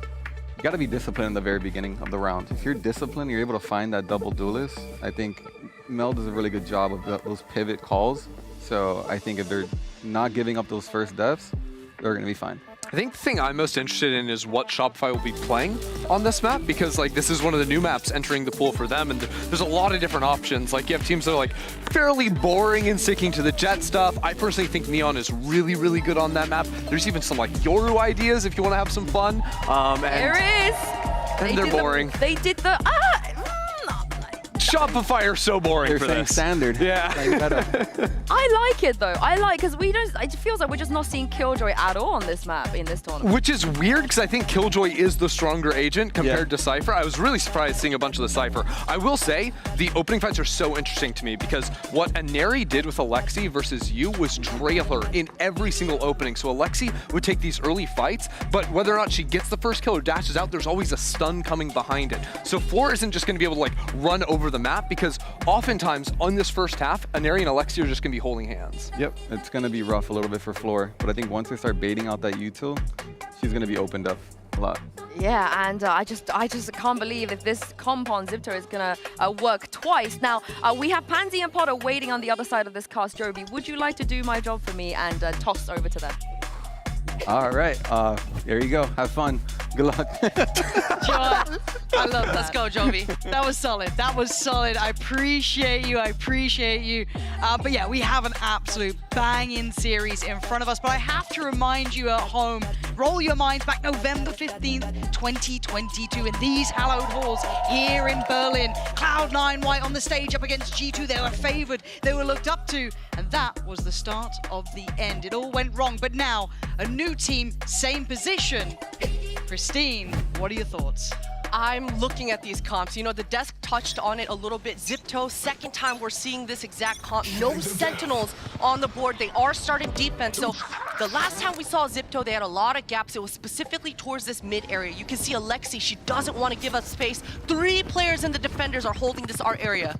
And the superstar on the screen, Fluorescent, a name on everyone's lips here, straight away down. Alexi claims that first kill. Good trade for Melanis, back and forth the whole way through, but Sarah is the one to keep it moving towards the site. They've broken through by art, they've controlled middle, so they should have a plant. And about 20 seconds-ish for Sarah for that dart to come back up. If Alexis is able to cross back, but great line for Shirazi. Healthy as ever. Oh, the stun as well. Sarah now. This is going to get really uncomfortable. A 2v1 like this ain't pretty. That's a stunner, but that's a better closer. Zipto with the first. That is the message they want to send. They have to stamp their authority on this game. And that authority coming strong. I love the fact that Shirazi trusted fully in her teammate, got that half, then got off the spike to force that trade. Shopify, the trades didn't come out in their favor. I don't think they were expecting all 3 defenders together in that art area, even one player towards that ticket booth. So great read for Zipto to be able to quickly adjust, because as soon as Floor got through that connector area, made a little bit of space in this, still, the defenders were able to collapse onto that middle area. So great defense coming out here for Zipto. We'll see if that Sentinel, or lack thereof, starts to affect them on this defense, but right away, again, Shopify, they want to test their luck. Find you. Apply this pressure in middle. Yeah, really looking to funnel through this way. As it stands, Camu is the one who's going to have to deal with a lot, and that Sheriff could be overwhelmed. Does at least claim Mel on the way through, but that's space gathered. Yeah, that's greedy for Camu. No trade in sight. This is going to be a lot of pressure. Shirazi is all alone on this side. No pressure from Long yet, though, so luckily for Shirazi, she can focus towards this fall through. Good chip damage, well controlled. Stunning! That is control and composure. We could see the worry, you could see the amount of pressure right there in that moment, but this one looks like it's going to be shut and closed. It is. Zipto lovely with the second. And again, Zipto played this map, Christine. FlyQuest Red, I mean, they had to deal with it, and they only managed 4 rounds against Zipto here. They are very sharp on this map, a comfortable go-to. So now coming into the bonus, our eyes turn to, okay, does Shopify Rebellion still try and pressure those mid doors, still trying to get that split through up, or do they want something a bit more standard now with those rifles in hand? Yeah, and we'll see exactly. This round, Shopify aren't putting all their bodies towards mid, but it's okay with just time naturally on this map. That pressure, it applies itself if you are able to cut noise. So Shopify, they've got that Astral Orb placed on this top B to cut that line later on as well. But I like this from Zipto, this kind of clear themselves through middle. An answer back here, and they've taken a lot of deep space. Tommy's sleeping on the job here. But for now, they're trying to focus towards the site, at least Shopify are. They've taken the initial space, chip damage on Tara, so a little uncomfortable in the smoke, but fine. This could be nice. Keep them locked in on the site. Anyone gonna go down? No. They get away with their lives, and now we look at what can this bonus round really do for Zipto here. Gonna be working with less. SMGs, Guardians, Spectres, it's not everything you'd be dreaming of, but Shirazi making dreams come true, but Shopify getting a grip on this. Sarah, name up in lights, and Alexi here, that Outlaw not going to have the freedom she'd want, considering, I mean, they did have a lot of full shields as well, so it's never going to have the full play time. A good chip there. And at this point, Shopify can't afford to really lose too much more. Yeah, they want every weapon going across into the next round, and for Alexi, just wants to apply some damage. If she's able to pick up a rifle and survive, that's a W here as well. He's getting too late. Beautiful reaction coming out here for Shopify. It was very simple. As soon as they did not get contested, no soul in sight contesting at the same main, they just said, you know what, let's use Sarah, use a little bit more information, see if we can get into the site. So unlucky for Inari, you saw her kind of sniffing towards this mid, trying to get a quick flank on in that window area, but she was a little nervous about that turret. She saw that turret, she's like, wait a minute, did they purposely miss this and place it in? Yeah, it's a little bit tricky. Ooh, Operator is straight out and in the hands of Alexi. This could be lovely. New dynamic in play now. Alexis does have ult on KO, and Shirazi with a divide, but quick aggression. Now we came to know this, we came to expect this. If you watched the last time, look at Terra committing still, standing ground still. This is dangerous, and you're not gonna get out from that. Shopify seeming very heads up about this pressure. Yeah, unlucky for Terra there, unfortunate. Has to get pushed off, only leaving Camu here all alone in the site, no utility to help. Oh, that's a lot of util. Yeah, noted and just taken away. Shopify didn't want to make any messes with this round. And for Alexi, you're going to be considering that save really quickly. That Operator is pricey. It's not something you want to be losing too early. Is there maybe a spark that lights this round back up? Shirazi's certainly looking for it. Does have the divide, so if a couple of things go their way, the time has to start becoming a factor too. Yeah, not getting much play here, Christine. Yeah, I think because they have Shirazi's ult here, they want to see if they can potentially get a pick, but at this point, they should start walking away and start talking to each other about these last 2 rounds. Use this kind of lull in the round to reinforce and gain some confidence in their own game plan, because so far for Shopify, the last 2 rounds is they've kind of been inviting Zipto, hey, come fight us at A main. If you're not here, we're just going to execute anyway. So last time around, unfortunate for Inari, they don't have the kind of flashes that Shopify have to set her up on that deeper line. She's really got to depend on her stun, and unfortunately, her stun just didn't land. Okay, so ship is being corrected for Shopify. They're going to be a little bit happier about this one. It seems like, again, you're right, it felt like a real welcome fight over towards A there. And it's something that Zipto were constantly doing very well against FlyQuest 2, taking that map space away from them. So we're going to see a bit of a shaky purchase back in for Zipto. It's still functional, it's just going to be missing a lot of pieces. So you're looking at Alexi being mobile, being present as much as she can. And I want to see the buy around it. I'm seeing at least one Phantom here coming out for a Neri. The rest going to be down on the Sheriffs and just an SMG for Tara. So a little bit of a switch up now. Finally, we might get to see Alexi getting what she wants earlier on in this round. You can see that Shopify are coming to explore this part of the map. Sarah's drone should give a lot of information. Spotted an area there. That's big. An Neri does need to get away with her life, and it does. So it gets to fall back, burns the util, and it kind of resets the tempo a little now. You can see Shopify, they are posturing for a set piece. Noya definitely wanted to potentially have that lineup ready just in case her top B players did get a pick, but no pick was found, so Shopify going back to their mid-rounding. And for Zipto, they've had to put a lot of focus towards this mid. Yeah, Shirazi tried to play ahead of the util this time. And actually gets a good shot. That looked so close. Floor gets away with a life, though. Good trade, but they're still not feeling comfortable heading this way, so a quick adjustment, a split over towards A. I like this late round push up here though, but again, these two players don't have the big weaponry, and Sarah and Alexis just clear so comfortably, and once again you get left in this position. What do we do with these weapons? And Neri's gonna go for Floor, does get at least the pick, but left. Alexis needs to pull for 1v3 if she wants a chance. Does she catch a player backing? Yes, she does. Okay, maybe game on here, or maybe that's enough to try and slip away into the night, but the temptation is certainly there. The time is against her. Noya, being the little sweat she probably is, has a lineup or two, or could just lob it. You could already see util being put onto that spike to make sure that there's no real chances here for Alexi. At this one, I think, yeah, as the clock begins to tick a little faster, time to back away again. Shopify, slow and steady, winning the race this time. Yeah, and the spacing is just too clean for Shopify. You mentioned it, Lauren, that double push coming out here for Zipto in the mid-round. As soon as they lost that art, they went sniffing towards that A main. And that's exactly what you need to do as the defender. But Shopify, the way that the Sova and the Astra work together on that line, it's a beautiful thing to see. And even in this post plant, the way that Noya completely retracts her back steps, goes regrouping back with her A main player, not allowing Zipto any way. Good comms, Mel. Good comms, yes. That's it. That's how you stay focused. That's the mastermind at work right there. But we do have the buyback here for Zipto. So this is when I want to see, it was either going to be, in my mind, a timeout quite early, but maybe they still feel, okay, we've got to buy here now. Let's see how this one runs. We're very close to ults. We can pop that timeout afterwards if we need it. As it stands, a very similar approach, at least from Shopify, looking to clear through that A main start, and they've done just that. No challenge on it this time. Zipto are adjusting by sending both of their duelists, both of their fighters towards this mid to go sniffing once they lose A, but Shopify, they're just sticking to what works. Sending the drone in. I mean, Floor still got away with murder up here. Didn't get noted, and Tara just seemed completely unaware of the possibility or even had the chance to do much about it. But it felt like Tara was on a real island there. Divide has gone in and the Nightfall.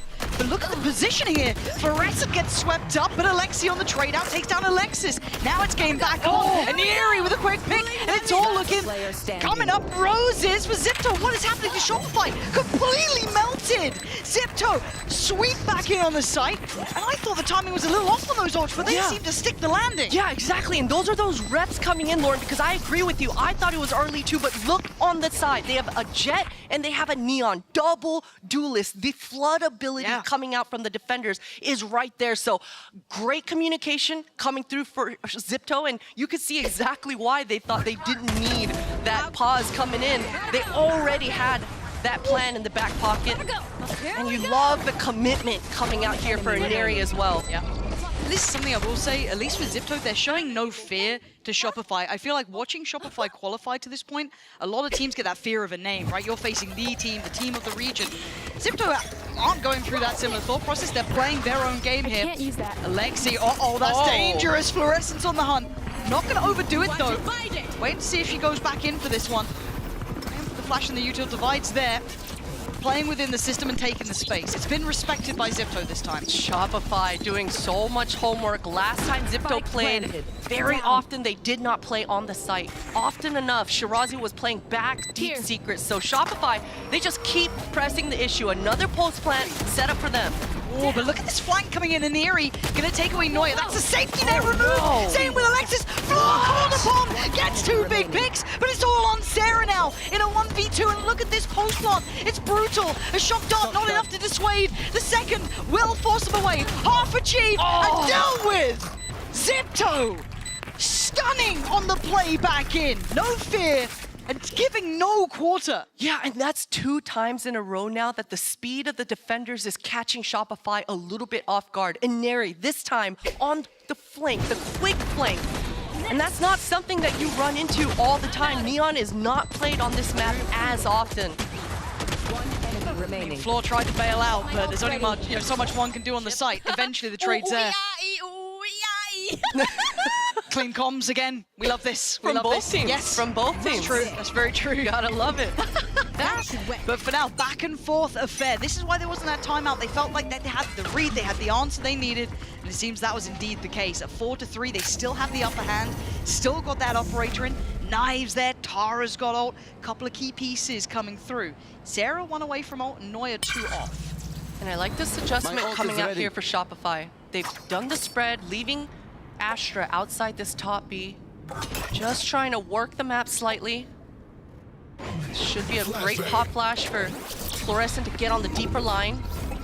And that's a lot of good utility wasted for the defenders here. You know, we talked about that lack of Sentinel. If they're able to burn Shirazi's suck, that's going to make this A defense even harder to hold. But I love this exploration towards A main. This late round, they heard maybe that dropping towards middle, and Neri's going to get away with her life. Fluorescent going to be left a little bit ahead of the others. The spacing getting a bit, not necessarily They saw the harbor. You're spot on, they did indeed see it, but Camu's still going to be there fighting too. Fluorescent goes down, as does Alexis. The split now looking a little bit too split, and they're in a bit of a pickle at this point.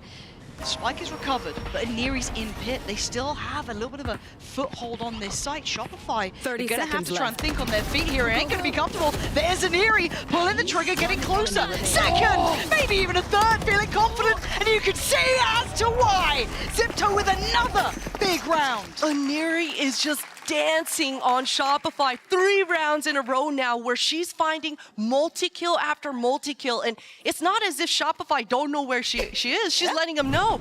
But the moves, the ankle breaking, just the individualism coming out here for Neri to set this up. And you know what? If Neri didn't close this round out, they always had Alexi with the knives and the operator on the flank once again. It's either Neri quick on the flank or Alexi. It's lovely. And that is enough of an issue. We've got the first big timeout. Shopify think, okay, round 9, we don't like what we've seen these last 3 consecutive rounds going to Zipto. We don't like this. We don't like what we're seeing. We don't like the flanks. There's plenty of things to not like for them. So it's time to adjust, right? Effie's time to have a chat. What is that high priority adjustment you'd be looking at here? We've seen everything, of course. We get to almost cheat in that aspect. But for you, what's the big key factor? Yeah, I'm looking straight at their Astra here. Mel, she's got to get a little bit more activated. We don't need kills from Mel. We just need a little bit more pressure. And towards that top B, cut off that line, maybe do a permanent smoke instead of a pickup so that the defenders are always wondering, is there someone creeping on me top B? They've been doing a fantastic job pressuring towards this mid multiple times now. And so if Mel is on that top B, that'll be extra added pressure as well. So we'll see if that's what they do. But honestly, for Shopify, they've been getting into the sites pretty cleanly. Whenever they want that A site, they are able to get in. It's these flanks that they've got to be talking about right now. Okay.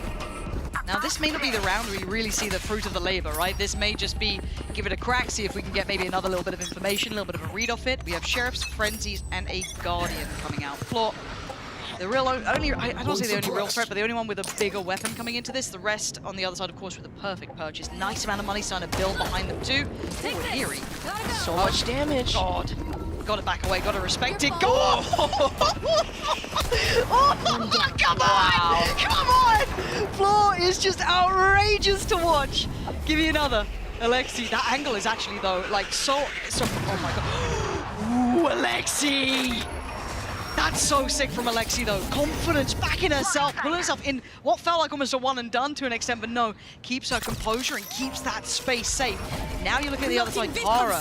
What does Tara do? This does have the ult, does have that capability if they feel they need it for maybe that retake. But we've been talking about this. Shopify get the sites, they get the plants, not quite like that. But I mean, still, that's another similar situation. But here comes that retake, gang. But there is no flank this time. Yeah, no flank indeed, and that's the key part of this. You already mentioned it though, Tara with that ultimate in the back pocket, so Zipto are okay with allowing this spike to go down here.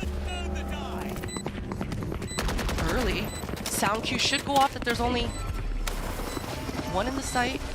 Should be pretty big info here. Looking at the post-plant utility, there should be quite a bit. You've still got Sarah with a lot as well. Noya can, if she can just pop that instantly, that should be time. Is that on? It is. And again, you've got the Astra util. There's a lot to layer into this. This post-plant should be very hard for Zipto to pressure now with so few players. Attack there on towards Alexis, but it's Mel on the spam.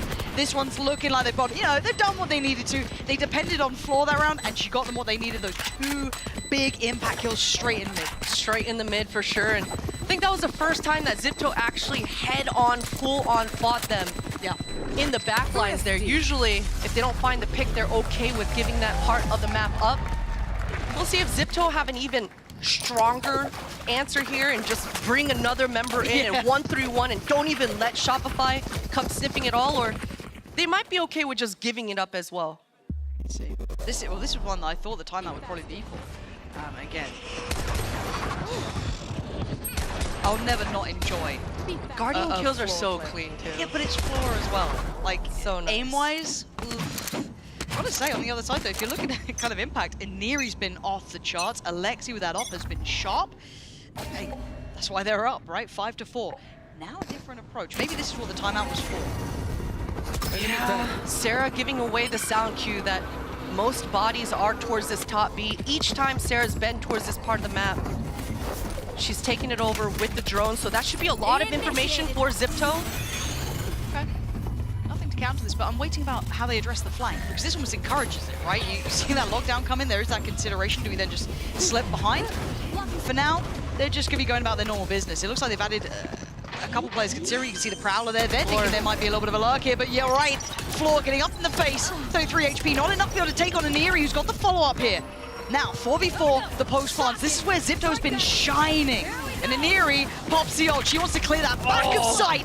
Melts down Sarah. Now the last 2 kills long. She is absolutely killing it. Noya puts her to bed blind. But a 1v2 Noya wants a 1v3. I mean, Noya's been absolutely nuts as of late. She has been going above expectation. But Alexi is in the building. Zipto up to 6. Looking clean as hell. I think Noya's first molly might have been a little bit too short there, unfortunately.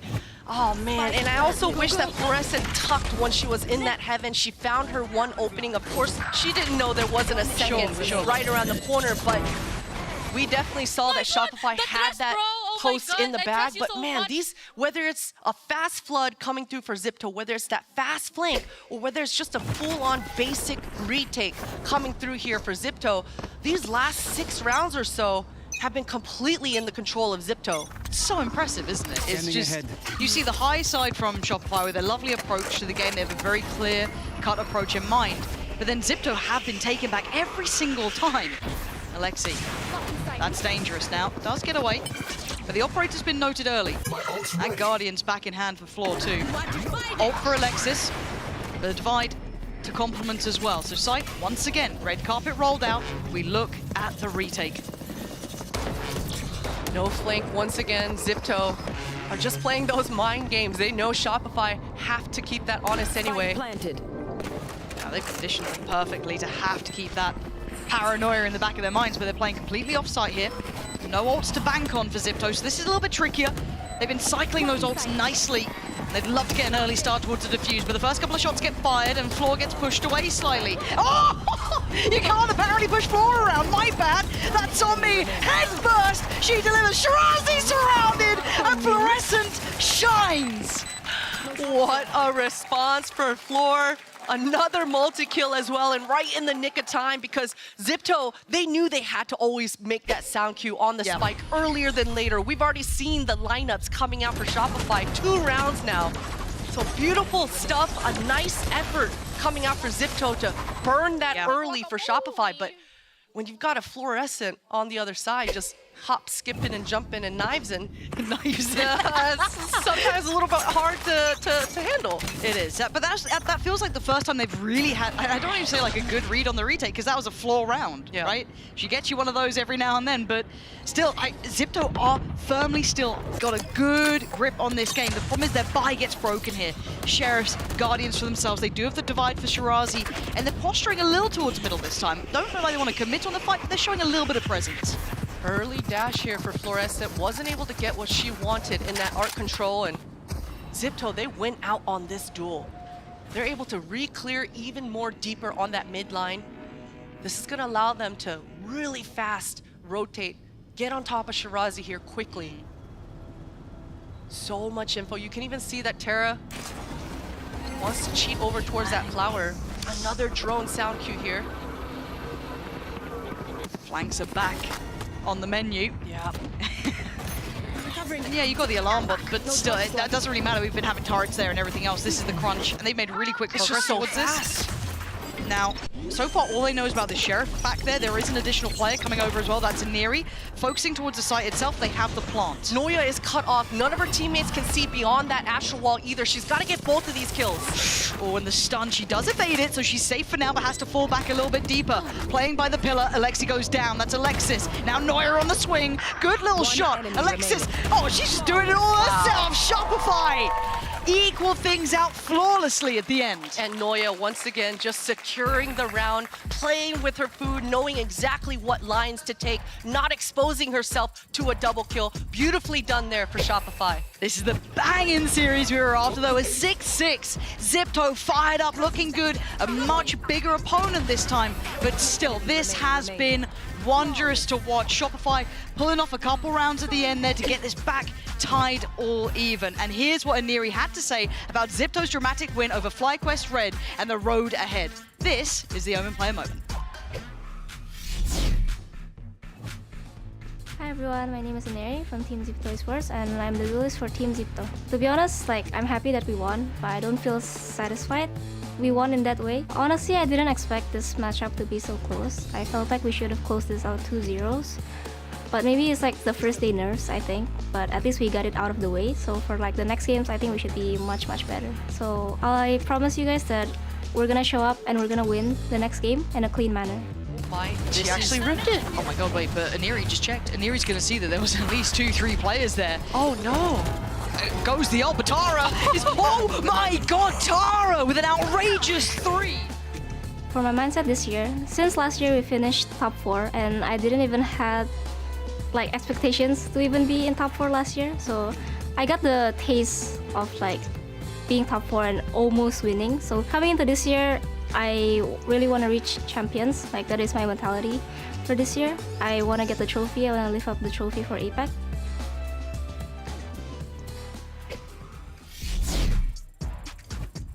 We have to see how this story ends. The 6-6 scoreline is so good. This is exactly what we wanted, right? Shopify have looked fantastic, but we haven't seen enough of them. It was barely a game. And Zipto looked dangerous. Now we get a head-to-head. Now we get 6-6 on the half. It's everything we would have wanted. What stood out to you so far? You know, it's got to be Zipto's.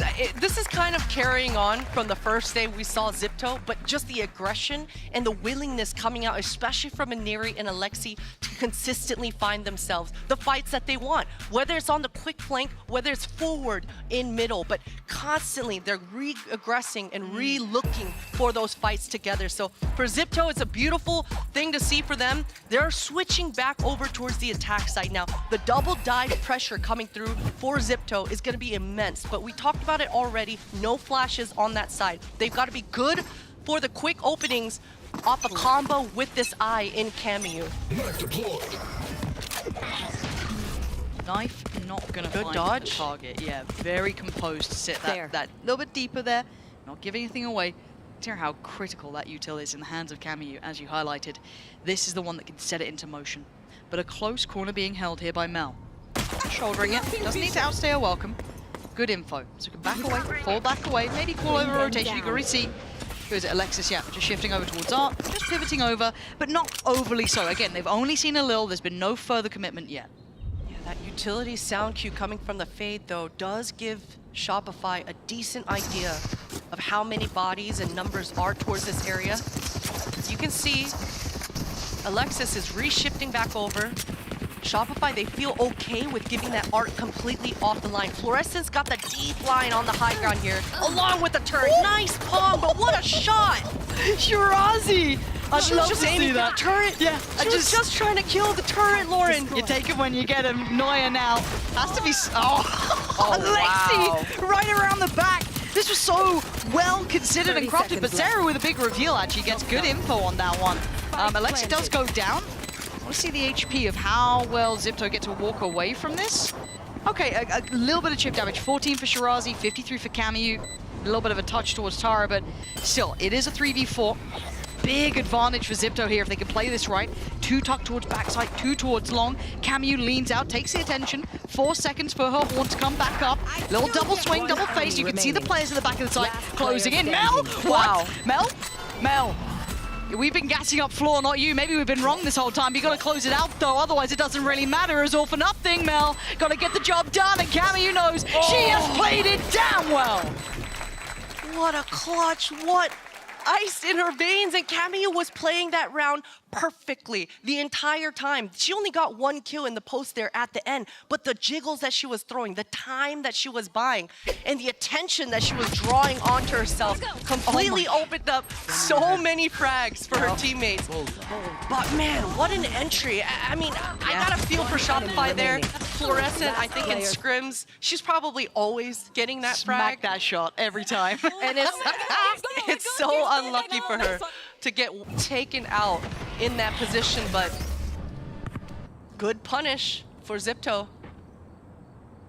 Bit of a gamble stack here, 4 towards B. And you've got Outlaws, Bulldogs. You feel like they might flourish on that B site, so maybe not a surprise, but let's see how diligent Zipto are on their clears as well. You kind of want to see that. Bring them down. It's gonna be scary going into that back hall.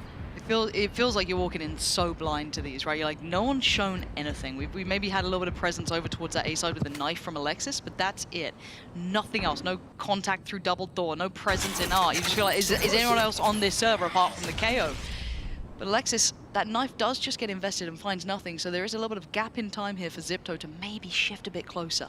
Yeah, and that also on the same token baits Shopify to just maintain in their crossfire, but they hardly invested anything. So either way, it should be a straightforward round. Kamiyu is going to want to get the spike down, get another orb on her back, get that one much closer to the ultimate. Left.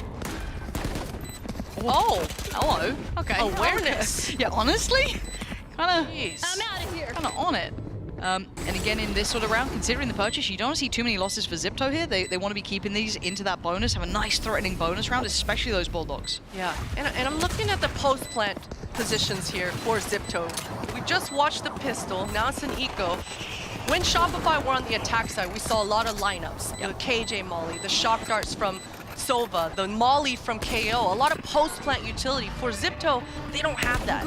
They only have one suck coming out from the Astra side of things. So I think for Zipto, they're always going to press the issue, always try to fight forward as soon as that retake comes through. But Shopify, they should have a good idea that that's their win con. Yeah, let's see how that gets addressed going in. But 8 rounds now for Zipto. They're carving out a nice lead here. Clean in that bonus as well. Exactly what the doctor ordered for them. And there's going to be light shields for Shopify. They have to. They don't have the bank to be able to sit there on those healthy buys. So that Outlaw, if in the right place, Alexi could thrive with this. So again, I'm a little bit nervous if I do see them, you know, get picked off, get a little bit over peaky, but you got to play confident. But still, this is a big, big round. We'll see if those communications come through with the agents. You always see who has what money, and you talk to each other about what part of the map you want to go poking. Alexi early dash, but they want to insert Alexi here and just buy time. Again, in this round, they're looking to give each other agent info to figure out where to collapse on. strong crossfire coming out here for Shopify. Does Neri fancy that? I think Alexis is going to flash off this alarm bot. And the C's went in, got nothing. You could already see that, who was it? Yeah, Neuer had sit pretty far back. Just a jump spot. That should be a leg shown. That should be enough to at least know. But again, there was still that fade utility, so that they've seen that there was presence there, but there's not been massive. But look at the progress on the other side. Yeah, and Zipto, they didn't make any progress. Still, the alarm bot is up, and the suck, they weren't able to burn it. Fluorescent's feeling pretty comfortable. Alexis is right nearby. And they don't clear it. Fluorescent just getting away with daylight robbery. And again, it's stunning from Fluorescent. 3 HP, and she's still fighting. Gotta be careful for a second or two. Try and chill out for a moment. Has support here now. And yeah, go for it, Floor. Yeah, go for it. One more. Line them up. 10 seconds left. Oh! So much damage. Yeah, it's just ridiculous, isn't it? And the discipline coming out for Shopify as well. They wanted Floor to have her moment, but they don't want to lose any guns themselves. And a great, clean defense coming out here for Shopify. Well handled. For Zipto, they've got to be scratching their heads, wondering, oh, wow, why didn't no one rotate? What happened? Yeah. So I think that they should be talking to each other about this Killjoy turret or alarm bot. Yeah. Figure out where exactly that was.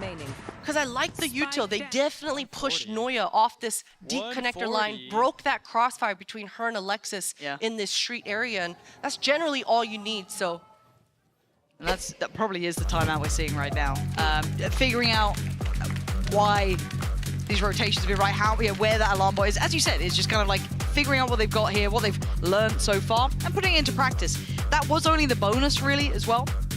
It was a healthy buy, to be fair. They did have all those Bulldogs left over, that Outlaw in play, so it could have been a bit more dangerous. Yeah. But for now, it was very well handled. Again, I'd say that Fluorescent will get you one round. Well, she's got maybe 2 of them now. You know, a couple more cooking up, but still. As it is, 2 away from Knives on Floor. The rest, I think, a little bit further off.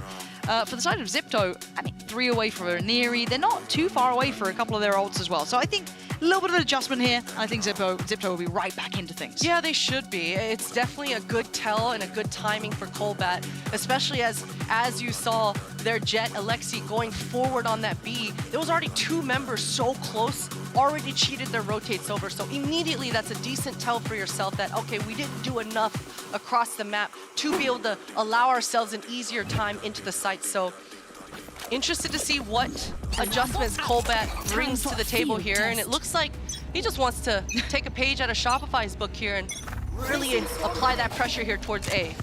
Yeah, it's gonna be Mel and Sarah on the other side. Gonna see at least the Prowler from Camu, but no one's willing to take that fight. No, Camu gonna get that orb, 2 away now. So tiptoe a little bit closer towards that A side. Stacked up towards Pit. Wall's gonna go in, and away we go in the site. Now, Shopify haven't completely backed away. They're trying to hold towards Pit, a little bit precarious, but Sarah with boatloads of damage, and Alexis reaping the rewards, leans a little further forward. And again, this is looking shut down. Yeah, Shopify really strong grip on this one. This would need Shirazi to go nuclear, which is very difficult considering where that spike is, but Christine, that was a very comprehensive hold of that A site. Yeah, just such a good reaction coming out here for Sarah. She was never under pressure. She said, you know what, thank you for high-tiding me off. I will take that. No worries. Just spam. So, good reactions.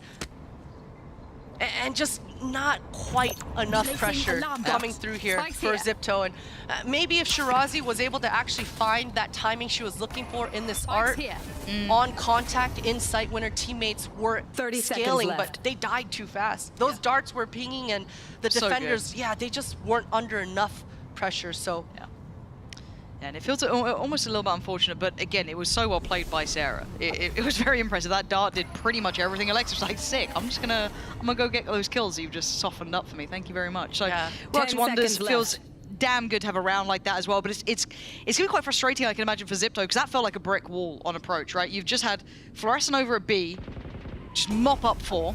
You've gone, let's go for a nice A side take, you know? Let's just get this one going, and you just get mopped.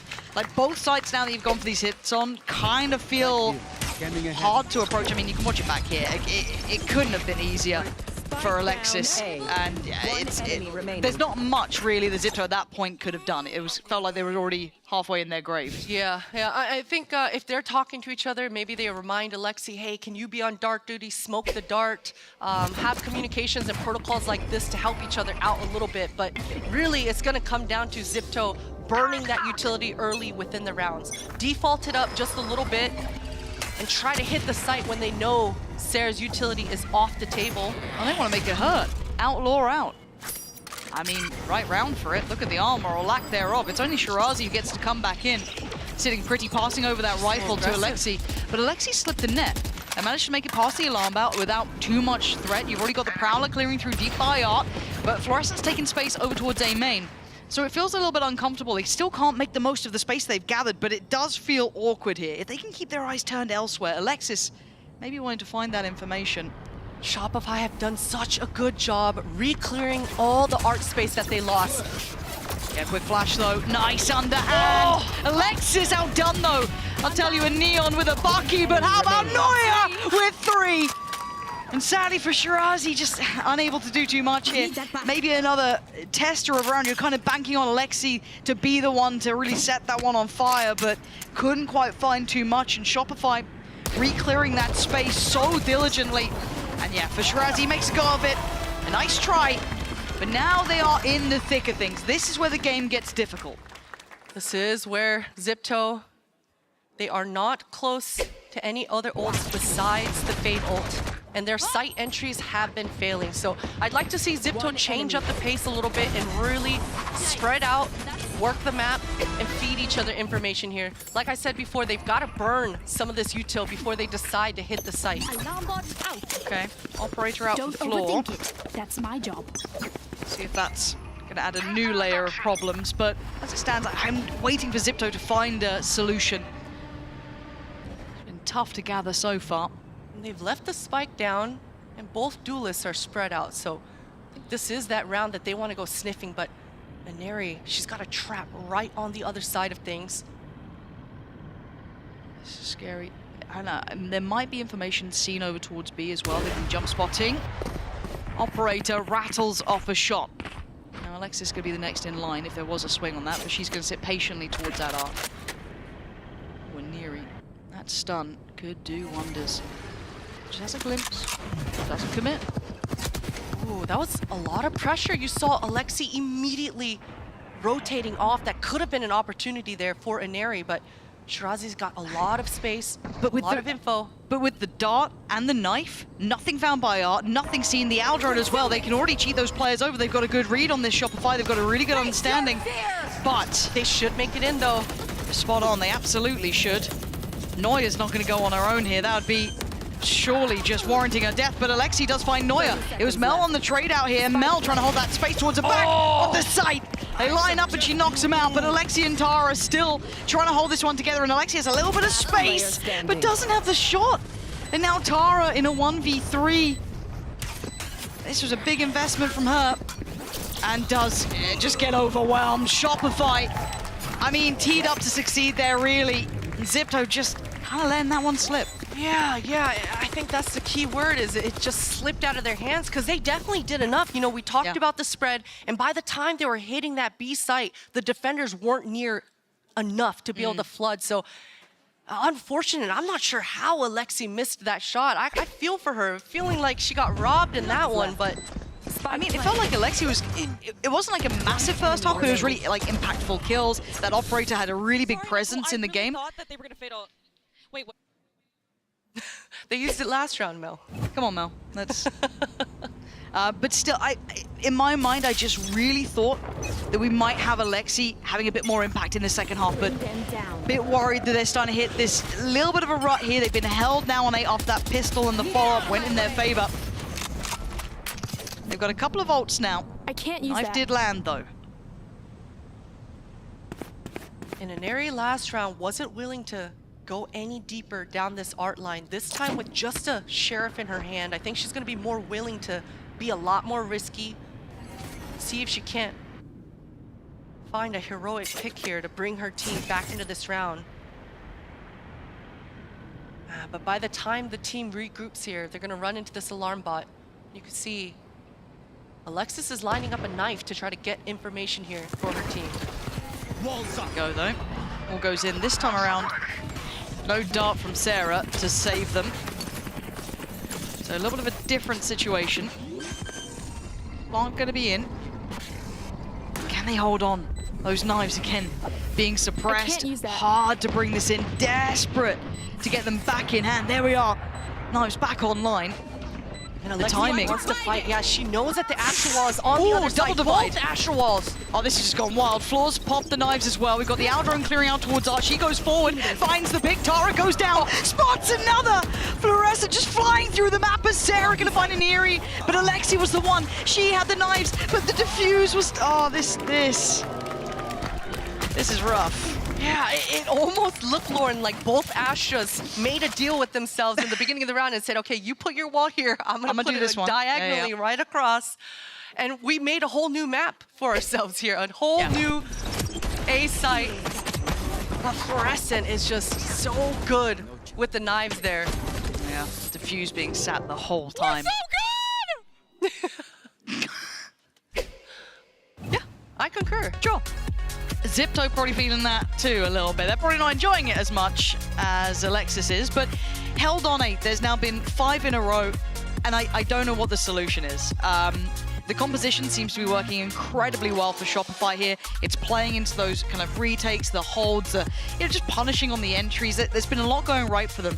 For Zipto, what more can they do? They are limited in their approaches, Christine. Do you think this is where it runs out of steam? You were kind of alluding to it at the start of this game. The composition difference there can come down to situations like this. Definitely feeling the pain of not having as many options on the table with a composition like this with Zipto running it. But listen, their map control and their spread has looked okay enough. Yeah. I mentioned the fact that Iniri didn't go very deep the last time she was in this art area. Maybe they can leave Shirazi there instead of Iniri with that Astra, with that cross-map help. She'll be comfortable staying across and separated for her team. But they did enough about 2 rounds ago where they looked in mid, drew out the pressure, regrouped towards B. So I think that's probably their win con. Their B post plant fell a little short. Yeah. But the way they got into the site was good enough. Okay. Eyes peeled back towards B, and it's all in. There is no one elsewhere. And a deep dart over towards A is going to send them clearing, so that's going to be a fast flank potentially, or at least a very confident rotation from Fluorescent so far. And on the other side, they've got to be a bit careful. They've got to know what's coming their way. They can't really stop it. There isn't much of a stopping to this. I say that. No pre-take? No? Okay, just waiting. I get a little nervous when Floor's getting a little curious, but there's a trade. Cammy, you're not going to let this one slip out of hands. And now going to have Hunter's Fury on top. Sarah popping that from far downtown. That's a pick. Alexis fallen. And now down to 3. This post plant gets so tough here. Yeah, Tara just all on her lonesome in the back of sight, and that tag is going to make Cammy's life so much harder. It gives Tara a little bit of freedom though, but they're still going to check this. It's not like they won't, but there's the flash, does get turned. Mel, Neuer, it's systematic destruction, and it's Cammy to fall. This is looking a little one-sided now. Pain, Lauren, and it's kind of salt on the wound there as well. I really liked the move that Alexi made. The double dive in Iniri and Alexi was enough to get into the site, but the Hunter's Fury coming out from Sarah, just catching Alexi there. She thought she was being clever hiding in that one way as well, but just getting pushed off the line and doesn't allow Zipto to feel any sort of comfort in this post. remaining. No one is in position to be able to crossfire off each other. And that's Shopify. That's a standard round for Shopify, and that's kind of terrifying. Scary, isn't it? Round 21 here. A little scary. Yeah. Because that's now 6 back-to-back. 12 overall for Shopify. 8 for Zipto, still held towards us, and Fluorescent once again! She can't stop! She's too good at this!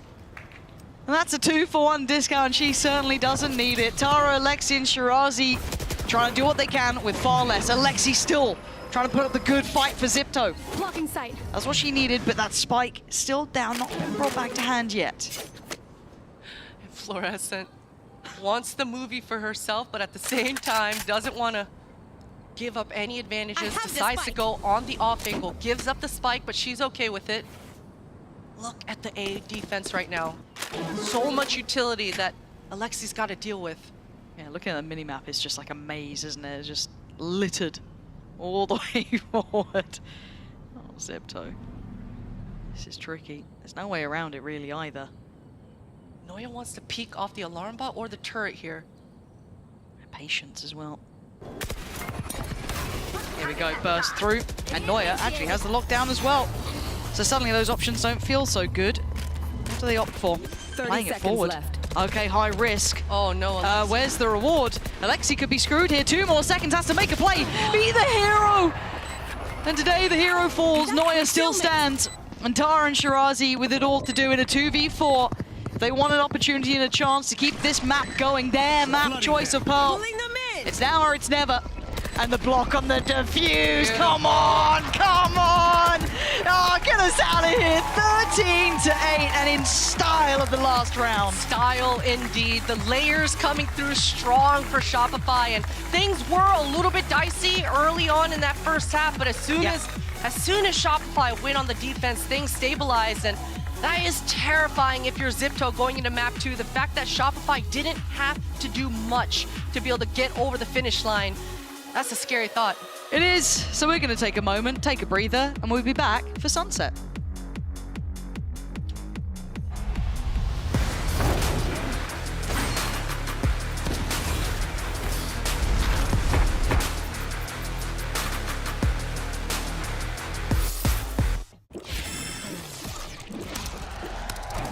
Red Bull gives you wings.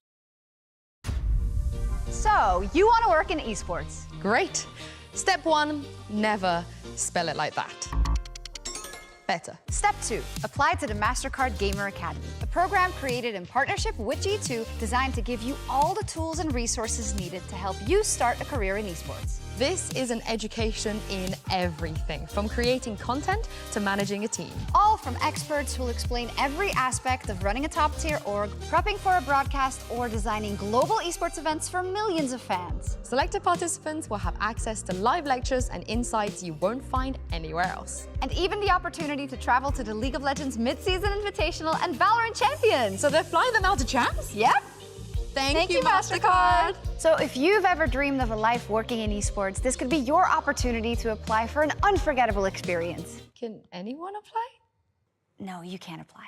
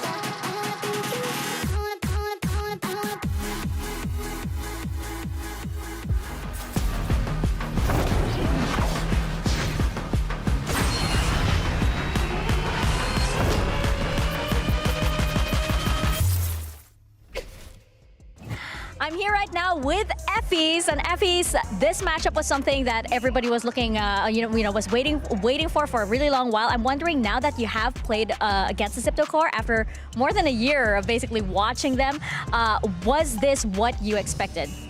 I would say yeah. I think their game plan is like they really stick together like very well, and they just like go in like as a really as a tight unit, and that's exactly what I expected, to be honest. So I think to answer your question, yeah, definitely.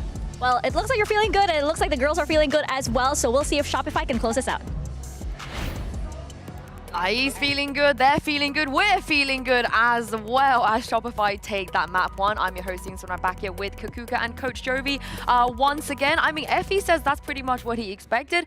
Was that what you guys expected on Pearl as well between these two teams? I'll start with you. Yeah, no, definitely. They had the same game plan as when they played against us, and SR was ready for it, so they pivoted very well. It's definitely, yeah, exactly. It's definitely very good to have that tape and know what you're expecting. You know, the double duelist is something that Chipto is no stranger to, and bringing it into Pearl, especially on that first half. We saw the idea and we understood what Alexi and Neri were to do, and I think that they were doing it pretty well. At the end of the half, that 6-6 made us think that probably Shopify was going to lose a gun round in the second half, even though it didn't happen. They had us in the first half.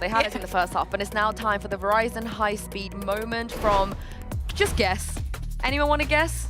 Yes. Yeah? Yes. Want to guess who it's from? Yes. It has to be Floor. I feel like we could have picked like 50,000 clips from But this her. one was disgusting. my I think goodness. the reaction from Lauren that we heard during the cast, like this one, this is just one of the clips that you find on Twitter. Yeah, and also an eco round too, Jovi, a half buy, so it's really important for her to be able to make an impact this big. Yeah, no, she opened up the round completely with those 2 opening kills. It just changed it. Unreal. Yeah, and speaking of the opening kills, it felt like every round Fluorescent had an opening kill at this point. It was just, I mean, sometimes if you've never watched Floor play before, I reckon you watch that map and you're like, for you. who is she? Who is she? Like, how is she doing all this? But for the people that have watched Floor play before, this is just a regular schmegular day. Going into those duels and ending up with an 82% of that first blood success, a 9-2, it is what everybody, what every duelist wants to become, wants to achieve, and the way that she can do it even with that kind of score at the end of the half is just a flow show again. Yeah, no, I mean, I think it was 5 of them were on attack, which is just unbelievable, and they were doing so well going away from the op. Like, it was just insane to me. I mean, people say her floor is your ceiling. I think if you have to make it literally that her floor is your ceiling. But if we flip this on the side of Zipto, because they would have expected something like this too, right? You're playing against Shopify, you know Floor is going to have this kind of performance. How do you deal with this going on to the next map, Jovi? Do you maybe just kind of shake off the nerves now? Yeah, I think you already saw like what Floor can do. Everybody should know what Floor can do. It's just prepping to isolate those fights a little bit better against her.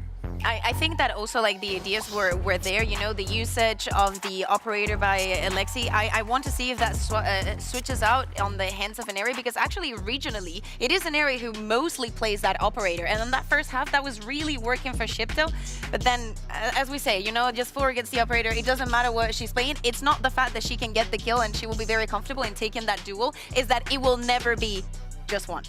Wow, the trade-in is never in your favor. We've heard it. We've heard from Coach Effie's already, so let's send it back to Mika Fabs, who's standing by with Coach Kobat. Standing here right now with Kobat of Zipto. Now, Kobat, we've seen Alexi on the duelist role on Pearl about twice now, but this is generally uncommon for the team. So I'm wondering, in what instances does the double duelist need to come out for the team? Specifically for Pearl, we didn't feel the default comp or like the past comp was something that good, so we just wanted to experiment. We landed on this because it was like something we kind of comfortable with, and I don't think a lot of people know that Alexi is actually a duelist in the past. Yeah. She was that IGL duelist as well, like a few years ago, right? But now they know, and now we'll see if Zipto can manage to make a comeback. I mean, Zipto, they don't really have a choice. They have to make a comeback on this map. Otherwise, they won't just be dropping down to the lower bracket. But I think their 23 game win streak is going to come to an end, which is insane because this roster, like we said, they don't lose a lot, Kakuka, but they also do bounce back a lot. They've lost the first map a couple of times and they've managed to win the series in the past. Yeah, exactly. And when we think about Sunset for Zipto, is the map that they've played the most this year, that they have a lot of reps on. But actually, I wanted to ask you, just because Not again. No. You managed to win them, to win against them on Sunset. So I want to know what you think are the keys. You know, because I assume that you're cheering for Shopify here. Yes. So what do you think are the keys to work against Shipto? Just discipline, honestly. If you're disciplined and you're able to read like how the way that they do their side hits and stuff, you're gonna be able to be on top of like the rotation and stuff. So yeah. I think they need to send Neuer in like a little rat, like Starbound was doing, right? Yeah. And just sort of do that. But both teams are good on Sunset. So what do we even have to go off of here?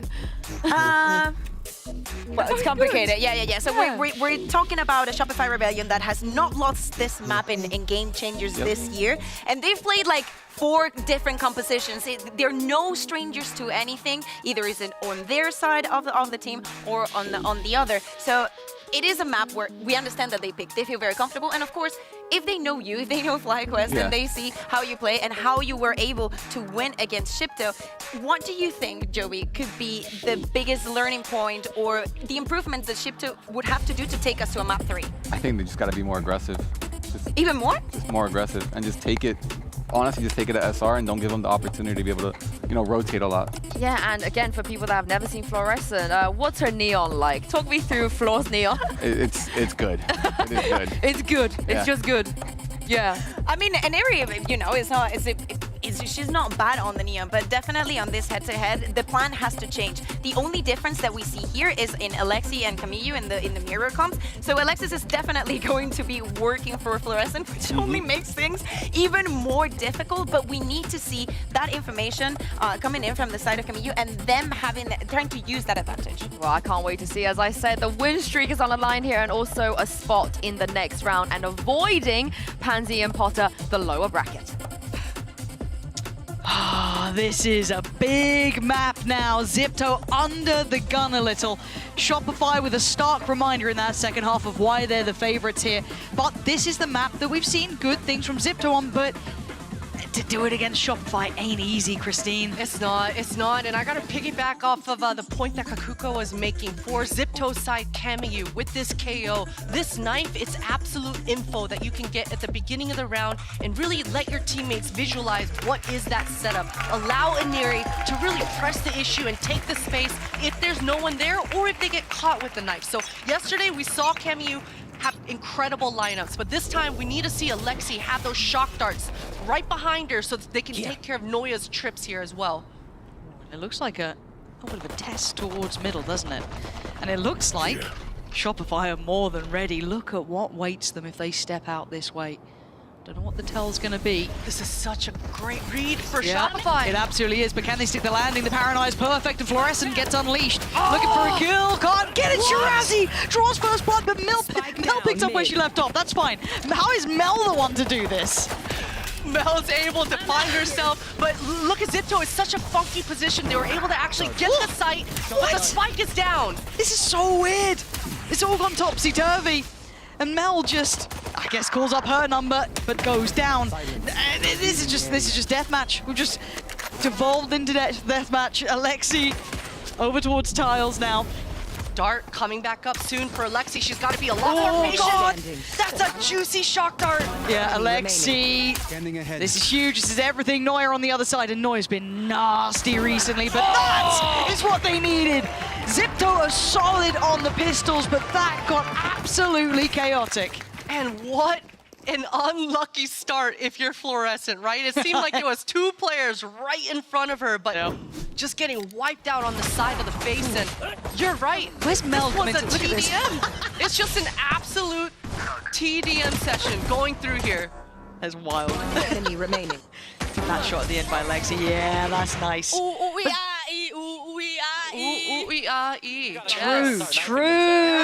True. Can't do it this early, man. Fluorescent with the Sheriff, the rest on Classics on the other side. Whole lot of SMGs, 2 Bulldogs. So that's kind of what they're bringing in here.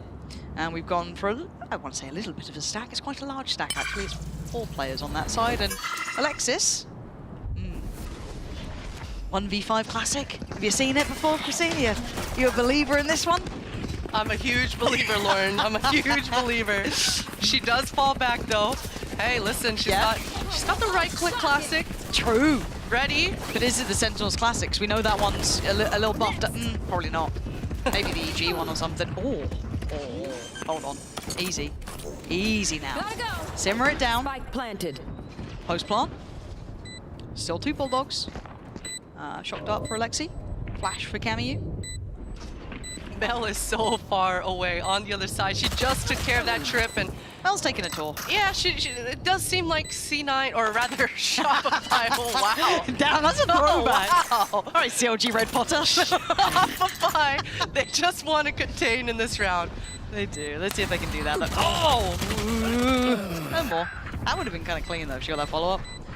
For now, 3. Losing on one of those Bulldogs. I don't know if that can be picked up. I don't think it is. So that is going to be... I mean, it is a loss, and it's not one you love to see, but you'll take the rounds, right? For Zipto, this is kind of though what we've seen in the previous maps as well. They've been good on the pistol and the conversion. And then that's when the swing comes in. So we have to see if that follows a similar trend, or if Zipto can maybe be a little bit more threatening. They look quite creative so far, at least. I'd like to see a little bit of that follow here into the bonus. Yeah. Shopify did a great job not overspending on their eco as well. Nice and healthy purchases coming into this round. Love to see that. And for Zipto's side of things, this will be a true bonus. We've even got, well, a little indecisive. I saw that Bucky every now and then. I saw that. I mean, look, they're saying they're nerfing Neon soonish. You might as well, you know, use it while we can. Use it while we can. Not. Let's see how they do here. We're mostly keeping eyes towards Camu. Our wonderful observers aware of that too as well. Utilizing the knife at the start, but also because of that Bulldog is in hand. Beyond that though, this is where it really gets tricky. Showing a lot of presence, making a lot of noise here towards B main. Yeah, Camu right now has to decide, do they want to send Iniri in without that knife? Do they want to reset and just wait for that second knife? About 16 seconds left for it to come back on, but just poking and prodding. No one really willing to fully commit yet. Zipto, they really want to make Shopify show their hand here.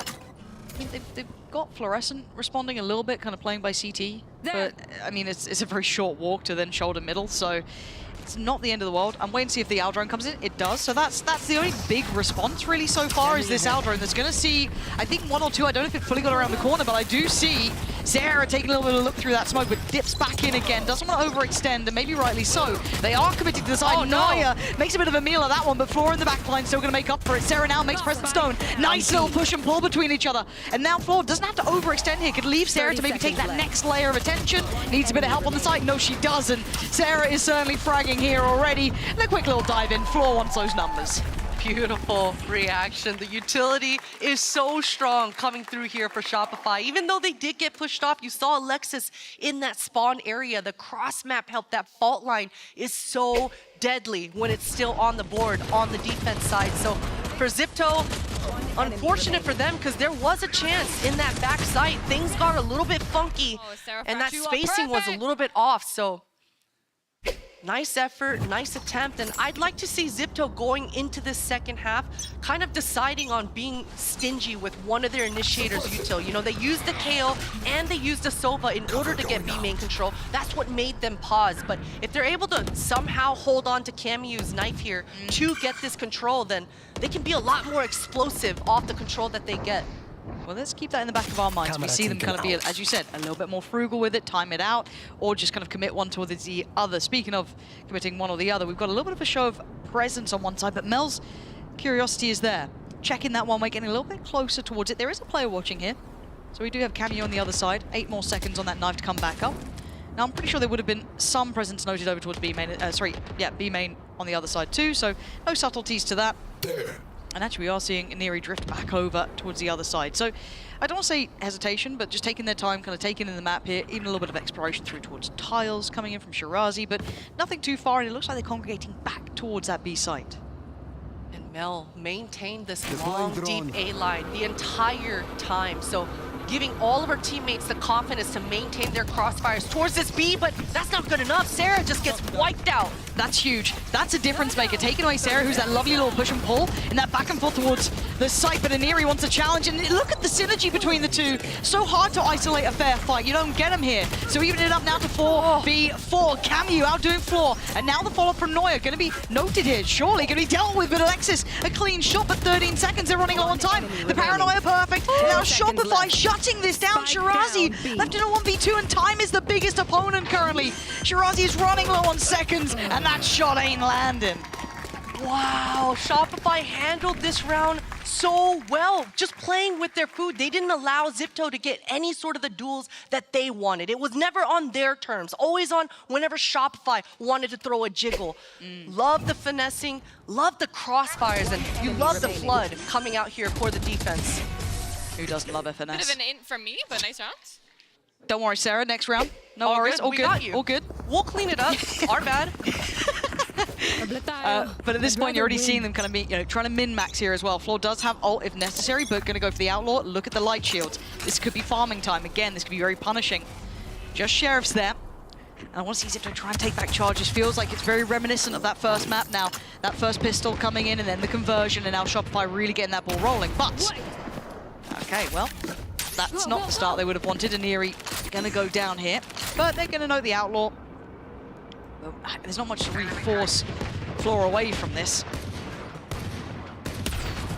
You really want to avoid snowballing and taking duels all on your lonesome and taking on the world by yourself. So hopefully for Zipto, they maintain their teamwork. It's definitely what allowed that first half on the first map to look so close.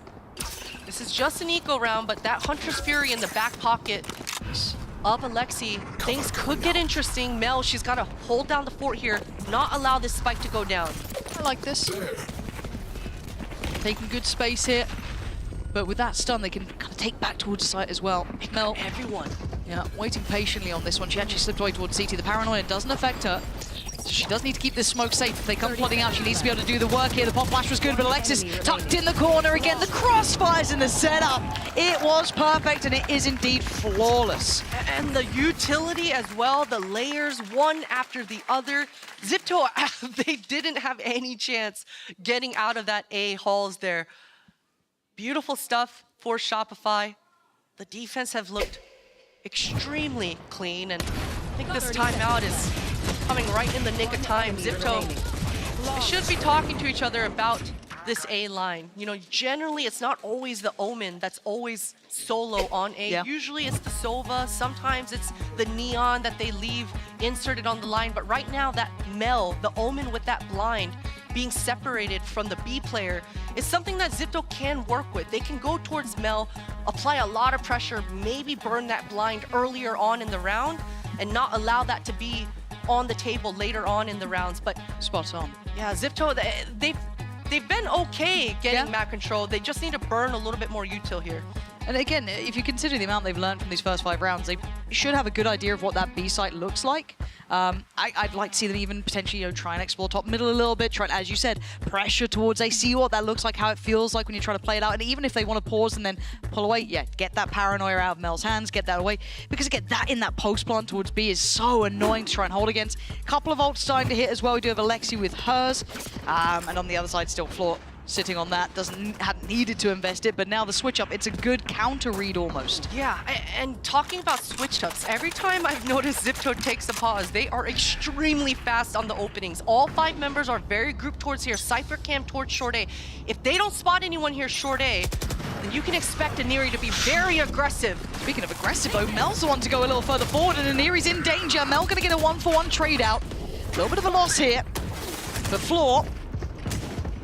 Trying to hold towards elbow for a second longer. They've read the play, they've read the idea, got the intention. Fluorescent tries to play it forward, but goes down. Camu the one to succeed. Sight now looking more vulnerable, but the cavalry hasn't arrived. It's Alexi to take away Alexis, but Alexi the last one alive up against Neuer. Now, the spike is down towards elbow. And Neuer is trying to do the around the world time, and she could just keep shifting up. She could shift the whole way because Alexi is paranoid, worried, scared, and cautious, and rightly so until then. Banging shot from Alexi, and Neuer gets punished. That timing is insane for Alexi to turn because she picked up the spike there. But man, Neuer, she knew that Alexi was there the whole time. The Hunter's Fury, the line, allowed her to know exactly the positioning, but what a round. Zipto busting out an entire set piece to dominate this A main, and it's not something they've been controlling or winning all half long. Finally able to make Shopify's life a little bit more difficult and really challenge them towards this side of the map. And it looks like the answer, at least what they try and cure it with, is... Yeah, it is, and Fluorescent just absolutely eviscerates Camus. And that's half of the map now dominated, controlled. There's no one here to rescue Camus at this point. And it's a quick rotation back, but they're going to read this so well already. Look at top middle, 2 players over here. Quick little deep smoke, just in case Floor needed it, but she's fine. You're looking towards B. There's 3 players here early. They can play a little bit deep. They can play a little bit passive. Seeing the Hunter's Fury as well. Sarah this time looking for that connection, gets it, and here he goes down. They're just falling like flies. Shopify Rebellion just never looking worried. Tara tries to take a stand, and Mel brings her to her knees. It looks too simple for Shopify. Yeah, that's a round that Shopify designed to make Zipto rush right into their B line. They knew their Hunter's Fury was up all along, and somebody shoot the trip, help out Ineri on that entry into the site, but unfortunate things for Zipto. I think if they just collected themselves briefly for a second there, maybe they could have planned around baiting that KO ult up a little bit longer, but falling right into the trap that Shopify sets for them. Yeah, credit there to Shopify, kind of bigger picture thinking as well, being very aware of what maybe Zipto are looking to exploit going forward in those, after that timeout. Very heads up work. Now the ult's starting to really compound Alexis as hers. Floor still got that there. Neuer sat on that. On the other side, TP for Tara. I mean, wouldn't be surprised to see it, but yeah, a lovely little switch up here from Shopify, just kind of adjusting which site they're prioritizing those players on. But dismantling that quite early, not feeling they need to stick around too long towards it. A lot of presence shown towards middle here. And it's Floor who's getting curious. That's a shot. Yeah, this is where it gets scary. Zipto kind of cornered in mid, but they can find a way forward, but again, only Sheriff's here. You gotta feel for Zipto in this round. They were doing such a better job on that spacing, not allowing any sort of pick, but Floor finds one anyway. And Neri's got the advantage of being explosive here. If they're able to combo their utility together, they should be able to get into the site. It's nice. You see Sarah now suppressed as well. This is an opportunity, but those opportunities seem to be dwindling. Tara still standing, but barely breathing on 20 HP, and Fluorescent wants this one done. Turns on a dime, but gets her head ripped off. Alexi, can you clutch again? Last time against Neuer, that 1v1 that worked out so well. On the spike, but no one fancies going for that. So where do you go for the plant here? Has to take a bit of a gamble and Mel. Feels like that creeping death ever closer. It's all too easy. It's all too simple. Shopify unfazed. Unfazed and trying to give Zipto a couple of ways back into the round, but thankfully for Shopify, Alexis and Mel are able to make it clean. This is where I need Zippo to really dig in, though. I mean, that 6th round feels like a godsend that they got. That clutch again, that Alexi 1v1. I'm so glad production are catching Mel being weird. I'm so glad. She tries to play it so cool on like socials and stuff, you know what I mean, and all the content they make, and then that's actually what you get. But 5-3. Yeah, I need Zipto to wake up now. Come on, give us a game here. We want to see Shopify pushed a little harder. For now, though, this setup does finally, well, maybe get tested. Let's have a look here. Got that stun ready with Alexis. The one-way from Melt just got put into play. And already Floor's exploring this space. And Zipto did a decent job baiting out the initial opening here. Would have loved to see them press the issue after that knife caught onto Mel, but they decide to go sniffing and prodding elsewhere. Beautiful drone coming out here for Sarah. The timing, the layering, it's all looking good. But now Zipto looking to speed up the pace through towards market. Sarah this time in a better spot here. Oh, big shot from Camus. A quick little drive-by towards Neuer. And a player advantage. It feels like we haven't seen those too often for Zipto. Now a 5v3. Ult still for Alexis. There it is. Comes out to play and Fluorescent gets... Oh! That first on Alexi was wild. But Neri wants her name in the feed instead. Takes away 2 and locks in on this site. Now just Mel left alive in a 1v4. So much work and so little time, Zipto. That's what we needed. That's what we were waiting for. And the scoreline does not run away now. And I love the call coming out for Zipto as well, right? We saw just 1 round to go. Just on the pistols, that explosion once they got into market was good enough. This time with the weapons on their side, they're actually able to find the kills and get into the site. I don't know if they're going to get that lucky again with Noya kind of getting caught off guard, but hey, 1 round at a time, and with already 4 on the board, and especially with how one-sided it's looked, that is decent stabilizing for Zipto. It could be everything. It's just a little bit of confidence, a little bit of understanding, a little bit of feeling you can do this. Early dart through, nothing close by here. Looking at the odds as well. Yeah, there were 2 away. You could have maybe gone for a Neries if they wanted it, but no, they wanted that Hunter's Fury. Prioritizing that here. Clearing the util, slowly but surely towards B. Cam's now removed. Still got those little trippy traps there. Not committing fully to this. Look at the spread, still in a bit of a default. And Terra's still got the Omen ultimate available. So Zipto have a very good spread here with the ultimates and the utility to once again just try to overpower that B site.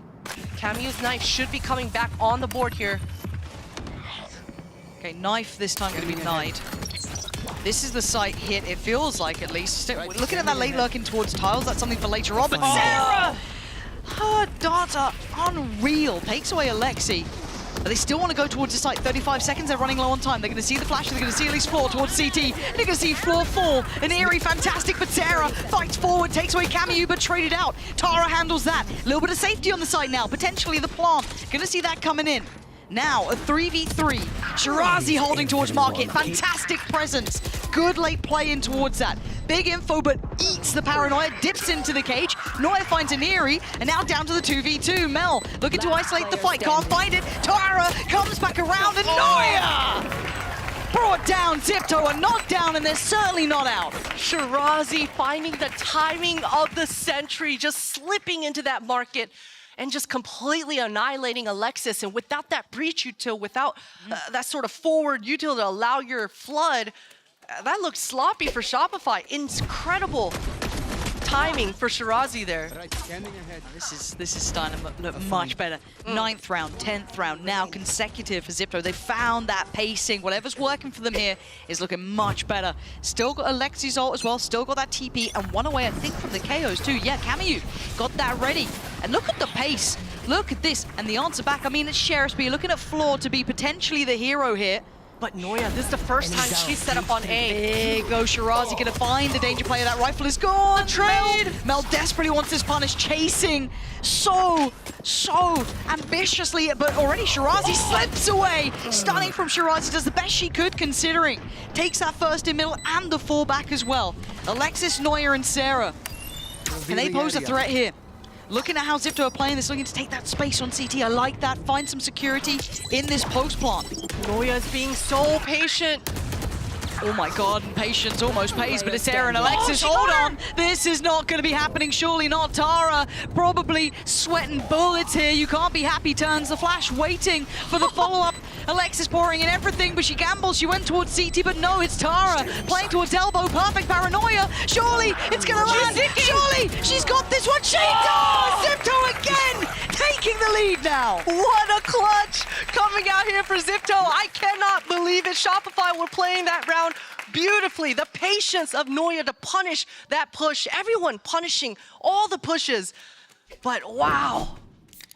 Oh, look at this we gotta rewatch these. Yeah, because honestly, this was the scary fact. When you start seeing this, right, these couple of kills, you're like, oh no. No, the Sheriffs are winning. And the blind catching both players perfectly on the same line there as well. Godsend. Super nice. Do we see a fast play here? See if Floor gets it's fast. It's very fast. Yeah, Floor has to fall away. You can see the paranoia was primed, sending an eerie closer. They're trying to isolate towards Mel, but it's an eerie to actually catch Mel off the back of the tag from the Hunter's Fury from downtown. Floor in the fight, but it's absolute pandemonium on the site. It's there to get an eerie, but still, it's an advantage towards Zipto. This pace change, this gear shift has been what they needed. But can they withstand now? Again, Shopify looking for this one. She is able to actually delay the plant there. Oh, Camus, flash. fantastic. Plays it towards CT, but it's an exchange of space. Now have to come back in from short. Sarah and Alexis trying to be bold through this one, but they basically just got the guns in hand. And Tara, a nice little angle, does get swept up until Shirazi is gonna tip the scales. 7-5. This is Zipto waking up, starting to make me believe there's a fight in them yet. 4 rounds at the end there. This could be the turnaround. This could potentially be an opener for map 3. You don't want to miss that, so stay here. I saw you. And if you're wondering why I move the way I do, I just feel so good, good, good. I just feel so good, good. I just feel so good. Red Bull gives you wings.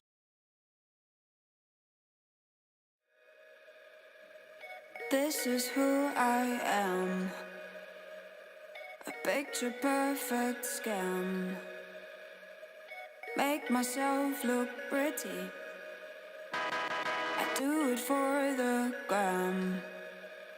Daily I strike a pose, it's on purpose. I can be dangerous, bold or girly. Nobody really looks too close beneath the surface. All for show. Come and make it worth my while.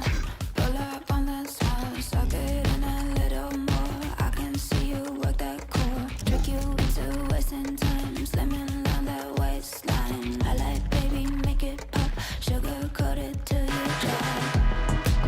And yet to do it all again.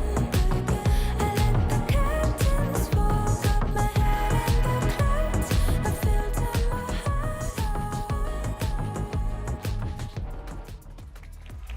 The crowd here enjoying themselves, and I think anyone would be enjoying this game. Those 4 rounds at the end, Christine, felt like it made a world of difference.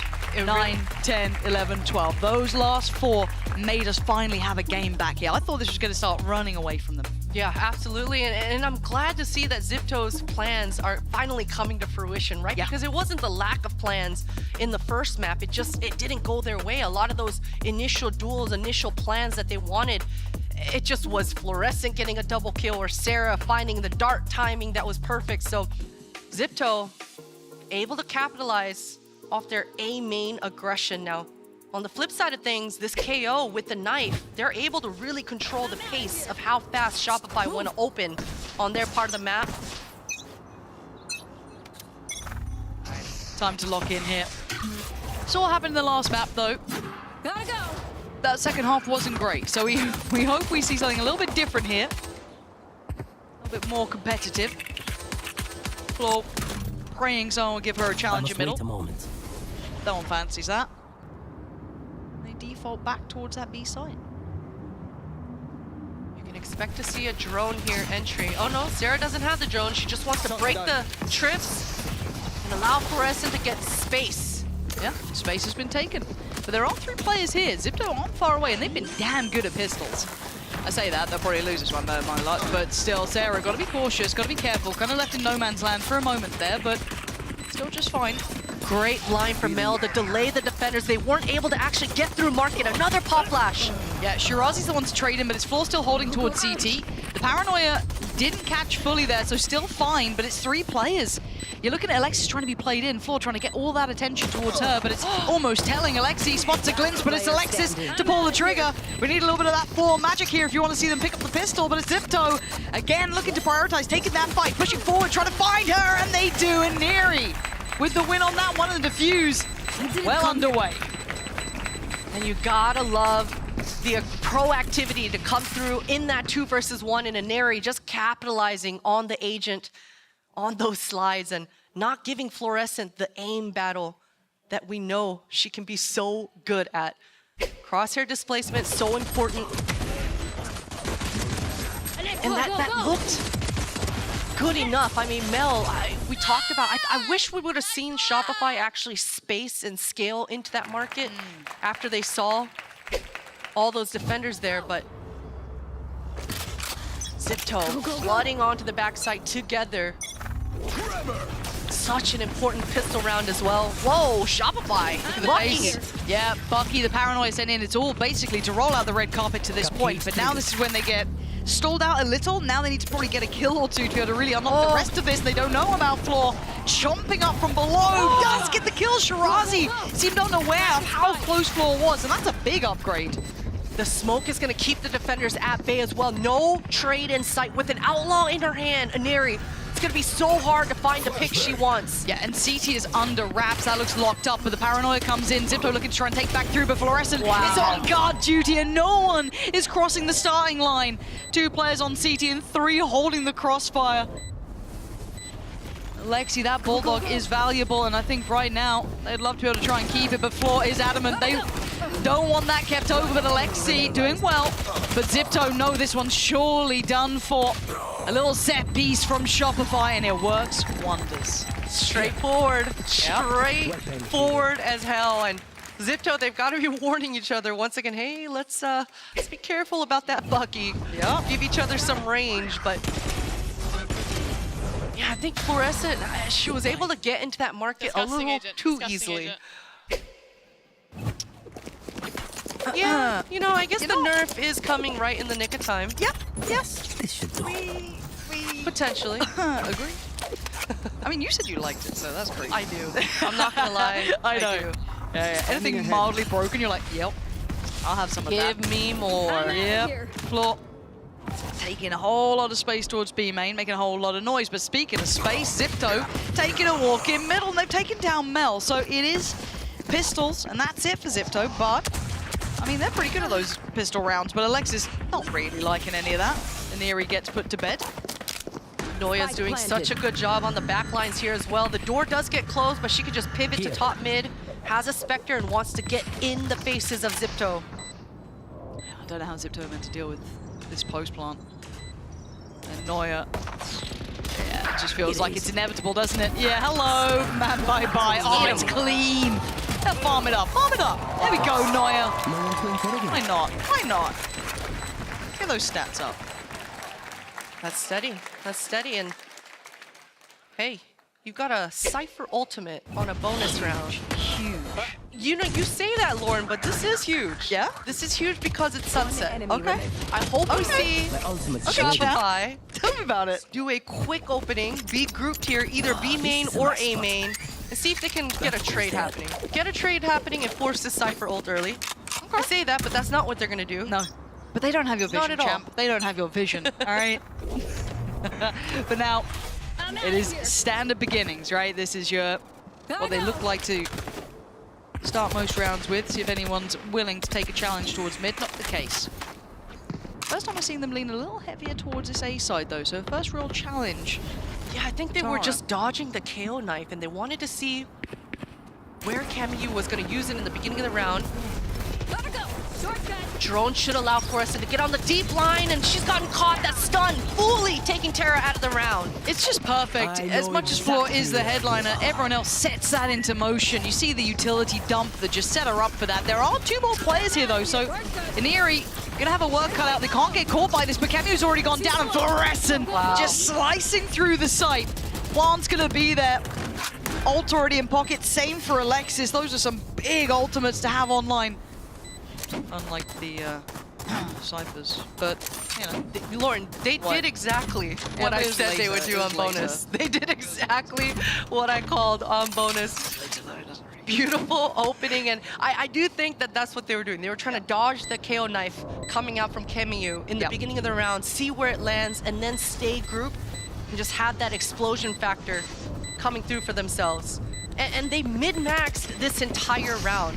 It was Noya with the only ultimate on the board coming into the bonus, but Fluorescence is up now and Alexis's. They were able to distribute the kills evenly, and Alexis even got the plant on the spike there at the end, so. Yeah, it is impressive to see. As I said, almost like, you know, you're talking about sometimes Christine. It's crazy. It's crazy, champ.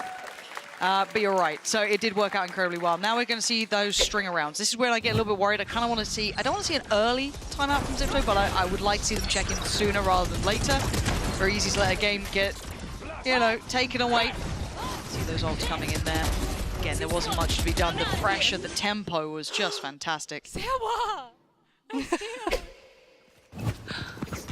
you do that? Sewa. What did I do that? Good stun coming out here for Alexis. Shopify want to completely dominate this B main and let Zipto know that this area of the map is theirs. Ooh, that's the early ultimate. Wow, okay, yeah, full commitment, fluorescent full sending as well. I'm surprised they went for that ult on it, but yeah, I guess make sure. Whoa, Shirazi, what is that? What is that shot as well? Oh, okay, the fluorescent makes up for it, it's fine. Dealt with.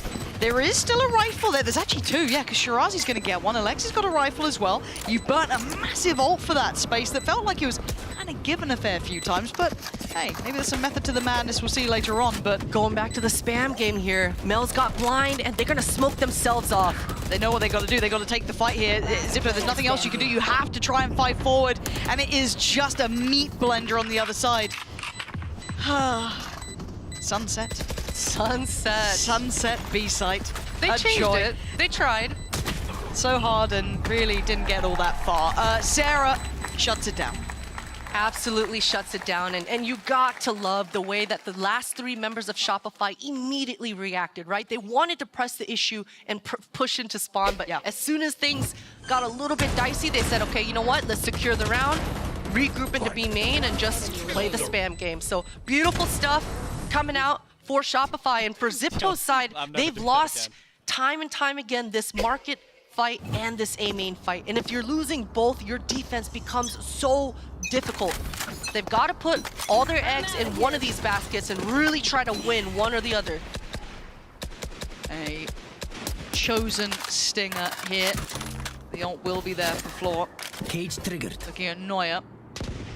Trying to show presence in middle, but there's certainly more than just that. And you can see them fleeing. You can't run and you can't hide. You gotta stand and fight, and Aniri does. Denies Fluorescent any pressure towards top middle. I love that. They seem very aware of the possibility of it.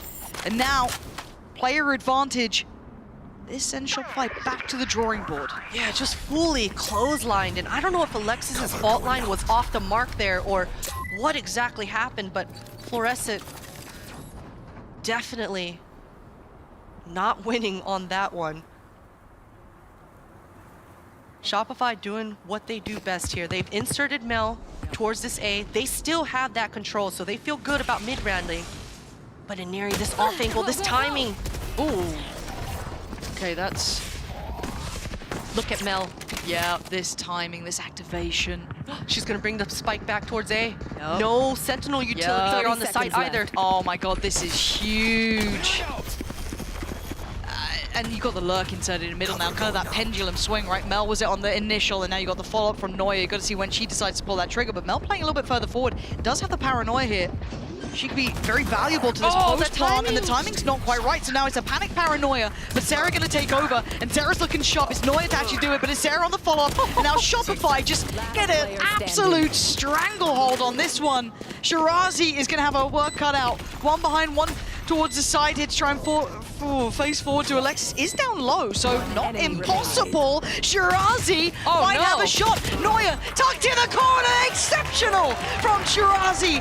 That looked like it was turned around, and they just flipped that right back on its head. Oh my goodness. That was almost a guaranteed round. You know, I was so ready to talk about how Mel was setting up Neuer for a movie, just ride or die, pushing forward and saying, hey, you know what, Neuer? I will be your bait.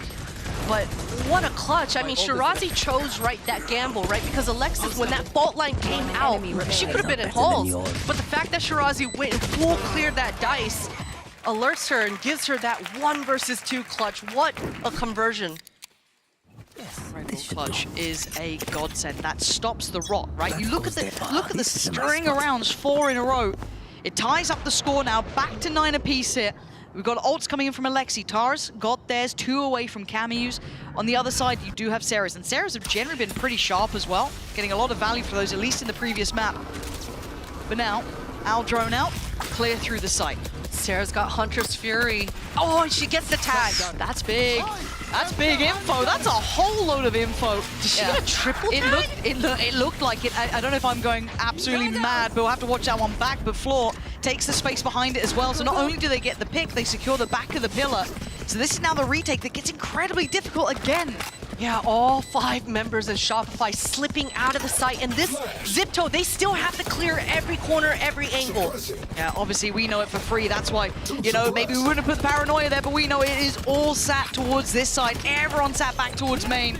It's so hard to deal with. Shirazi not gonna be able to get half just yet. Mel's gonna take away Camu. Back towards business. Tara's gonna be blinded. They're sticking. They are trying everything they can, but they're gonna get pulled away from this. There's so many players. There's still 5 alive. Nothing more to be done in that one. The second that plant went down, they instantly got back. Wow. I have not ever seen a Silva drone tag 3 members. Do we have a replay on that? That would be insane. But just things couldn't have gone more perfect for Shopify to open that round up. There's one person tag. It's 3, right? It does look like it. What the hell?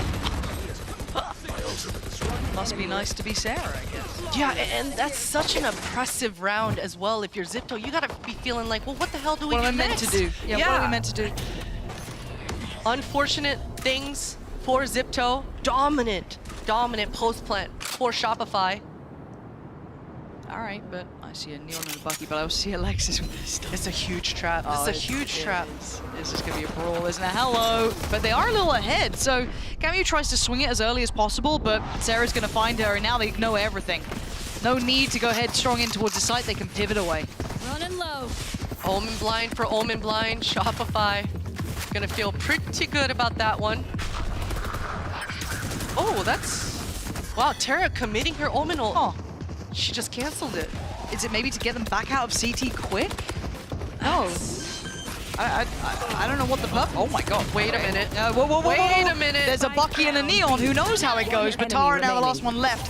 Only with the classic. And again, with this TP considered what happened, this now feels bizarre. Timing. What is going on? One enemy remaining. Guys, what's going on here? Hello? All right, it's all good in the end, but...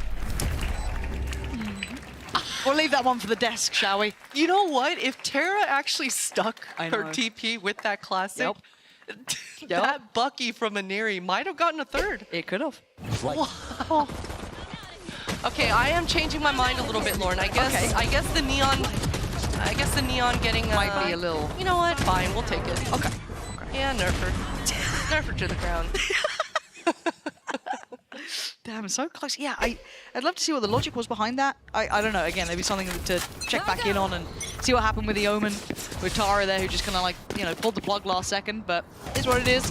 We go back through, buyback in play. That was just a kind of forced up round, best they could with, you know, the Bucky and a couple of Sheriffs. So this is the real hitter. Big ults here, Christine, as well. Yes, this is the swing round of the swing rounds for Zipto. This should set themselves up to be able to posture for some sort of comeback, and Alexi probably won't use her Hunter's Fury here. That Omen ult, the sound cue Mel!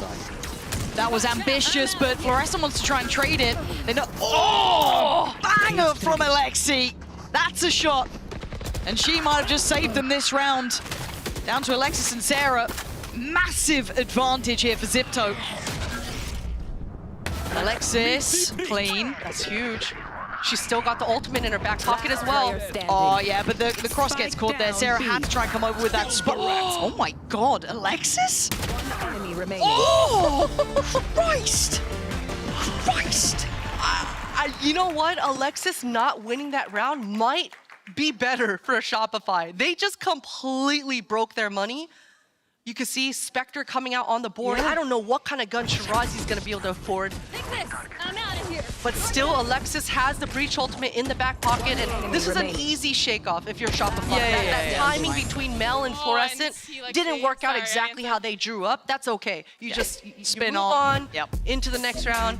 But Alexis getting those 3 kills at the end there is going to be so devastating for Zipto's economy. Yeah, the impact alone is making me question what they can bring in. I know it's going to be, I think Shirazi's, they can scrape something together, but it's going to be low. But we do have a timeout actually from Shopify here. checking in, even though they are currently leading, it is a close game. Maybe just want to make sure they tighten up all the screws, all the nuts and bolts, get everything right, make sure nothing is going out of hand, or maybe just simply hearing a couple of calls they didn't like, right? There's that opportunity for Effie's just to pump the brakes and slow it down.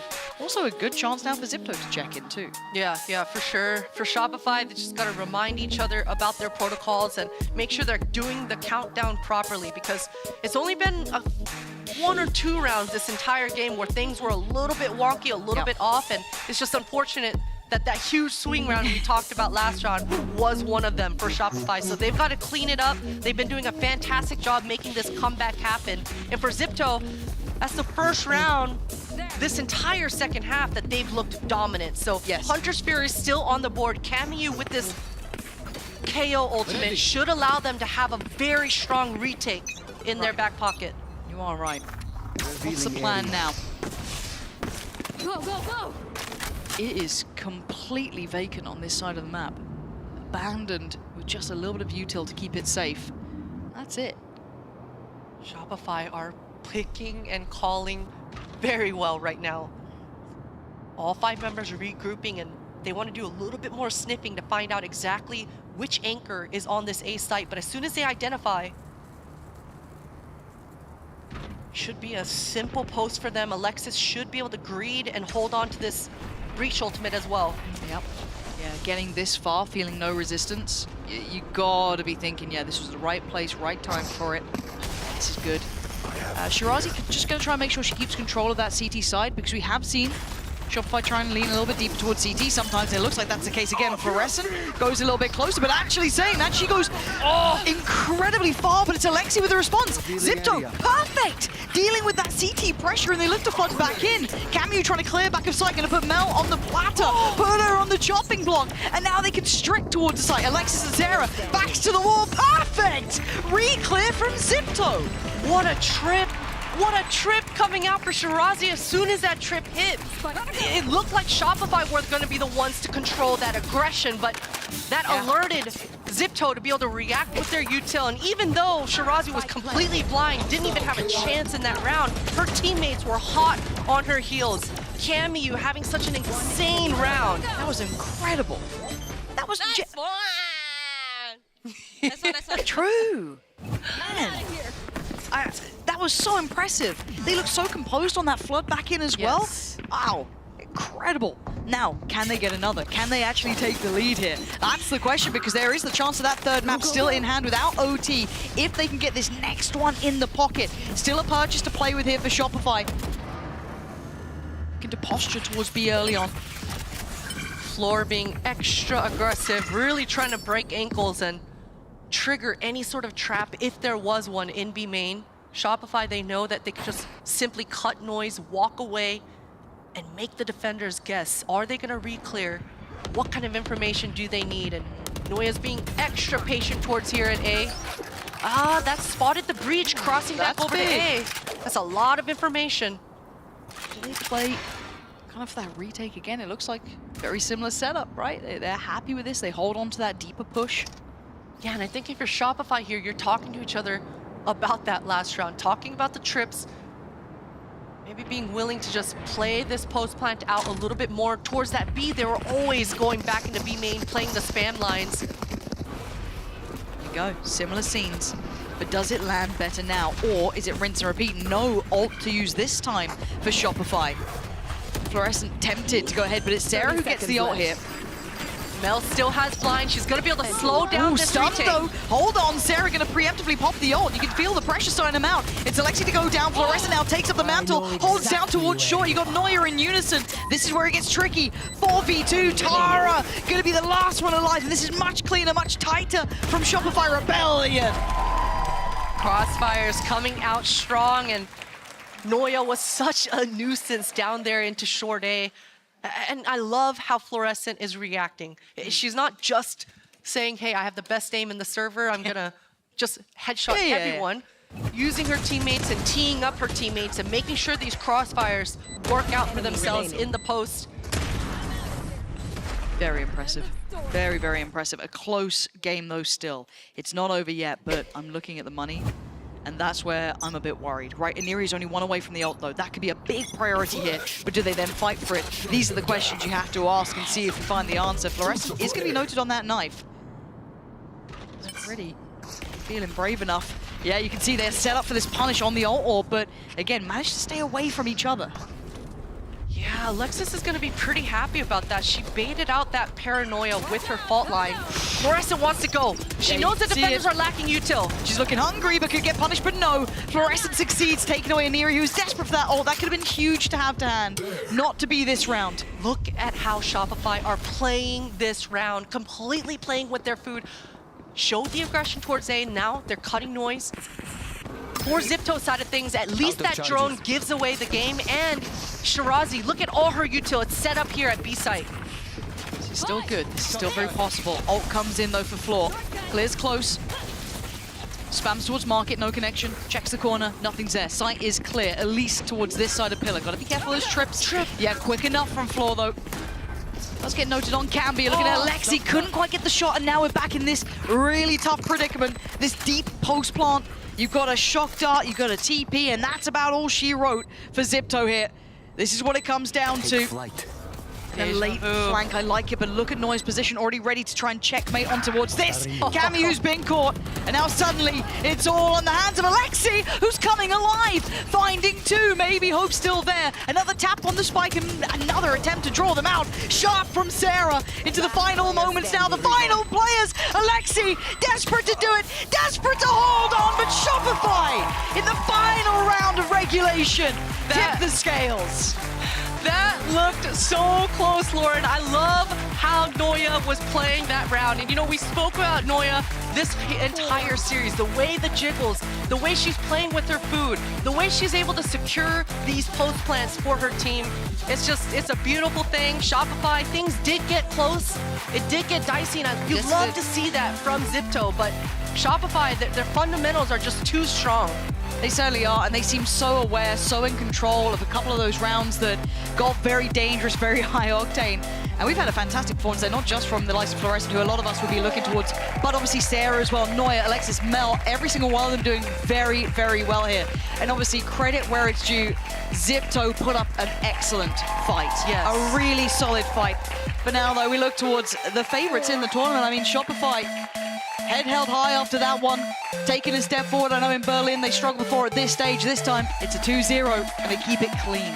Keeping it so clean, and I'm glad to see such a different approach coming out for Zipto and making all of their matches competitive and even dominating in a lot of the cases. But double duelist is not something that we see very often, but Alexi and Ineri making it work this tournament. I have to say as well, Alexi for me was such an impactful player. She has been wondrous throughout this, but a little glance back at kind of how this went. I mean, Zipto's pistols, scary.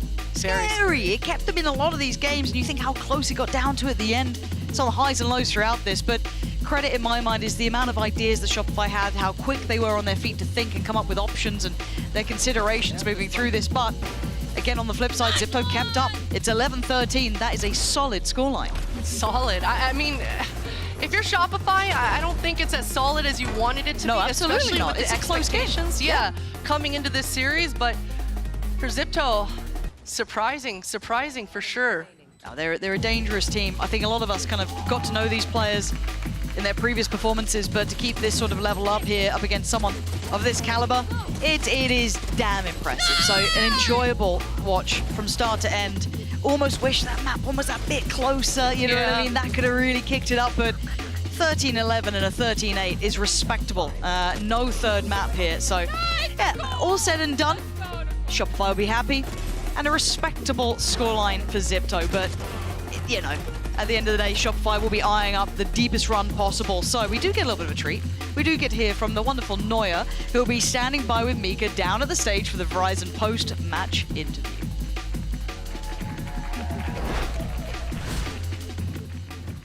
Can I kindly ask everybody to stand up straight and give us a salute for our president? We have Noya here for our post-game interview. Noya, congratulations to you and the rest of the team. Now, is there any flaw to Shopify Rebellion right now? You guys are so good. What is it? What's the secret sauce? I think we just work really hard. We have no off days like ever. We always just play, and even on our off days, everybody's playing ranked like 8 hours. So. Oh my gosh, the grind. The grind is real. And I think it's also because like you guys have been, playing together for so long. What are the advantages of, being with a roster for like more than a year and just coming into a tournament like this and it's like plug and play? I mean, on stage, the comms can get really, really hectic. But for example, me and Sarah have been side partners for a really long time. So I'll say like one word and it's a keyword and she just knows exactly what to do. So, I mean, you get that after 2 years. The hive mind. The hive mind at work, right? Speaking of very chaotic comms, there were many rounds that like, watching it seemed very, very chaotic, but you guys just seemed so calm. Was that exactly what was happening, or were you guys also like maybe panicking a little?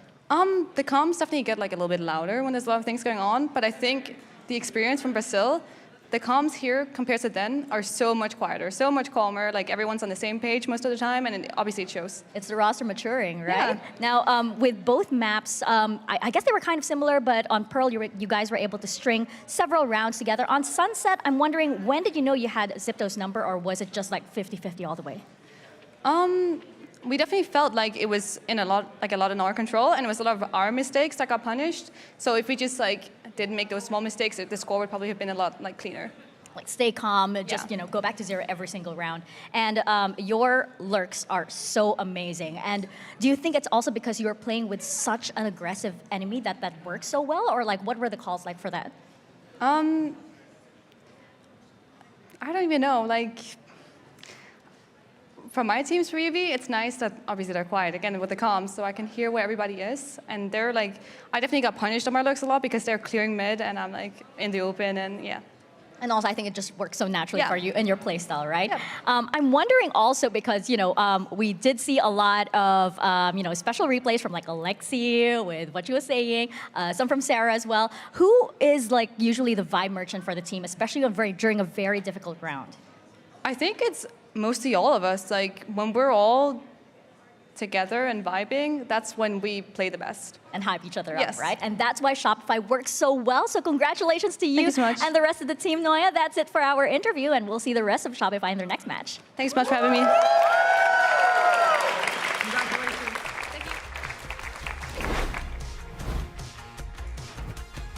We will indeed, but first we have a little bit of a post-plant situation here going on. I'm joined by Ender, Coach Jovi, and the reigning GCC champion, one of the greatest minds in all of Valorant, of course. That is Mel. Hi, Mel.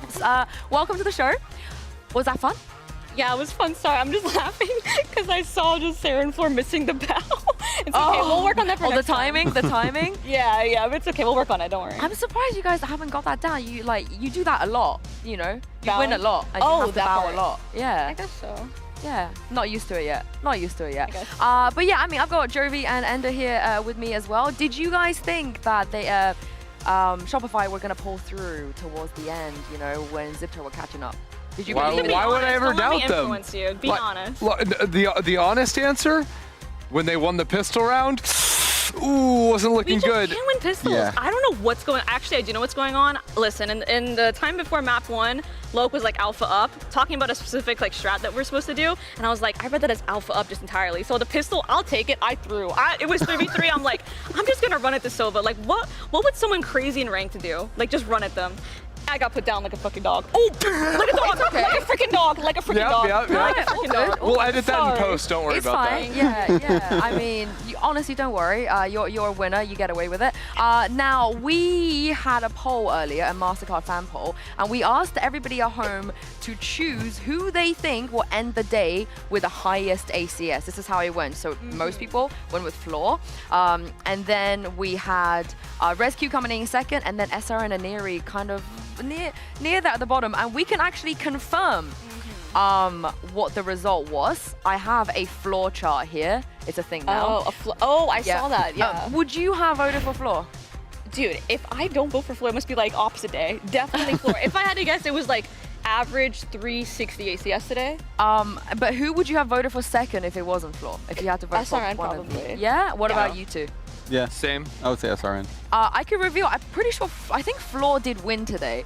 I don't know exactly ACS. I'm guessing 360, 370. Yeah, and I'm not sure where to. The chart. Oh, I'm stressed. I'm stressed. I think it was 330. Is that what it was? Can I had the right range. I thought you were all like 330. ready for this. No, Like, I you am look stressed so because put but together. where is the 330 between the 300 and 350? It would be between 3. Yeah. You want to do it, Jovi? I mean, go on. Just slightly more than halfway there. There you go. There you go. We understand. That's I'll math. do it. Just kidding. No, where would you put Yeah. it? Let's Okay, see. you guys have this. You got this. You got this. Yeah. Okay, yeah. Click it. Click it. Wait for it. Is it happening? Try. We got bagels on here. and avocado. Yeah, wait, let me see this. I think you Give it a try. You did some crazy things here. Nothing's Hold on happening now. behind me, so I'm hoping that. All right, let's go No, I ahead kinda and want them save to- those I kinda want changes. them to see- Floor. Boom. Oh, All you someone need to did know that is for me. she had like 300, over 300 ACS. Oh, for there we sure. go. For sure. That looks. Oh, did pretty it happen? good. Hey! I don't think that was me, I but believe it was you. yeah, sure, we'll I take think it. you should claim that. I think you should claim that. But this is how we kind of ended up. Oh, this is actually Yeah, this is accurate? actual. This is the actual result of the All right. highest I knew it. ACS. I knew it. And I mean, it's not an easy job. Like you have to go up against the other three who are all incredible, right? In their own right. True. So Well, how She only had to play against one of them today. She doesn't have Yeah. to play against all three. I feel like that would be a great tournament format. Yeah. Just like Just floor have against the like duelists 20 just people. 1v1 everybody. Yeah. All duelists. 1v20, Lord 1v20. one. I do think an ISO ult like tournament bracket Mad would V go wins. Yes. crazy. Mad V clears clears. everyone up Holy. here. How's your ISO? My ISO? Yeah. I mean, in ranked, it's actually not bad for me. Like filling it, it's like, bro, you just pop your shield and you ult someone, and it's like a free kill, like every time. What's your like ult win rate in ranked with the Bro, ISO? I want it like again, like I'm the ISO ulting someone else. Yeah. I'll say like 90%. Oh. Listen, okay, yo, before I played Mad V though, I would win ISO ults with the classic. Like I would be ISO ulted, I'd beat them with the classic. But I played Mad V, I was so confident because I've been practicing my, winning against ISO ults. I lost every ISO ult. I was like, dang, maybe except for one. Oh. Hey, Who's maybe stopping me? I think maybe next time you have to play ISO, and then I feel like we can really be able to judge. It's gonna be prove tough. It's gonna be tough convincing Floor to give up ISO for me. I fear. Actually, yo, she'd be down to play Clover Omen. Yeah, she's a versatile player. She's Or down. you do the Zipto thing, just go double dive. You know, you could both play. You could both Why play are you it. leaking our shots like Nobody Haven, has to maybe? suffer. Actually. The Yeah. neon ISO? Oh. Oh, okay, Jovi is cooking here. Now, we also played a game here without you been having a lot of fun, by the way, before you got here, which is called Who's the GOAT? We're going to change the format a little bit, and we just have picture of you and picture of Floor, whereas before we Nice. had like a big bracket with like eight players. I'm going to ask you a few questions, and I want you to tell me who is the GOAT of what. Dude, I couldn't tell who was who for a Okay. second. I'm not gonna lie. It took me a It's the sec. glasses. Here we go. Okay. Wait, I choose between the ghosts? You have to choose. You know what? Listen, I never got to play against Floor, but I'm just gonna say Floor anyway. Like, Okay, I think Floor is definitely go. Like, listen, this is me right here. Me telling you that Floor is the go. I mean, 100%. Christy picked you earlier. It was. I think it was you versus Mimi. That was the choice. Yeah. And yeah. How did it go? Was it 2-1? Ender was going NA. The only reason they was 2-1, and Kakuka was on the verge. She Let me was hear. like, Let me I listen tried to to this. convince No, her. go ahead. Defend your Criminal. position right in front of me. EMEA. We suffered a lot. Mel, You two just of our want teams this? got eliminated on the please, same day. don't cop out We saying have EMEA. suffered. You were saying a lot more back on the And segment. also- That's crazy. No, go ahead. I'm right I here. also didn't want it to be a Shopify versus Shopify final because it was going to be between you and Floor or Mimi and Floor. So I was like, I can't be glazing that much, you know. I can't. I can. Otherwise, I will not be the allegations. I want to be the allegations. Fair enough. I mean, EMEA needs to win. They can have the Exactly. go debate. But They can have it. we actually have a game for you besides just saying who's the GOAT. Another game. Yes. Yeah, and yeah, so it's the same concept, but I'm gonna give you some categories. Jovi helped me out with these as well, and you're going to tell me who's the GOAT of that category. Okay, you ready? Okay, I'm ready. We're gonna start with trash talking. Wait, actually, before you go, I want you two to guess who Mel's gonna say, and then see if trash you're talking. right. Trash The GOAT talking? of trash You. talk. I'm gonna say you. Ding, ding, ding, ding. Sorry, I don't know if like there actually is noises. I'm just gonna. You can make You the can noises. do the noises, yeah. Awesome. Can we get a certified banger? Boom. Sorry. Just the loudest ding happens. Damn in the it, I studio. had the power before. Usually when I say certified banger, they do the horn. Really? But I guess you have my- that much power here. My Oh privileges God. were What else taken can away. You do here? All right, next one, Eco Hunter. This was Jovi's idea. That's gotta be Floor. Sorry, to be. before you guys even guess, I had to get it That's a out. no-brainer. This is who you guys would have gone for as well. Come sure. on. Bro. Yeah? Easy choice, easy choice. Next one, Sheriff Demon. Floor. Really? Okay. Every time I see, like, I'll just see TikToks of Floor hitting the most insane shares. Why am I saying TikToks? I play with her every day. Every day in practice, I'm literally there when the tomes are made. Like, when those TikToks are, like, made, I'm literally witnessing it firsthand. You're just in the background. They see yeah, you I'm in throw the like background. paranoia, yeah. It would be the most insane shot. Recently, That's crazy. I think lately she hasn't been getting as many sheriff shots because she's like a Bucky demon now. We saw So that. I'll give it to we me know. recently, but We only know. because she hasn't been using the sheriff lately. Honestly, the TikTok editors, I'm gonna need you to start doing some male highlights. I want that on my For You page. Aw, stop. Can we please Those are start really doing that, cute. please? Can we start doing that? What about an Odin demon? Oh. Oh, but at the same time, Floor has been using, not to leak, but Floor has been using the Odin and Scrims. Have you, okay, you think Neon is bad? Have you guys seen Neon's sliding with an Odin? Oh, I It is actually have, though. horrendous. No, that You is guys so haven't stupid. seen Floor with No. that yet. It is so crazy. I feel bad for people when we scrim and she's just sliding across the screen with Odin. It's horrible. So I'm gonna Telling do the that to ranked Floor. players this. We're gonna be saying this in ranked Oh, content. sorry, I just ruined it. You broke the game. You broke the game. The goat of yapping. Oh, ding, ding, ding, ding again. Yapper. I mean, that's just like a given. Yeah. Like Yeah. everywhere. Look, you're doing great right now. Yeah. Just shout out. Thank you. Thank you. It is my full-time job. What about the rest of your team? Like who had put on the yapping scale? Yeah.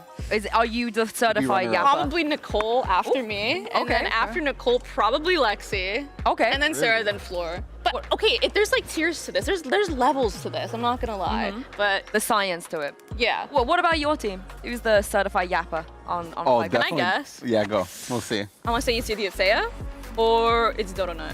No, Am I wrong on both counts? both. Oh, It's it was. Sonder. Oh my god. Sonder. Oh, Yeah, that was yeah, my that next checks guess. out. The Checks out. yapping queen. Honestly. Oh, where does Effie's rank? Effie's probably near the Sarah tier, I would say. Near the Okay, Sarah tier. so he does Floor yap. does yap too. Don't get me wrong. He does yap. But- He does yap. And last one for this game, winning arguments. Who's the goat of being I'm not able to gonna win lie. arguments? I win a lot of arguments. Let's just say. Are you an, Okay, you we an don't have many instigator? arguments. Okay, I'm an instigator, argument winner, game Gaslighter? changers champion, Forbes 30 under 30. The list goes. Oh Yeah. my. Oh my I'm kidding, god. I am, but notice how like everything else comes second to winning arguments. Yeah, that's true. I like coming in with proof, evidence-based thinking, logic, stuff like that. How do you handle it though when Floor's just like, but I'm Floor? Oh, I mean, here's the thing. I'm usually on her side. Okay, fair play, fair play. Yeah, that's choose how you your win an battles. argument. You're smart with it. You're smart with Right. it. You're smart. What about you guys? Game changers, Cham? You know, 30 I'm under not 30, that. or 30 under 30. Why are you flexing that Anything? at him? I mean, Look, surely you we win the made arguments main every event. year. Yeah. Well, you lost against them. Yeah. What the hell? Whoa. Hey. Hey, we No, got iron 4 sharpens rounds, okay? We won once at least. Honestly, like hands up if you ever lost to Shopify. Yeah. I mean, Put in it my down. dreams. I've done top 5 In my too. mind. Me too. In my Wait, mind. actually, Yeah, here. Oh. here. Oh, all of us. Wait a minute. Yeah, all of us Wait a have something minute. in common. There we go. And speaking of, let's take a look at the bracket because we are getting quite deep in this tournament now. And 2 of the teams have moved on to the upper bracket final. And it's our once a year GCC upper bracket final G2. Well, Alexis and Mel versus Petra and Mimi. Me. This is the weird thing, right? Because you face them in this position, but then you don't face them again. It's like you don't meet again in the final or anything like that. It's just at this part of the tournament. It feels like. How do you think it's gonna go this time? I think it's going to be an insane match. I think G2 goes in, look, okay, I know people are going to say their games look shaky, but I don't think they do. I think that as something that in a tournament, if you have shaky games early on, it kind of just builds up like the tolerance for like adversity. And so it actually brings a team together if the games are like close. You know what I'm saying? Like if you go through a bracket and you're breezing through 13-4, 13-6, 13-6, whatever, it's like you're not going to build that medal that you need to like win a championship. So me personally, I think it's going to be a close game. I think they're going to bring everything. Obviously we're going to try our best and we're just all gonna have fun. You guys agree? How do you feel about this matchup? I mean, it's true, right? Like I've had like a lower bracket run. Losing early it gives you some kind of like fire going up, going forward. So. And how does this compare? And I mean, you were there last year too. How does this compare to the G2 versus Shopify last year? You feel like, are we leveling up? No, Shopify are clapping. Oh, what are we talking about? Thank you, like, Ender. we're like, oh, it's gonna be you. so close. It's gonna be so nice between the two. Come on. Wait, no. Wait, I see you for the jinx that you are.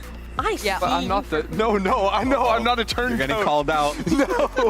Look, I can't trust anybody around you. But trust me, I got you. I mean, it was a banger last year too, right? So are we feeling like it's going to be even more competitive? Like, what are the vibes like? Do you think it's going to be similar? Yeah, I think so. I think this year, I mean, I can't remember if it's self-proclaimed or if people just say it, but like this year they have like a super team, right? Like the best of the best in EMEA. Like last year, I don't think they ever opened with we're a super team in EMEA. Like this year, like they're building this roster to win. So I definitely see them like as a threat, and we're gonna go into it like fully prepared and like giving them the respect that they deserve, considering that we're both in the upper final. So I think it'll be like a challenging game. It could go either way. Yeah, can we have the bracket up one more time? Because I'm not gonna have the three of you here with me tomorrow, so I just wanted to. Christy, I wanted to ask you for your predictions in that lower bracket. Luckily, you're not playing, Mel, so you're going to be fine. Oh, I nearly flamed Jovi there too. I'm sorry. I'm a terrible person. You just I won't can't do help this to you. yourself today. I will not That's do this to you because you've been a great guest. You do not deserve that. Christy, you, however, deserve. You know, I'm praying for your downfall. Yeah. Okay. Wow. But let's do a bit of prediction here. We'll start with MIBR versus Zeta. First of all, do we believe in the Zeta miracle lower bracket run? Do we believe? I mean, hopefully, because, you know, they did take us out, right? But I think I might be our... Oh, okay. What about Mel, Ender? Who you predicting for that match? After you. After me, I gotta go Mabir. It's Mabir. They got, I don't know. Like I think like Zeta have looked pretty good in the last few games, but like to me pre-tournament, like MIBR, they're supposed to be like top 3, top 4 is like the worst they can do in my mind. So I they just have to win. Mel? Mabir too? Oh, okay, you've cursed them. What do you think of the Three. score? No, wait, no, I love them. Wait, where's the camera? No, I swear I'm not cursing anybody. I don't want to put a curse on them. I'll say Zeta. I'll say Zeta. Okay, you want to curse Zeta? You want to say that to Suzu's face? You want to look in the eyes of Serena and say this? Dude, I'm hiding. I don't care. I don't care. I'm not answering any more questions. No paparazzi, no thank you. No photos, no photos. Your Honor. And one more. Just, it was Zipto versus Crew, Visa Crew Blaze. Very quick. Zipto. Yeah?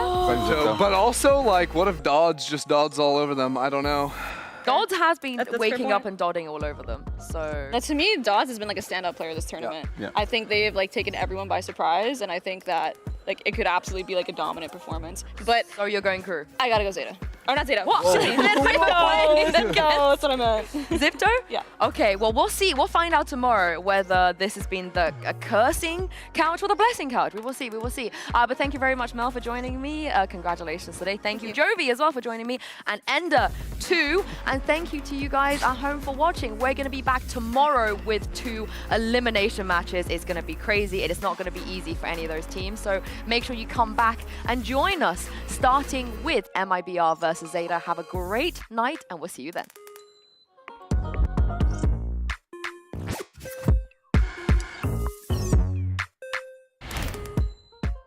G2 Gozen are currently on a 16-game win streak, and on the other side, MIBR 9. Just who's going to be able to keep this up? We will find out. Full buy round with economy hanging in the balance for MIBR, and it looks like they want to get towards that shower orb as SRN takes the engagement on short. What a first kill. G2 are going to be able to make their way through, so they're already down. SRN, good timing. Vanya will be dealt with, sat in that cubby. The Neural Theft, though, will reveal the flanking player here, or the one coming back through small, but SRN is allowed to take these fights. Maybe doesn't swing it. Okay. How do MIBR get away with that one? Where SRN gets inside that smoke and wants to push up on the side. Vanya again takes first contact and comes off second best. Petra, at least with the Sheriff, is able to get involved. Melissa's going to be forced back now as the Neural Theft comes in. Jelly wall banged low. C's thrown out just ahead of her. It's Petra fighting yet another one now from the back of this A side. G2 are going to start to come forward. Sayori sits behind it and interrupts the defuse. Juvish down. That's 3 for Petra for those that are keeping track at home. And Rescue can't do much, but Petra will find her 4th. And Sayori has to go 1v2 to win it. Petra, you're insane! And that is a banger of an ace from Petra to get G2 in the map. The trigger discipline now. All right, MIB are going to have this B site there. Maybe a slight miscalculation from G2 on resource allocation. And Mimi will respect Jelly's positioning. Wingman, she'll try and play off of it. Oh, what a tap! Jelly was ready for it. Set up on the site as they are. Jelly is still healthy and emerges for a 3rd. And MIBR will take Bind 13-8. They are released. The Rescue is waiting on the angle. Paranoia comes in, but Mimi's got the double face down. Good crossfire set up here for G2 and a 3v3. Mimi still doggedly holding that position over towards elbows. Melissa trying to fire in through the kiosk, but Mimi has the timing. Vanya down, but G2 emerge with 2 rifles and 11 rounds. Oh my god. I pre-fired my chair. Amy feeling a ton of pressure. Ultimate's being exchanged now as well. Okay, here come the Seekers thrown out. Jelly's going to be able to take that kill from Heaven. Oh, and the drop down. Amy is felled. Rescue is right there with her. The Annihilation is active right now, and Mimi goes down. SRN is dealt with. And as Jelly again, just so clean with it. 4 on the round for Jelly, and it might be out clawing them back. Petra ready to swing on this now. Oh, grab net. That's pretty ugly. Gonna have to pull those out at some point, and you won't have time to get the defuse. G2, Mo, MIP are down, and take us to a map 3. Jelly still pushed up here. Wingman dealt with by Petra now. 1 versus 3. And she's able to get her first, get ahead of the fault line, but down to 41. This is a big job, but Sayori is low, very low. Attack, a push up, Petra is her! She is unchained! Wow. And a defuse here gets G2 out to 6. Let's go! Right, TP across now. MIB are trying to defeat the 1, maybe Vanya's going to be there. Jelly with 4, it is Vanya! Still time to work with. Another smoke available in just a moment, just to the right. Melissa doesn't know. We're at half and counting. Melissa has to stop. Thanks for coming. I'll be taking the round. Happy birthday! And EMEA's darlings secure yet another upper final.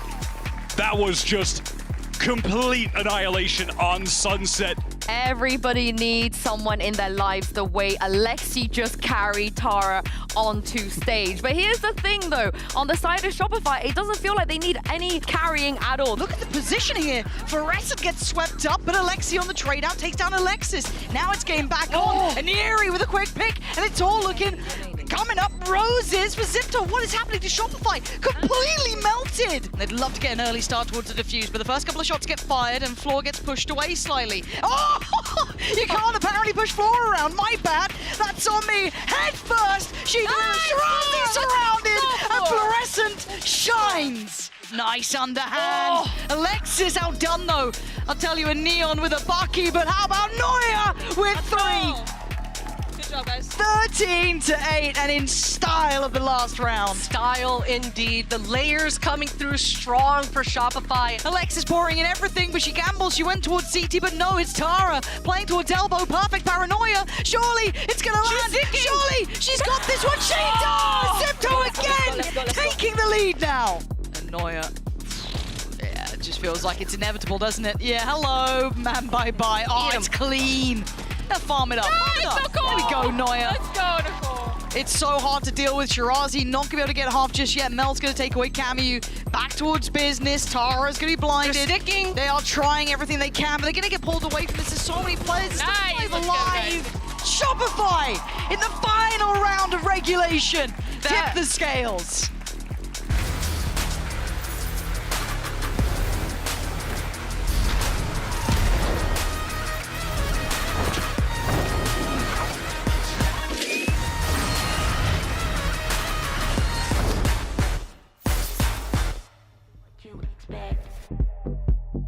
Maybe you need to get your eyes checked. I don't care if you think I'm shook up. I don't care cause you can't call my bluff. I don't care if you think I'm a clown. I don't care cause you can't pin me down. You can't pin me down. I'm everything you can't define.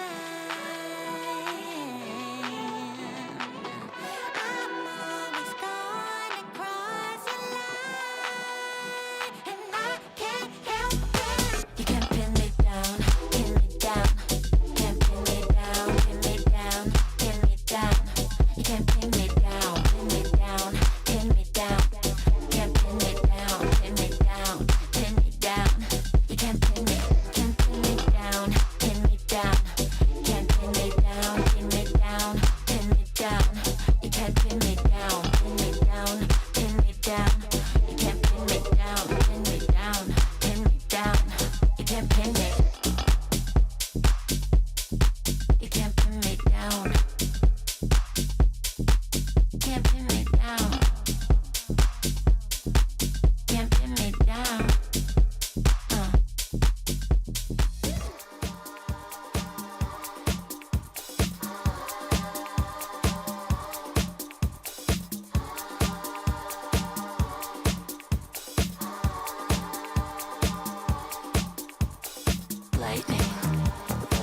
in the third eye.